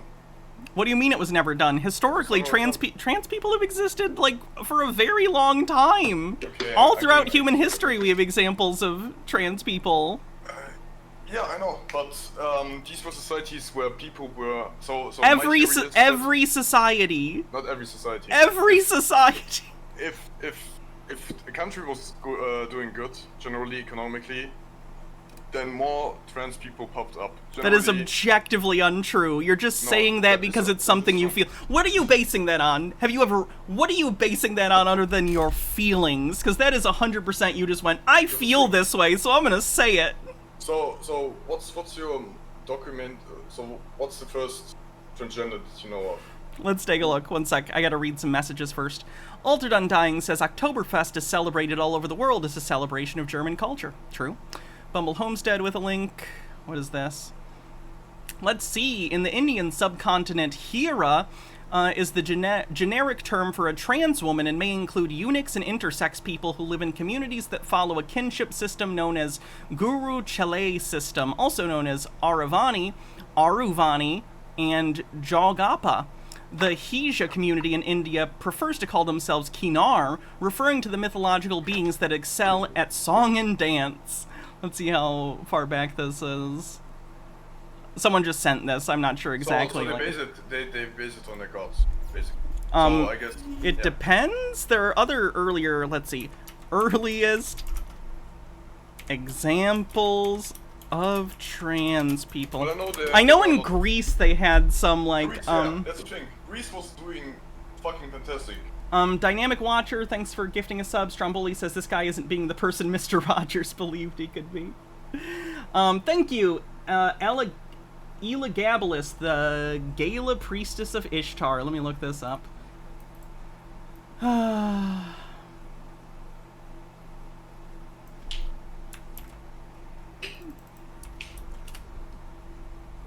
Let's see. The Gala were the priests of the Sumerian gods Inanna. They made up significant numbers of personnel of both temples and palaces, the central institutions of Mesopotamian city-states. Originally specialists in singing lamentations, Gala appear in temple records dating back from the middle of the 3rd century millennium BC, according to the Old Babylonian text. Enki created the Gala specifically to sing heart-soothing laments for the goddess Inanna. Cuneiform reference indicate the gendered character of the role. Lamentation and wailing may have originally been a female profession, so that these men who entered the role adopted its forms. Their hymns were sung in a Sumerian dialect known as Imsal, normally used to render the speech of female gods. And some Gala took female names. Homosexual proclivities are implied by the Sumerian proverb, which reads, "When a Gala wiped off his anus, he said, 'I must not arouse that which belongs to my mistress.'" In fact, the word Gala was written using the sign sequence USQ, the first sign having also reading penis. The second one, anus, meaning that might be a pun involved. So there's some, like, gender play. They base it on the gods. They base it on the gods. So you're saying that being trans is very godly? I'd agree. Thank you. No, I said that I think it's another thing.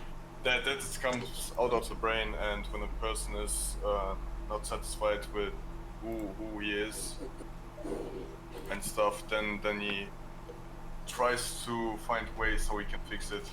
It just seems like you're really, really trying to find a way to, like, invalidate trans people. Like, I get that. Here, let me be clear about something. I know that trans people make you uncomfortable. You're not happy with it. You think it's weird. You think we're gross or whatever. You're allowed to think that. I don't think it's nice, but you're allowed to think that. But let me be clear about something. Just because you're uncomfortable with us, just because you think we're gross, doesn't mean we're harming you. We're not doing anything negative. You're externalizing the negative. You have negative feelings towards trans people, and you're externalizing them. You are externalizing those feelings, and instead of saying, hey, maybe I just don't understand this, you're saying, they must be doing something wrong that's hurting society, because why else would I feel this way? No. That's what you're doing. I'm not saying you're gonna agree. That's an analysis. It's that, for example, my biggest problem with that thing is that it's legal in the US and Germany too that kids can do transgender harmony, HRT, what is it called? Hormone replacement therapy. Children at best generally get puberty blockers. Usually they don't give HRT until at least 16, I think. 16, 15. The example I told you about, like, the guy who became transgender, he started with 16, I think. Okay. So that's the thing, and at 16, people make many decisions about the future of their life. First name, bunch of numbers. Thanks for giving us. If you think back when you were 16, you had a lot of different views, I guess. When I was 16, I knew I was trans. To be clear. Okay. So, but you had also. I knew I was trans much younger than 16, like when I was a child. To be clear. Yeah. Okay. I might be, but like, I don't want to get too personal now. But did you have a traditional, like, was your family traditional? Yes, yes. I had a mom and a dad. They were married. They were Christian. I went to Christian school. And in school, I was a Christian. The school was a Christian school that was very anti-trans and anti-gay and said these things were sins. First name, bunch of numbers. Thanks for gifting us up. So what about your friends? What about them? None of them were trans. Did anyone become trans after that? None of my friends, no, became trans. None of my friends were trans in high school. I didn't even know of any trans people in school. Like, I don't know. I'm sure there were statistically, but, like, no. Oh, okay, yeah, might be. Maybe it's just the way that you feel better with that. But Wait, repeat what you just said. Maybe you feel better that way. Maybe I feel better like But this, it's is the what right you decision. mean? Yeah. I do feel better this way because I'm trans, correct? So you understand that it wasn't an environmental thing. I've known from a young age that I'm trans because there's something intrinsically. It's really not. I'm trans, I'm telling you, so Ask your chat, maybe someone can send a link where like this whole transgender process is explained. But like I am a transgender person. I am talking to you. But I'm talking biologically. I'm not talking. Yeah, of course it can happen. First name bunch numbers. Thanks for giving us up.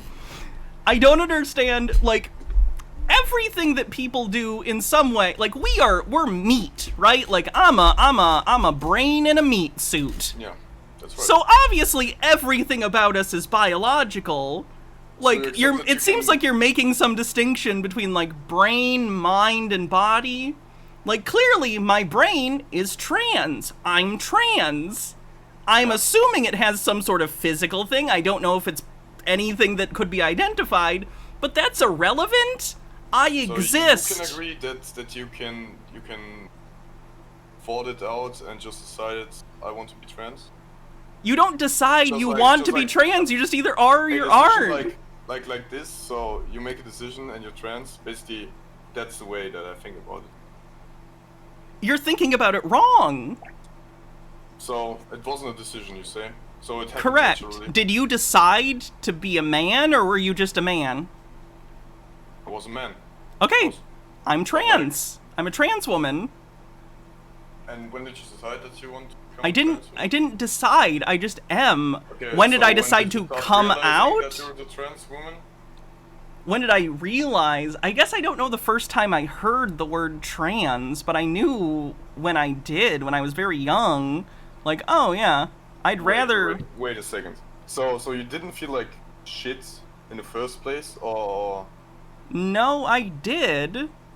So you felt shit, and you always wanted to be a girl, and when you didn't have the cognitive capacity to think for yourself, so you did play with girl toys and stuff, and I didn't have girl toys. What do you think that my entire gender identity is based on children's toys? Yeah, of course, but if you're... Of course, it's not. If same, I was born and I was doing boy things, you know? I never really did like boy things, but like that's not the entirety of what being trans is. GamerG says this debate has to go on YouTube, trans rights or human rights. It just seems like you're trying very hard for... You want something to blame for transness. No, I'm not trying to blame anything. It seems like you're trying to find something you can remove that'll make trans people go away, and that's just not a thing. No, that's not right. I think that it should be less propagated, and the second thing is that... Do you understand that that's the same arguments people made about gay people? That's the same arguments people made about gay people, is that I just don't want it in my face. I just think it's a lifestyle I don't agree with. These are just the same arguments. But like, specifically, that people come in our schools and tell, okay, you can be this and this, that shouldn't be happening in general. You don't want kids to know that trans people exist? It's the same thing as propagating alcohol use and stuff. If kids learn about it... Wait, do you think that being trans is equivalent to being an alcoholic? No, let me explain later. Okay.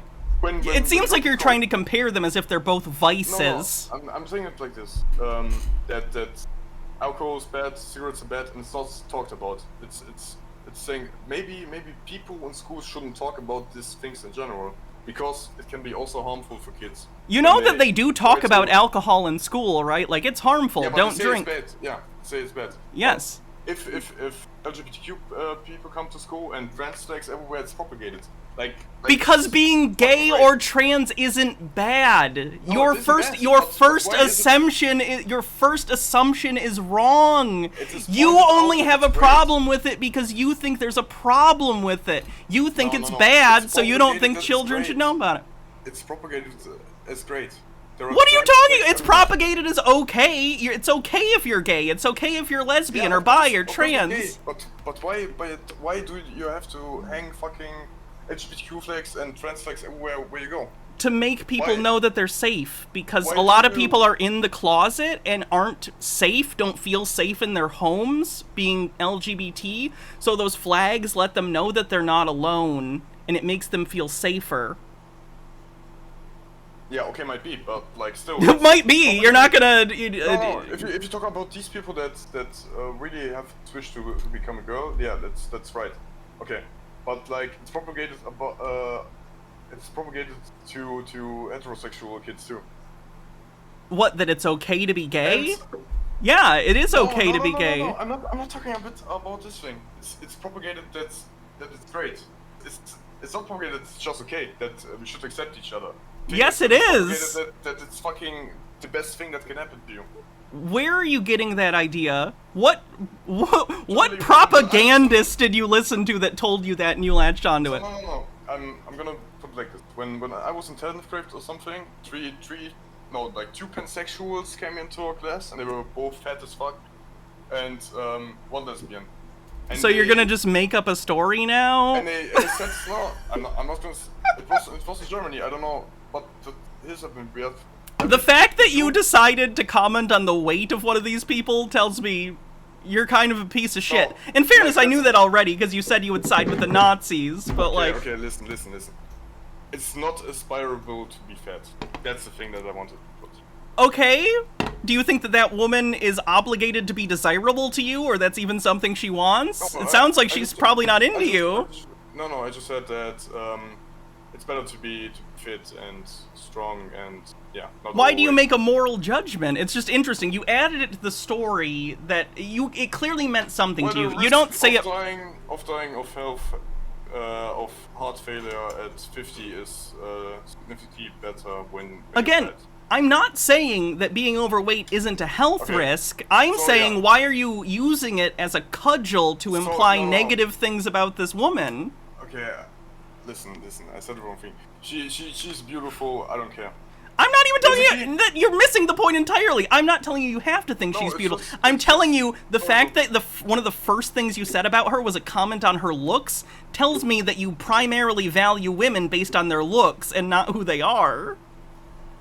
That's not also true. But I wouldn't date a fat chick either, you know? You know what? You dating anyone? Yeah. Who you dating? Girls. Girls, plural? Yeah. Like when you say dating, do you mean you're seeing someone in a regular manner? Sometimes, yeah. No. It changes up quite often. Wow. Are they from Canada? Bittergrin, thanks for gifting us up. That sounds like a very legitimate, real thing you're talking about. That was like the switching point. They put these people down in our class and they were propagating how great it is to be gay and everyone should come out and stuff. And if you feel bad... I think you're wildly misinterpreting what was said. Bro. It's okay to be LGBT. It's okay to... It's obviously also okay to be straight, but everyone knows that. Of course, okay, but keep the kids out of it, and you can only do these decisions when you're 18. Keep the kids out of what? Keep the kids out of knowing gay people exist? No, that's also not right. You're not... Listen, you shouldn't propagate that. You shouldn't propagate that. How is it propagating it? It's propagating it because sitting down kids in a class and telling them how this is propagating that. You think that telling kids that LGBT people exist and that is okay is propagating it. No, I said the way they talk about this. The thing that you're describing is a straw man that doesn't happen, and I don't believe you.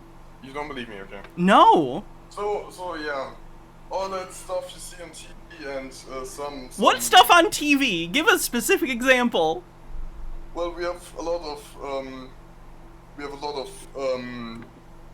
political, like I watched a not a documentary, but like talk show basically.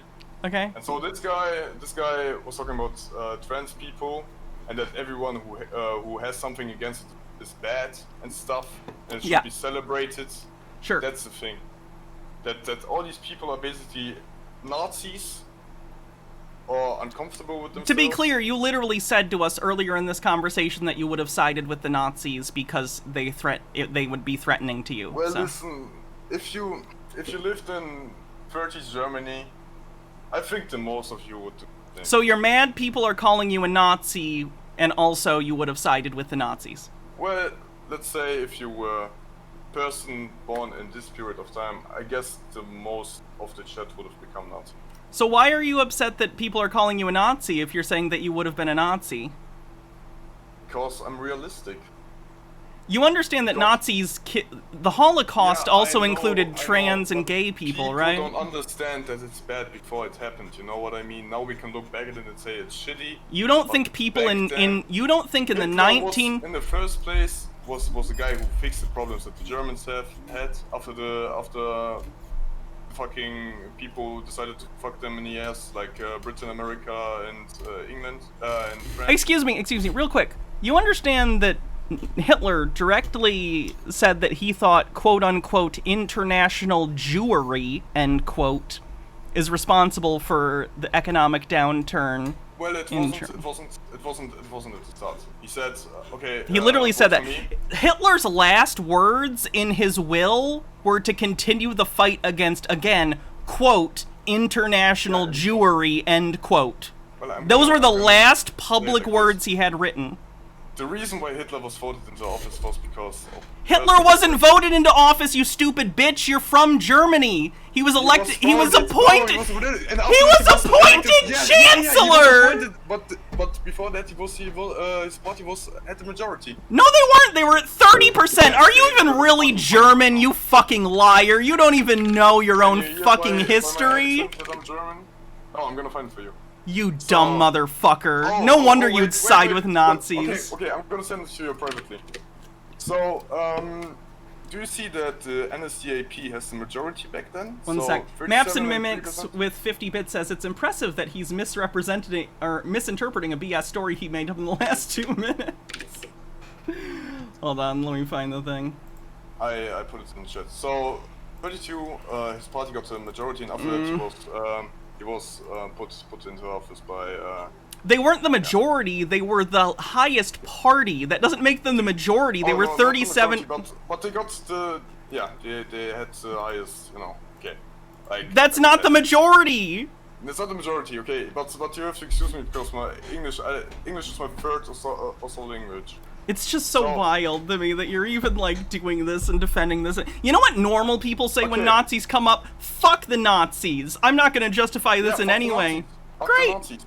But, like, the thing is, still, I don't think that right now, after we knew what we were capable of doing... Do you think in the 1930s no one knew it was bad to exterminate over 6 million people because of their ethnicity? No one had the plans back then. You think no one knew what genocide was in the 1930s? Even fucking 1942, no one knew what happened to the Jews. They were just gone. Okay? They didn't know that they would put in concentration camps. The fucking Americans, the fucking Russians didn't know that they were put in concentration camps till they found them. You know? That was the thing. Have you heard Hitler's rhetoric? Do you not understand that there were ghettos where people were being shipped? Do you think people really didn't understand what was happening on some level? You think they just thought they were going for a little vacation on the train ride? They didn't think the most... So all of Germany didn't know what was happening. Even the front soldiers, there are multiple records of front soldiers that were passing Auschwitz and stuff, and they didn't know what this camp was for. Okay, let me say this. Did Hitler, or did Hitler not, rise to power largely off of anti-Semitic rhetoric, blaming Jews for the downfall of Germany after World War I? Yes or no? No, I would say... No, you are saying Hitler did not use anti-Semitism to gain power in Germany. Well, maybe it was an aspect of that, but it wasn't the main point. The main point was that Germany was fucked and... Make Germany great again! Yeah, basically that was the thing. So he fixed the economy, started producing guns. He literally blamed Jewish people for all of this, and then he had them arrested, stole their possessions and businesses, and gave them to quote-unquote proper Germans. Yeah. Okay, that happened, of course, but it didn't happen till 1937. And you think no one was seeing this and going, this isn't good? Well, in 5 years of propaganda, you can do a lot of to someone's brain. You know what I mean? Yeah, I think you're living proof of that. Yeah, Fucking okay, Nazi Nazi piece now. of shit. Yeah. Well, you have to be realistic because you can't have the moral high ground If for you being a Nazi is realistic, then you're a fucking piece of dog shit. You're an awful person and you should feel bad. Can I tell you my position? I've heard your fucking position, you goddamn loser. I would describe myself as a capitalistic conservative. Okay. Yeah. I don't care what you self-describe as. Well, I'm a Nazi. Great. Okay, I don't really care what you say. You literally said on multiple occasions you would kill children for Nazis. And then you're mad about people calling you fascist for being transphobic. I just think that's not right, because, yeah. I just think it's not right that people are calling me a Nazi after I simped for the Nazis. No, when did I simp for the Nazis? When you said you would fucking kill children for them! I didn't simp for him. We're all here! I wouldn't kill a child. I mean, for the Nazis, I would kill a child if it was necessary and the order was given, and I was in the military. That's the thing that I would do, and that's how the military works. So you just said it again! You just said it. Great! Because an order is an order. That's the same thing that's going on in Ukraine right now. Do you think any Russian wants to go to Ukraine and die in fucking Bakhmut in some fucking village? Because Putin has geopolitical interests? An order is an order, you have to fulfill I'm sorry, do you want to repeat what you just said? Well, about do you think that Putin? any Russian wants to go to Bakhmut and die there in a ditch and kill the Ukrainians? I feel like that's not what you said the first time. What did I say the first time? Not positive. I said because Putin had geopolitical interests. Geopolitical interests. Okay. Yeah. Well, he doesn't want. Do you understand that his geopolitical interest is to invade a country and steal its land and murder? No, I guess his geopolitical interest is that he doesn't want NATO going more to the east. How'd that work out? Well, great. If he wins, it works out great, I guess. And then Ukraine will be on the border of NATO anyway. So then he still has a border with NATO. Yeah, but it's further away from Russian cities. So you're saying he's using Ukraine? I mean, like, he wants to invade Ukraine to use as a human shield for Russia, also, is what you're saying. Also, I think the main point is also the Black Sea, the north coast, because it's very close to Crimea, and there are Russian ships patrolling and stuff. So you think that means that they should have the right to invade Ukraine? No, I'm not saying it, but Putin is definitely not some madman that wants to go to Ukraine and rape and murder and destroy the country. That's not the case. He can be as calculated as he wants. Evil is evil. It's bad. Yeah, evil is evil, of course. Yeah. Your reassurance doesn't really matter to me. I think you're a bad person, so. Mr. Whiskers says, living space for ethnic Russians. They need Lebensraum, apparently. Yeah. Fennikagami says, ask him if he... Yeah. Sorry, I'm reading a message from someone. Ask him if he thought people were hiding Jews in their houses because they thought it was a fun game. People absolutely knew what was going on and thought it was wrong. Yeah! How did I blank on that? Fucking Anne Frank and shit. People clearly knew. Yeah, you fucking idiot. It worked. Yeah, there was also that one movie by Spielberg. What is it like? Schindler's List? Yeah. Yes. Based on a real guy. Yeah, of course, but I think the majority in Germany didn't know about this happening, but some people, of course, did, and that's why they hit these people. No, it's also a pretty big topic in Germany where we learned it, but... Apparently you weren't paying enough attention. No, like my history teacher told me, I had not a good job. Courses in high school about history, and we learned this pretty excessively that the most German people didn't know what was going on, and after that, also when they knew that it was going on, they feared of being prosecuted by the Nazis themselves. I think in a survival situation, everyone is egoistic in this sense, and yeah.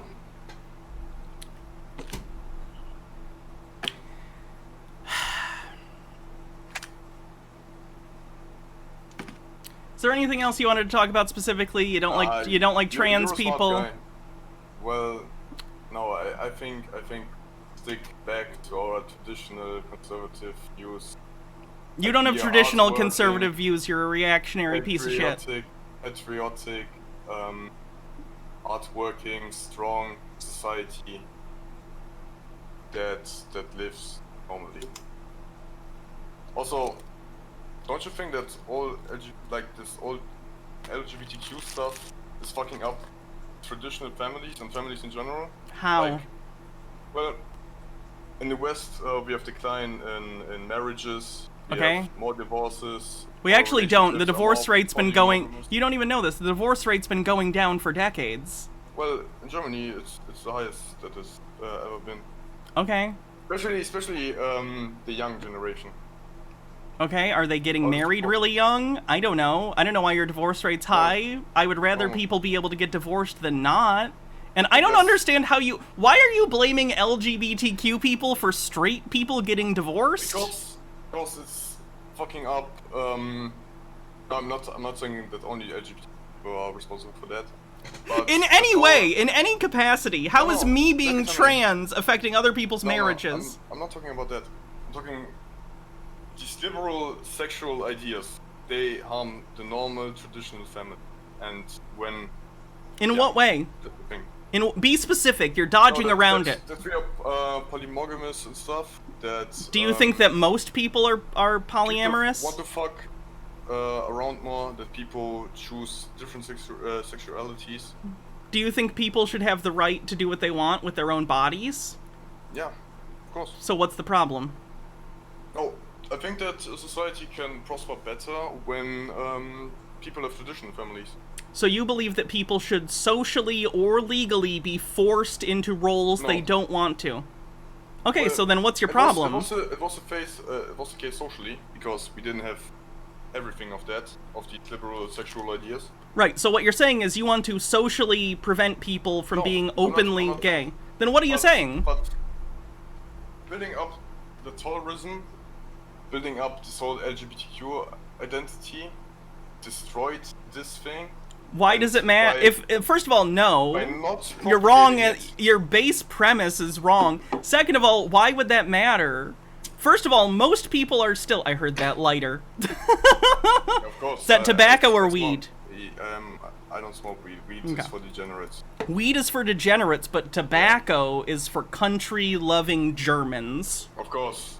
Coffee and tobacco are the best drugs that exist. Okay.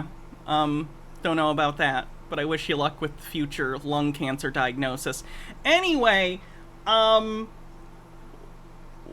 do you I don't understand why you think tolerance is... Again, you think tolerance has somehow lowered the amount of people in quote-unquote traditional marriages. Why is that a bad thing, if it's even true, which I don't necessarily think it has? I think people get married later in life, and maybe some people don't get married at all, but I don't see that as a problem. And I'm married. Yeah, I know. But don't you think that people are generally more happy if they have a healthy relationship, a healthy marriage? If that's what they want. Not everyone wants to be married. Not everyone wants to be in a relationship. I think that differs based on the individual person. That we have the highest rate of depression since ever, and economic situations are pretty bad. I would imagine. No, I mean consumerism and stuff is pretty high, you know. Yeah, capitalism's a fucking problem. can afford more than it used to be. Like, that's not the thing. They have much more food than they used to have, even in the 70s, 60s. They have more variety. They can basically afford it. People's access to housing and education in places like the United States are more difficult than ever. Housing prices are higher than they've ever been. Healthcare is something people in the United States can't get. I understand that's not an issue for you, but in the United States it is. We can't afford things, including healthcare, so that's a large part of depression, at least in the United States. I think that's personally only based on healthcare and housing. I think there's a lot of reasons, but it's mostly... What about a young guy? What about young males? What about them? Young females having more problems with a mental state than they ever used to have. Even those who don't have any health problems right now, and those who live in a house. Yeah, they're probably stressed out because the world is on fucking fire. Politicians don't care about them. Rich people are fucking them over. Like, do you think it was better like years ago, like in the 70s, 60s, when the world was more conservative? No. Also, in the 70s, there were much higher tax rates for the wealthy, so saying that that's conservative is kind of weird. No, I don't think it was better in the 70s. I think it was probably better for, like, straight, cis, white men. I don't think it was better for women or LGBT people or non-white people, non-Christians. Well, women were also happier back then. No. How many, no, they how many weren't. percent does the LGBT make up? It depends on the generation. It depends. Like right now? Right now, I think it's like 10-ish. For Gen Z, it's like 20% or something. What about Bob? Thanks for $10. If you want to post the link somewhere, we'll watch it later. Okay, go ahead. So, do you think that it doesn't have to do anything with the world, that it was more conservative back then? Because, like, no, I doubt. Conservative state, basically, it was like biology for us. Like, the women do this, and men do this, and men work hard, and women provide for the children. Yeah, and in the 70s, second wave feminism was a large movement to allow women into the workplace and to have more independence. That was the thing that happened in the 70s. Yeah. And the 60s, but 70s. So, you're actually arguing for me right now. So putting women in the workplace made them sicker, I guess? No. And more depressed? Because I guess... Don't think so. I think our environment makes us depressed and stressed out. I think that would exist whether or not people were in the home or not. But what went worse? Like, now it's better than ever. Like, the environment... You think the environment is better than it's ever been today? Yeah, definitely. Are you a climate change denier? Well, okay, listen. Wow, you're hitting all the dumbass talking points today. Are you a flat earther too? Do you believe in flat earth? No. Damn. No, climate change. Thing is that you can't really feel it right now. I don't know how it's gonna be in the future, but now we have literally been hitting the highest temperatures on record every year for decades. That's right, yeah. But still, we're not feeling it right now. You are delusional. You are a delusional man. Listen, it's gonna get worse in the future, of course. But the thing is that you, as a Westerner, don't feel it right now. So I do. Do you think I don't notice the changes in the climate? Yes, I do. Well, if you did, I didn't. I'm sorry that you're non-observant. I'm sorry that you're a dumbass. I think we've established this. Like, I'm sorry you're stupid, but like, that's on you. How did you feel it? Like, how did I feel it? By knowing when it gets hot during the year and how hot it typically gets, and seeing that we're continually hitting records. Like, you know these are things you can look up, right? Of course, but did you feel it on yourself? Yes, it's fucking hot! The summers here are so much hotter, the winters are milder. Yes, I noticed. Remember in 2008 and 2007 it was fucking 40 degrees in Germany the whole time. Especially when, like, the football World Cup was on. I don't know your hibbly-bibbly units of measurement. I don't know, Celsius. That doesn't mean anything to me. 40 degrees, so how much Celsius? 40 Celsius... 90, maybe? I don't know. 104. 104? Okay. Yeah. And you like, understand that there's a difference between weather and climate, right? Yeah, of course. I don't think you do. Fennikagami says, in the olden days... Hold on, I gotta read this. In the olden days, alcoholism was so prevalent that prohibition nearly set the country on fire. People just used to drown themselves in alcohol and cigarettes and deal with and hide their problems. Yeah, they did. Anyway, go ahead. After that, it only went worse. No, it's with prohibition. Yeah, we were talking about... person was talking about the U.S., I understand. Basically, you can feel it. So I can feel it. So it doesn't affect my environment, but like we have the same rates for depression and stuff in Germany. Like it's pretty similar to the US. The fact that you just said the US in that tells me you have no idea what you're talking about, because the US is so geographically diverse that you can't say statements like that about climate and weather that generally. But I mean, did you move? Did you move in your country? Did you move from Texas, I don't know, to Wyoming or something? No, I've lived in this. Live in a safe place. I've lived in the same state my whole life. So you want to tell me that you experienced that it got hotter? Yes. Okay, I guess. But I didn't feel it. So depression comes because it got hotter in the... No. It's not because it's hotter. It's just because people understand that there's a decent chance we're going to go extinct as a species, which makes people pretty depressed.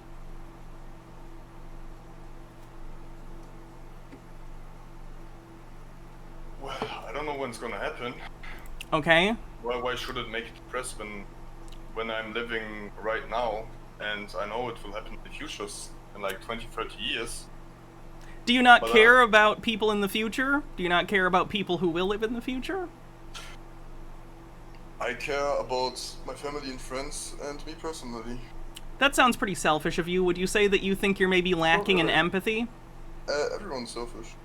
No, that's a thing selfish people say to feel better about themselves, when in reality they don't want to look at themselves and understand that they're fundamentally bad people. So no, everyone isn't selfish, it's you. Yeah, but my focus is still my family and the people around me. Alright, and you clearly have a lack of empathy for others around you, which is a detriment to yourself and everyone else in society. You can be an asshole, that's legal. No, if I really work for myself and the people around me, I also think that it's possible to change the world around you too. Okay. You know what I mean? So that means that you have to dislike trans people because you say you're focused on people around you, but clearly that's not true. You're taking time out of your day to spend an hour or two talking about this, so you care about trans people being discussed in school, so you do care about other things. You just care in the sense that you want people to be less, understanding. You want people to be less accepting of people, which is a thing evil people do. That's not right. I don't really, again, I don't care what you say. People are listening to this conversation. They understand that where this conversation has went has demonstrated that. I don't need your consent for people to understand what kind of person you are. Okay, yeah. Definitely. Okay. But... Mr. Whisker says, don't you expect to have family members in the future? Like, do you have kids? No. If you have kids, don't you want them to have a future? Yes, I do, of course. So shouldn't you be... So you should be concerned about this then, right? Well, concerned, yeah, but it doesn't make me depressed. Okay. It doesn't make me depressed. And I might be concerned, but it doesn't make me depressed. Okay, well that's interesting. Is it concerning? Should be concerned because I live on the European continent. Should I be concerned that I will go to fucking war against Ukraine in the future? I guess not. I just seem like you feel like the kind of person that as the century goes on, and let's say, I don't know, certain countries like in the Middle East or wherever become unlivable because of how hot it's going to get, I'm assuming you're the kind of person who's going to be against refugees coming into your country. Yeah. Yeah. So you do care. You selfishly, you do care, you just want it to hurt other people. Listen. Problem is now in Germany, in some parts of huge cities, you're scared to go in there, and that shouldn't be the case. You're xenophobic. I understand. You're xenophobic. I get it. Well, I believe in stronger immigration laws. I'm sure you do. You said you joined the Nazis earlier. That is the least surprising thing you've said. I didn't say I'm down to let people in who will benefit our society and won't go around to rob people. The fact that you assume that people from other countries are automatically or majority going to do that, that's racist. That's racism. Well, what I see is that they don't do stuff. They sit and get benefits from the state. Again, this is racism. You're calling people that come in from other countries lazy and. The fact that you are assuming that everyone who comes in, or the majority that come in, are lazy and leeching off the system and not providing anything to society, that's racist. That's fact. No, it isn't. You can't just rebrand your racism as fact. What are you basing this off of? Do you have a security camera in the home of every refugee in the country? No, you're listening to a stereotype. You're listening to right-wing bullshit. I go outside my house very often, and then I see these things, you know? So you see someone that I'm gonna guess, you see a person who's non-white, and they're doing something that you disapprove of, or maybe they look poor, or they are maybe asking for money, and in your brain you go, everyone who looks like that must be a bum. That's your mental process. That's what you just said. You said you go outside and you see it. One thing, you as a trans person, there are some hate crimes. There is not a lot of it in Germany, basically. But if a hate crime against a trans person is committed, it's 100% someone who comes from the Middle East or something. Why are you using this as some sort of gotcha? No. Again, you're ascribing your racism to me. It's not you're assuming it would be racist if I'd say that white people are better than black people. But that's not the thing that I say. No, you're just saying you think that non-white people are more likely to commit crime. That's not right. That's what you said! That's what you're saying! That's the thing. We need people in Germany that are willing to work hard, that are educated. Okay, the fact that you are assuming non-white people don't work hard is racist. That's not right. I'm down to let people in from Syria, from Nigeria, from China, from India, I don't care, from the US, everywhere, but they need to pass a test to be allowed in our country, and be a test that says what? That allows them to live in our country, to understand language, for example, to know the history, to give them a full possibility to adopt themselves to Germany. That's the thing. So you think that a refugee, a refugee fleeing from their country should be forced to learn a second language before they're even allowed in? No, if they want to live here, yeah. So it kind of seems like did you hear anything about Syria? Like, do you know that? So there is no war going on, basically. Yes, I'm familiar with the Syrian war. Do you think these people go back? Do you think Syrians go back to Syria? I don't think it matters. I don't care if they do or not. Why? Why? Because you don't want them in your country, you fucking piece of shit. No, that's not the thing. These people bring problems. Like, again, do you okay. Let's make a thing here. You are saying these people bring problems. You understand how that is a generalization, correct? That's a generalization. That is a generalization you are making about an ethnic group, correct? Yeah. No, I mean that's racist. In general, to general. That's racist. You are describing being racist. No, so you think that immigration doesn't bring any problems and everyone should be let in our country? Yeah. I think borders are stupid. So you think that would be nice because so people who live in poorer countries would fuck off to the west and live here? Okay, yeah. So don't you think there would be any problems? Life is full of problems, my friend. Do you think we don't have problems right now? At least these problems would allow people to have the freedom to go where they want. Capital travels over borders. Why shouldn't labor? If you're a billionaire and you can move a factory to a different country to take advantage of people who have to take a lower wage, why can't those people go to a different country where they have an opportunity for a higher wage? Because it causes problems. What problems? You're just a fucking xenophobe. Let's say this is if I'm in Ukrainian, okay, and I go to Russia right now, don't you think I would cause problems there? Like what? Like what? I don't know. If I hate the Putin regime and Russia in general, wouldn't I cause their problems? Well, that's a stupid example. But you're not describing a race thing. You're describing a political opinion thing. Yeah, okay, that's right. I'm not describing a race thing in general. That's what you're saying. That's what you're saying. These people, refugees. People from the Middle East have a different culture than us. Everyone has a different culture. Things happen. Like, maybe it's because I'm from the United States, so you're probably not familiar with this. But different cultures come in and become assimilated. I live in Michigan, which in the United States has the city with the highest per capita Muslim population. It's fine. But they integrated. That's the thing. They didn't come as refugees. They got a green card probably, and immigrated with good will to work. Why do you think the reason they came here matters? It's important, of course. Why? What I see is, Do you think people who are refugees who are fleeing for their lives and safety and for them and their children, you think that's immoral in some way? No, it's not. I'm saying it is immoral to leech off the system. That's immoral. What do you do for a living? I'm a student. You're a student. Well, I have a few things that I do. I work, then I don't work, and yeah. That's very vague. Where do you work and then don't work? So it's basically a factory, but I worked in logistics. So you worked in logistics in a factory, okay? Yeah, and you're a but student. like- What are you in school for? Business. Business. Yeah. Okay. So what do you consider leeching off the system?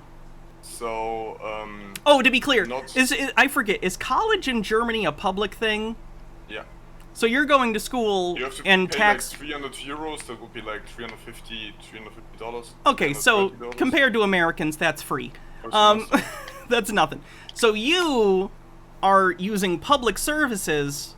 Well, my dad pays taxes. You know that 50% of. Do you think my that dad's people who are taxes- in? Do you think that people who are in the country aren't paying taxes? Refugees Does Germany have an income tax or a consumption tax? I genuinely don't know, or both. Income and a consumption tax. So people in the country are spending money, right?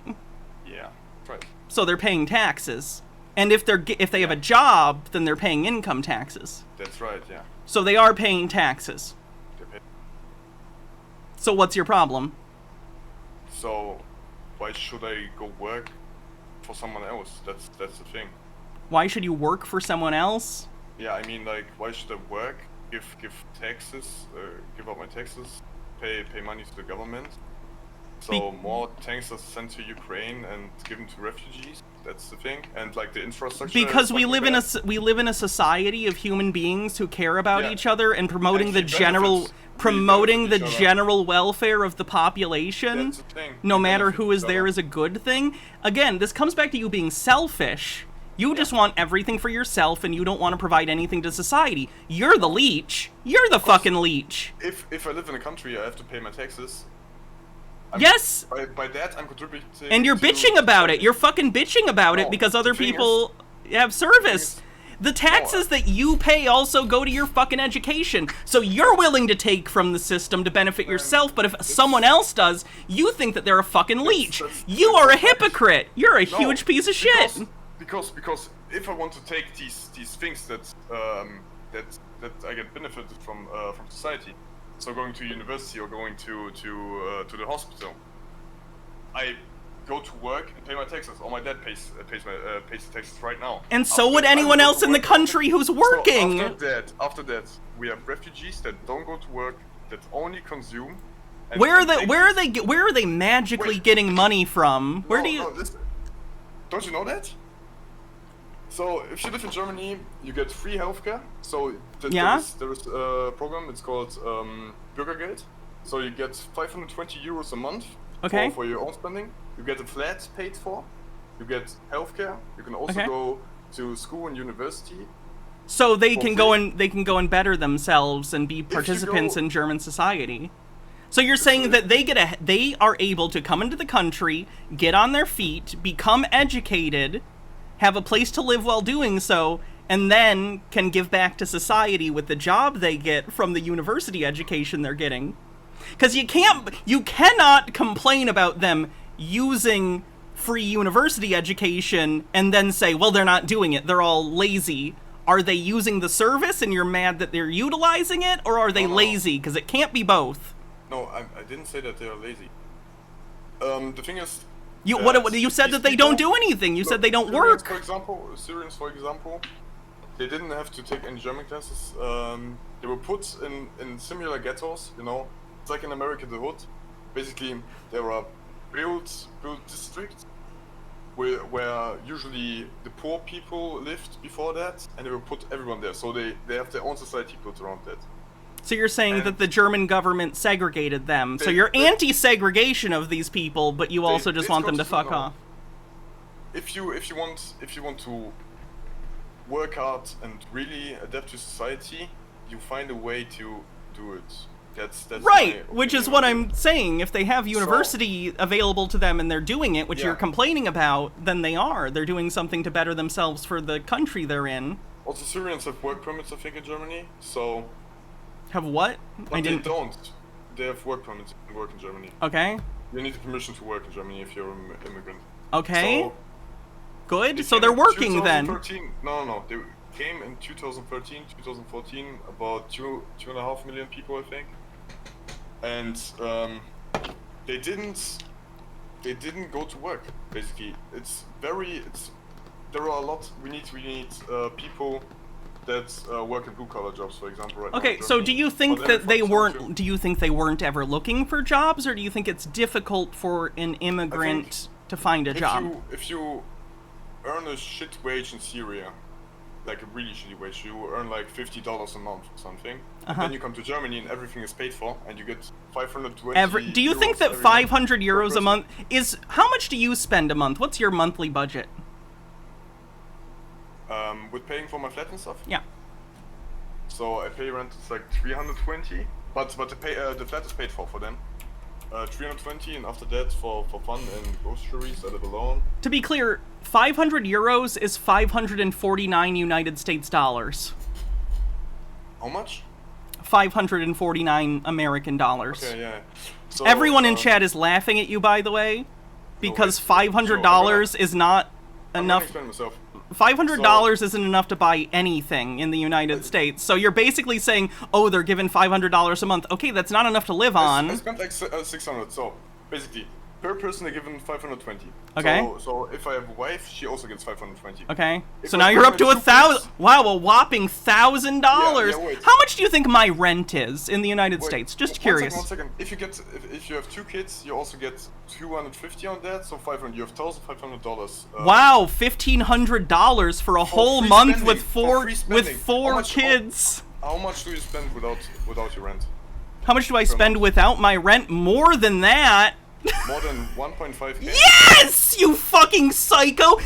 Have you never lived in the real world? Do you know how much things cost? You goddamn psycho! Does your dad pay your rent?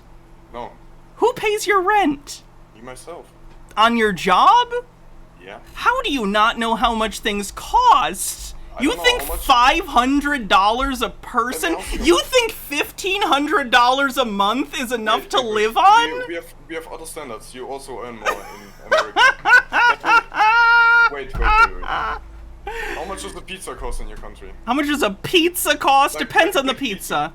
Like what kind of pizza? If you get a medium range pizza, how much does it cost? A medium range. It's a Pizza Hut medium range? Pizza Hut. Pizza. No, okay. Pizza Hut medium range because it's pretty high range here. So how much does Pizza Hut pizza cost in America? It looks like a Pizza Hut pizza, a large 3-topping. Wait, let me look.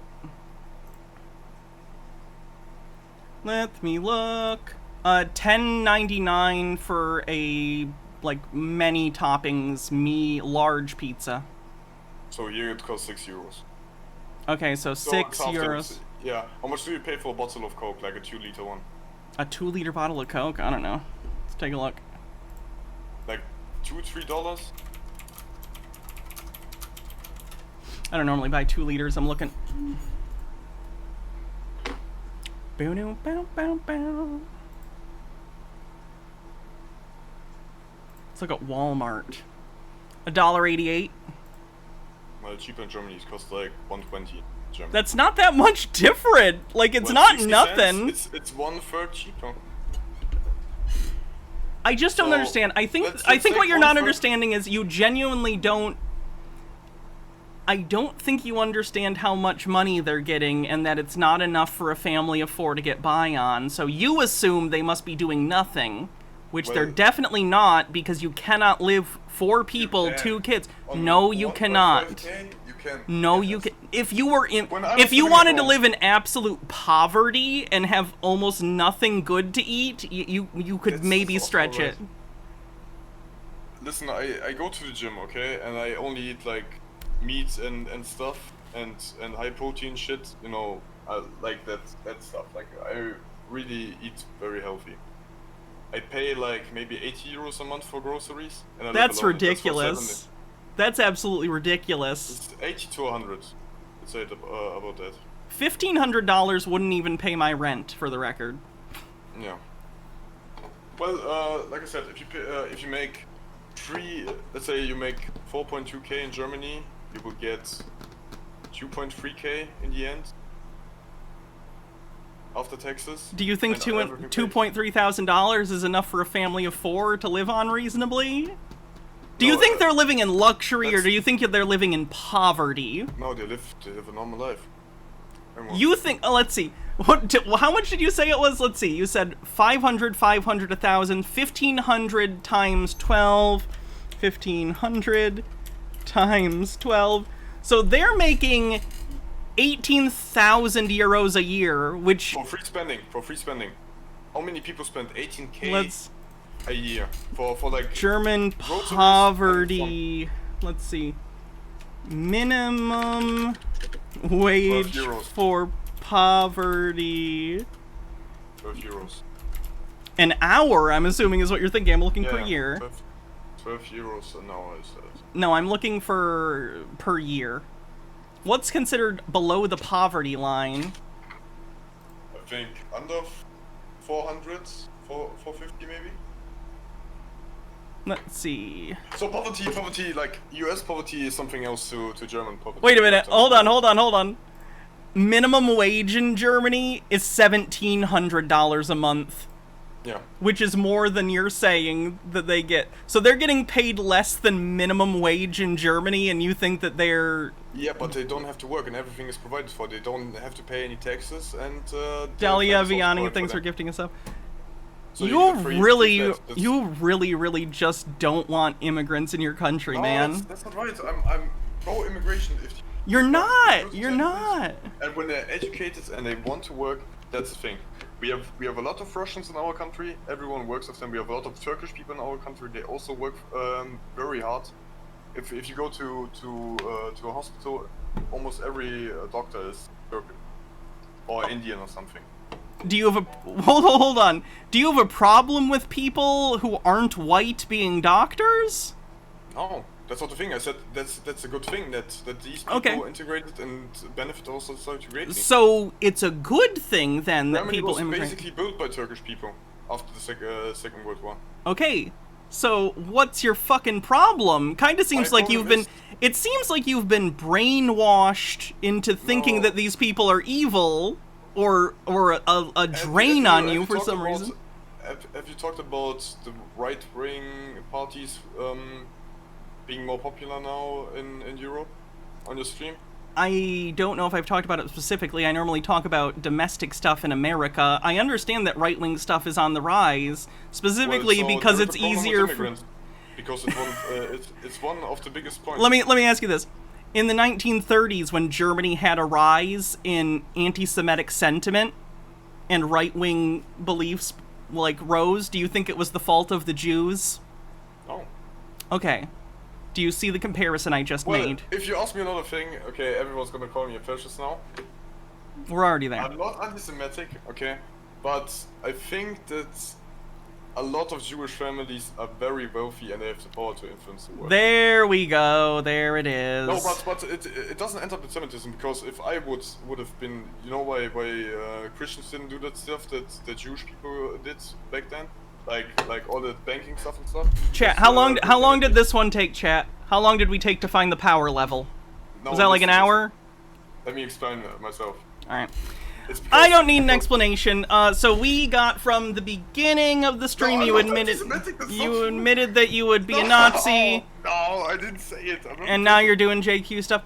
I said no. Look, if I had the power to... I'm not anti-Semitic, but...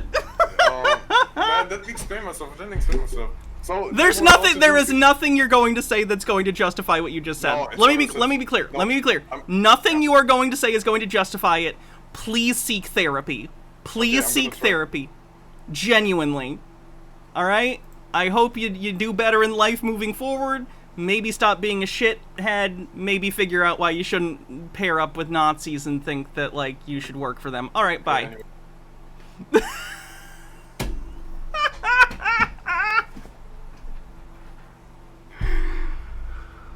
Oh. Well, that was certainly something, wasn't it?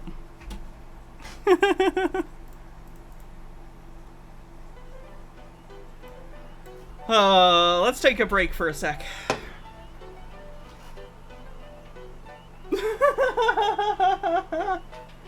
That was a good one. That was fun.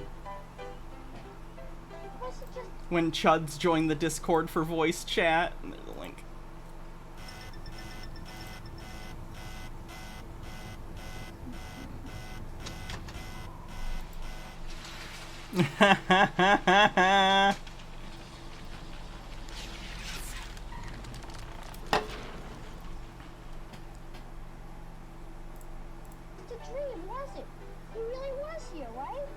Oh, sorry, I'm still full screen. I apologize. I think. I mean, as usual, he was here when we needed him most. But it was different this time. It felt like he really was here. Good morning. Ram, you're alive! You can talk! Quixotic vision, I can. I can touch. I can feel. I can hear. And I can see. Why? You needed me. How? You believed in me. Where? From within your mind, no one else can find the life that you inspire. From another place, not from outer space, but from some place even higher. Ramlazar. Ramlazar.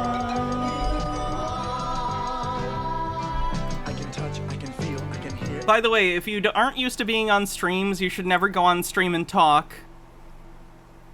Like, no offense, even if that guy hadn't been a fucking fascist piece of shit, it's really easy to talk around people who don't talk for a living, so never assume that you can go up against someone who talks for a living, even if you're right. He's not right. He's a fucking Nazi piece of shit. I'm just saying, on top of the Nazi shit, you can tell he has no idea how to express himself easily and, like, without stepping over his own talking points, so. And see so much more than a fantasy. I can run, I can jump, I can dance and sing. Someone said something about an orca song? I know that was orca rap. Yeah, bitch, yeah. I'm mobbing with my squadron. Bitch, I'm an orca, not a motherfucking dolphin. Good. Forrest Espion says, alright, Hannah, but now you gotta debate his guy's totally real girls that he's dating. My 3 girlfriends. And yes, they smoke weed. Hold it! Do they smoke weed? Yes, actually.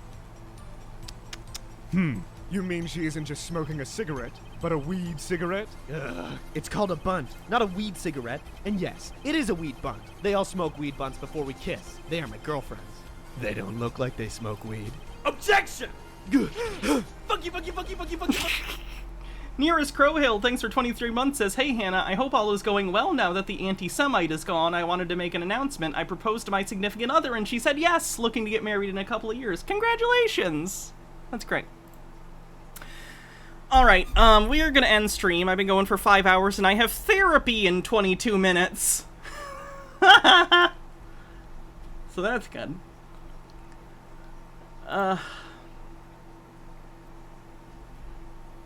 Have a good night, everyone. I'm doing the patron-only stream later. After therapy, I'm gonna do the Patreon-only stream. I think we might do a little more Doyle. We're probably gonna look at some Nick Fuentes stuff. It's gonna be fun. Well, fun is a relative term. So if you want even more Hannah after it's been 5 hours, join the Patreon. See you guys later. Love you too, Mr. Blast. Adios.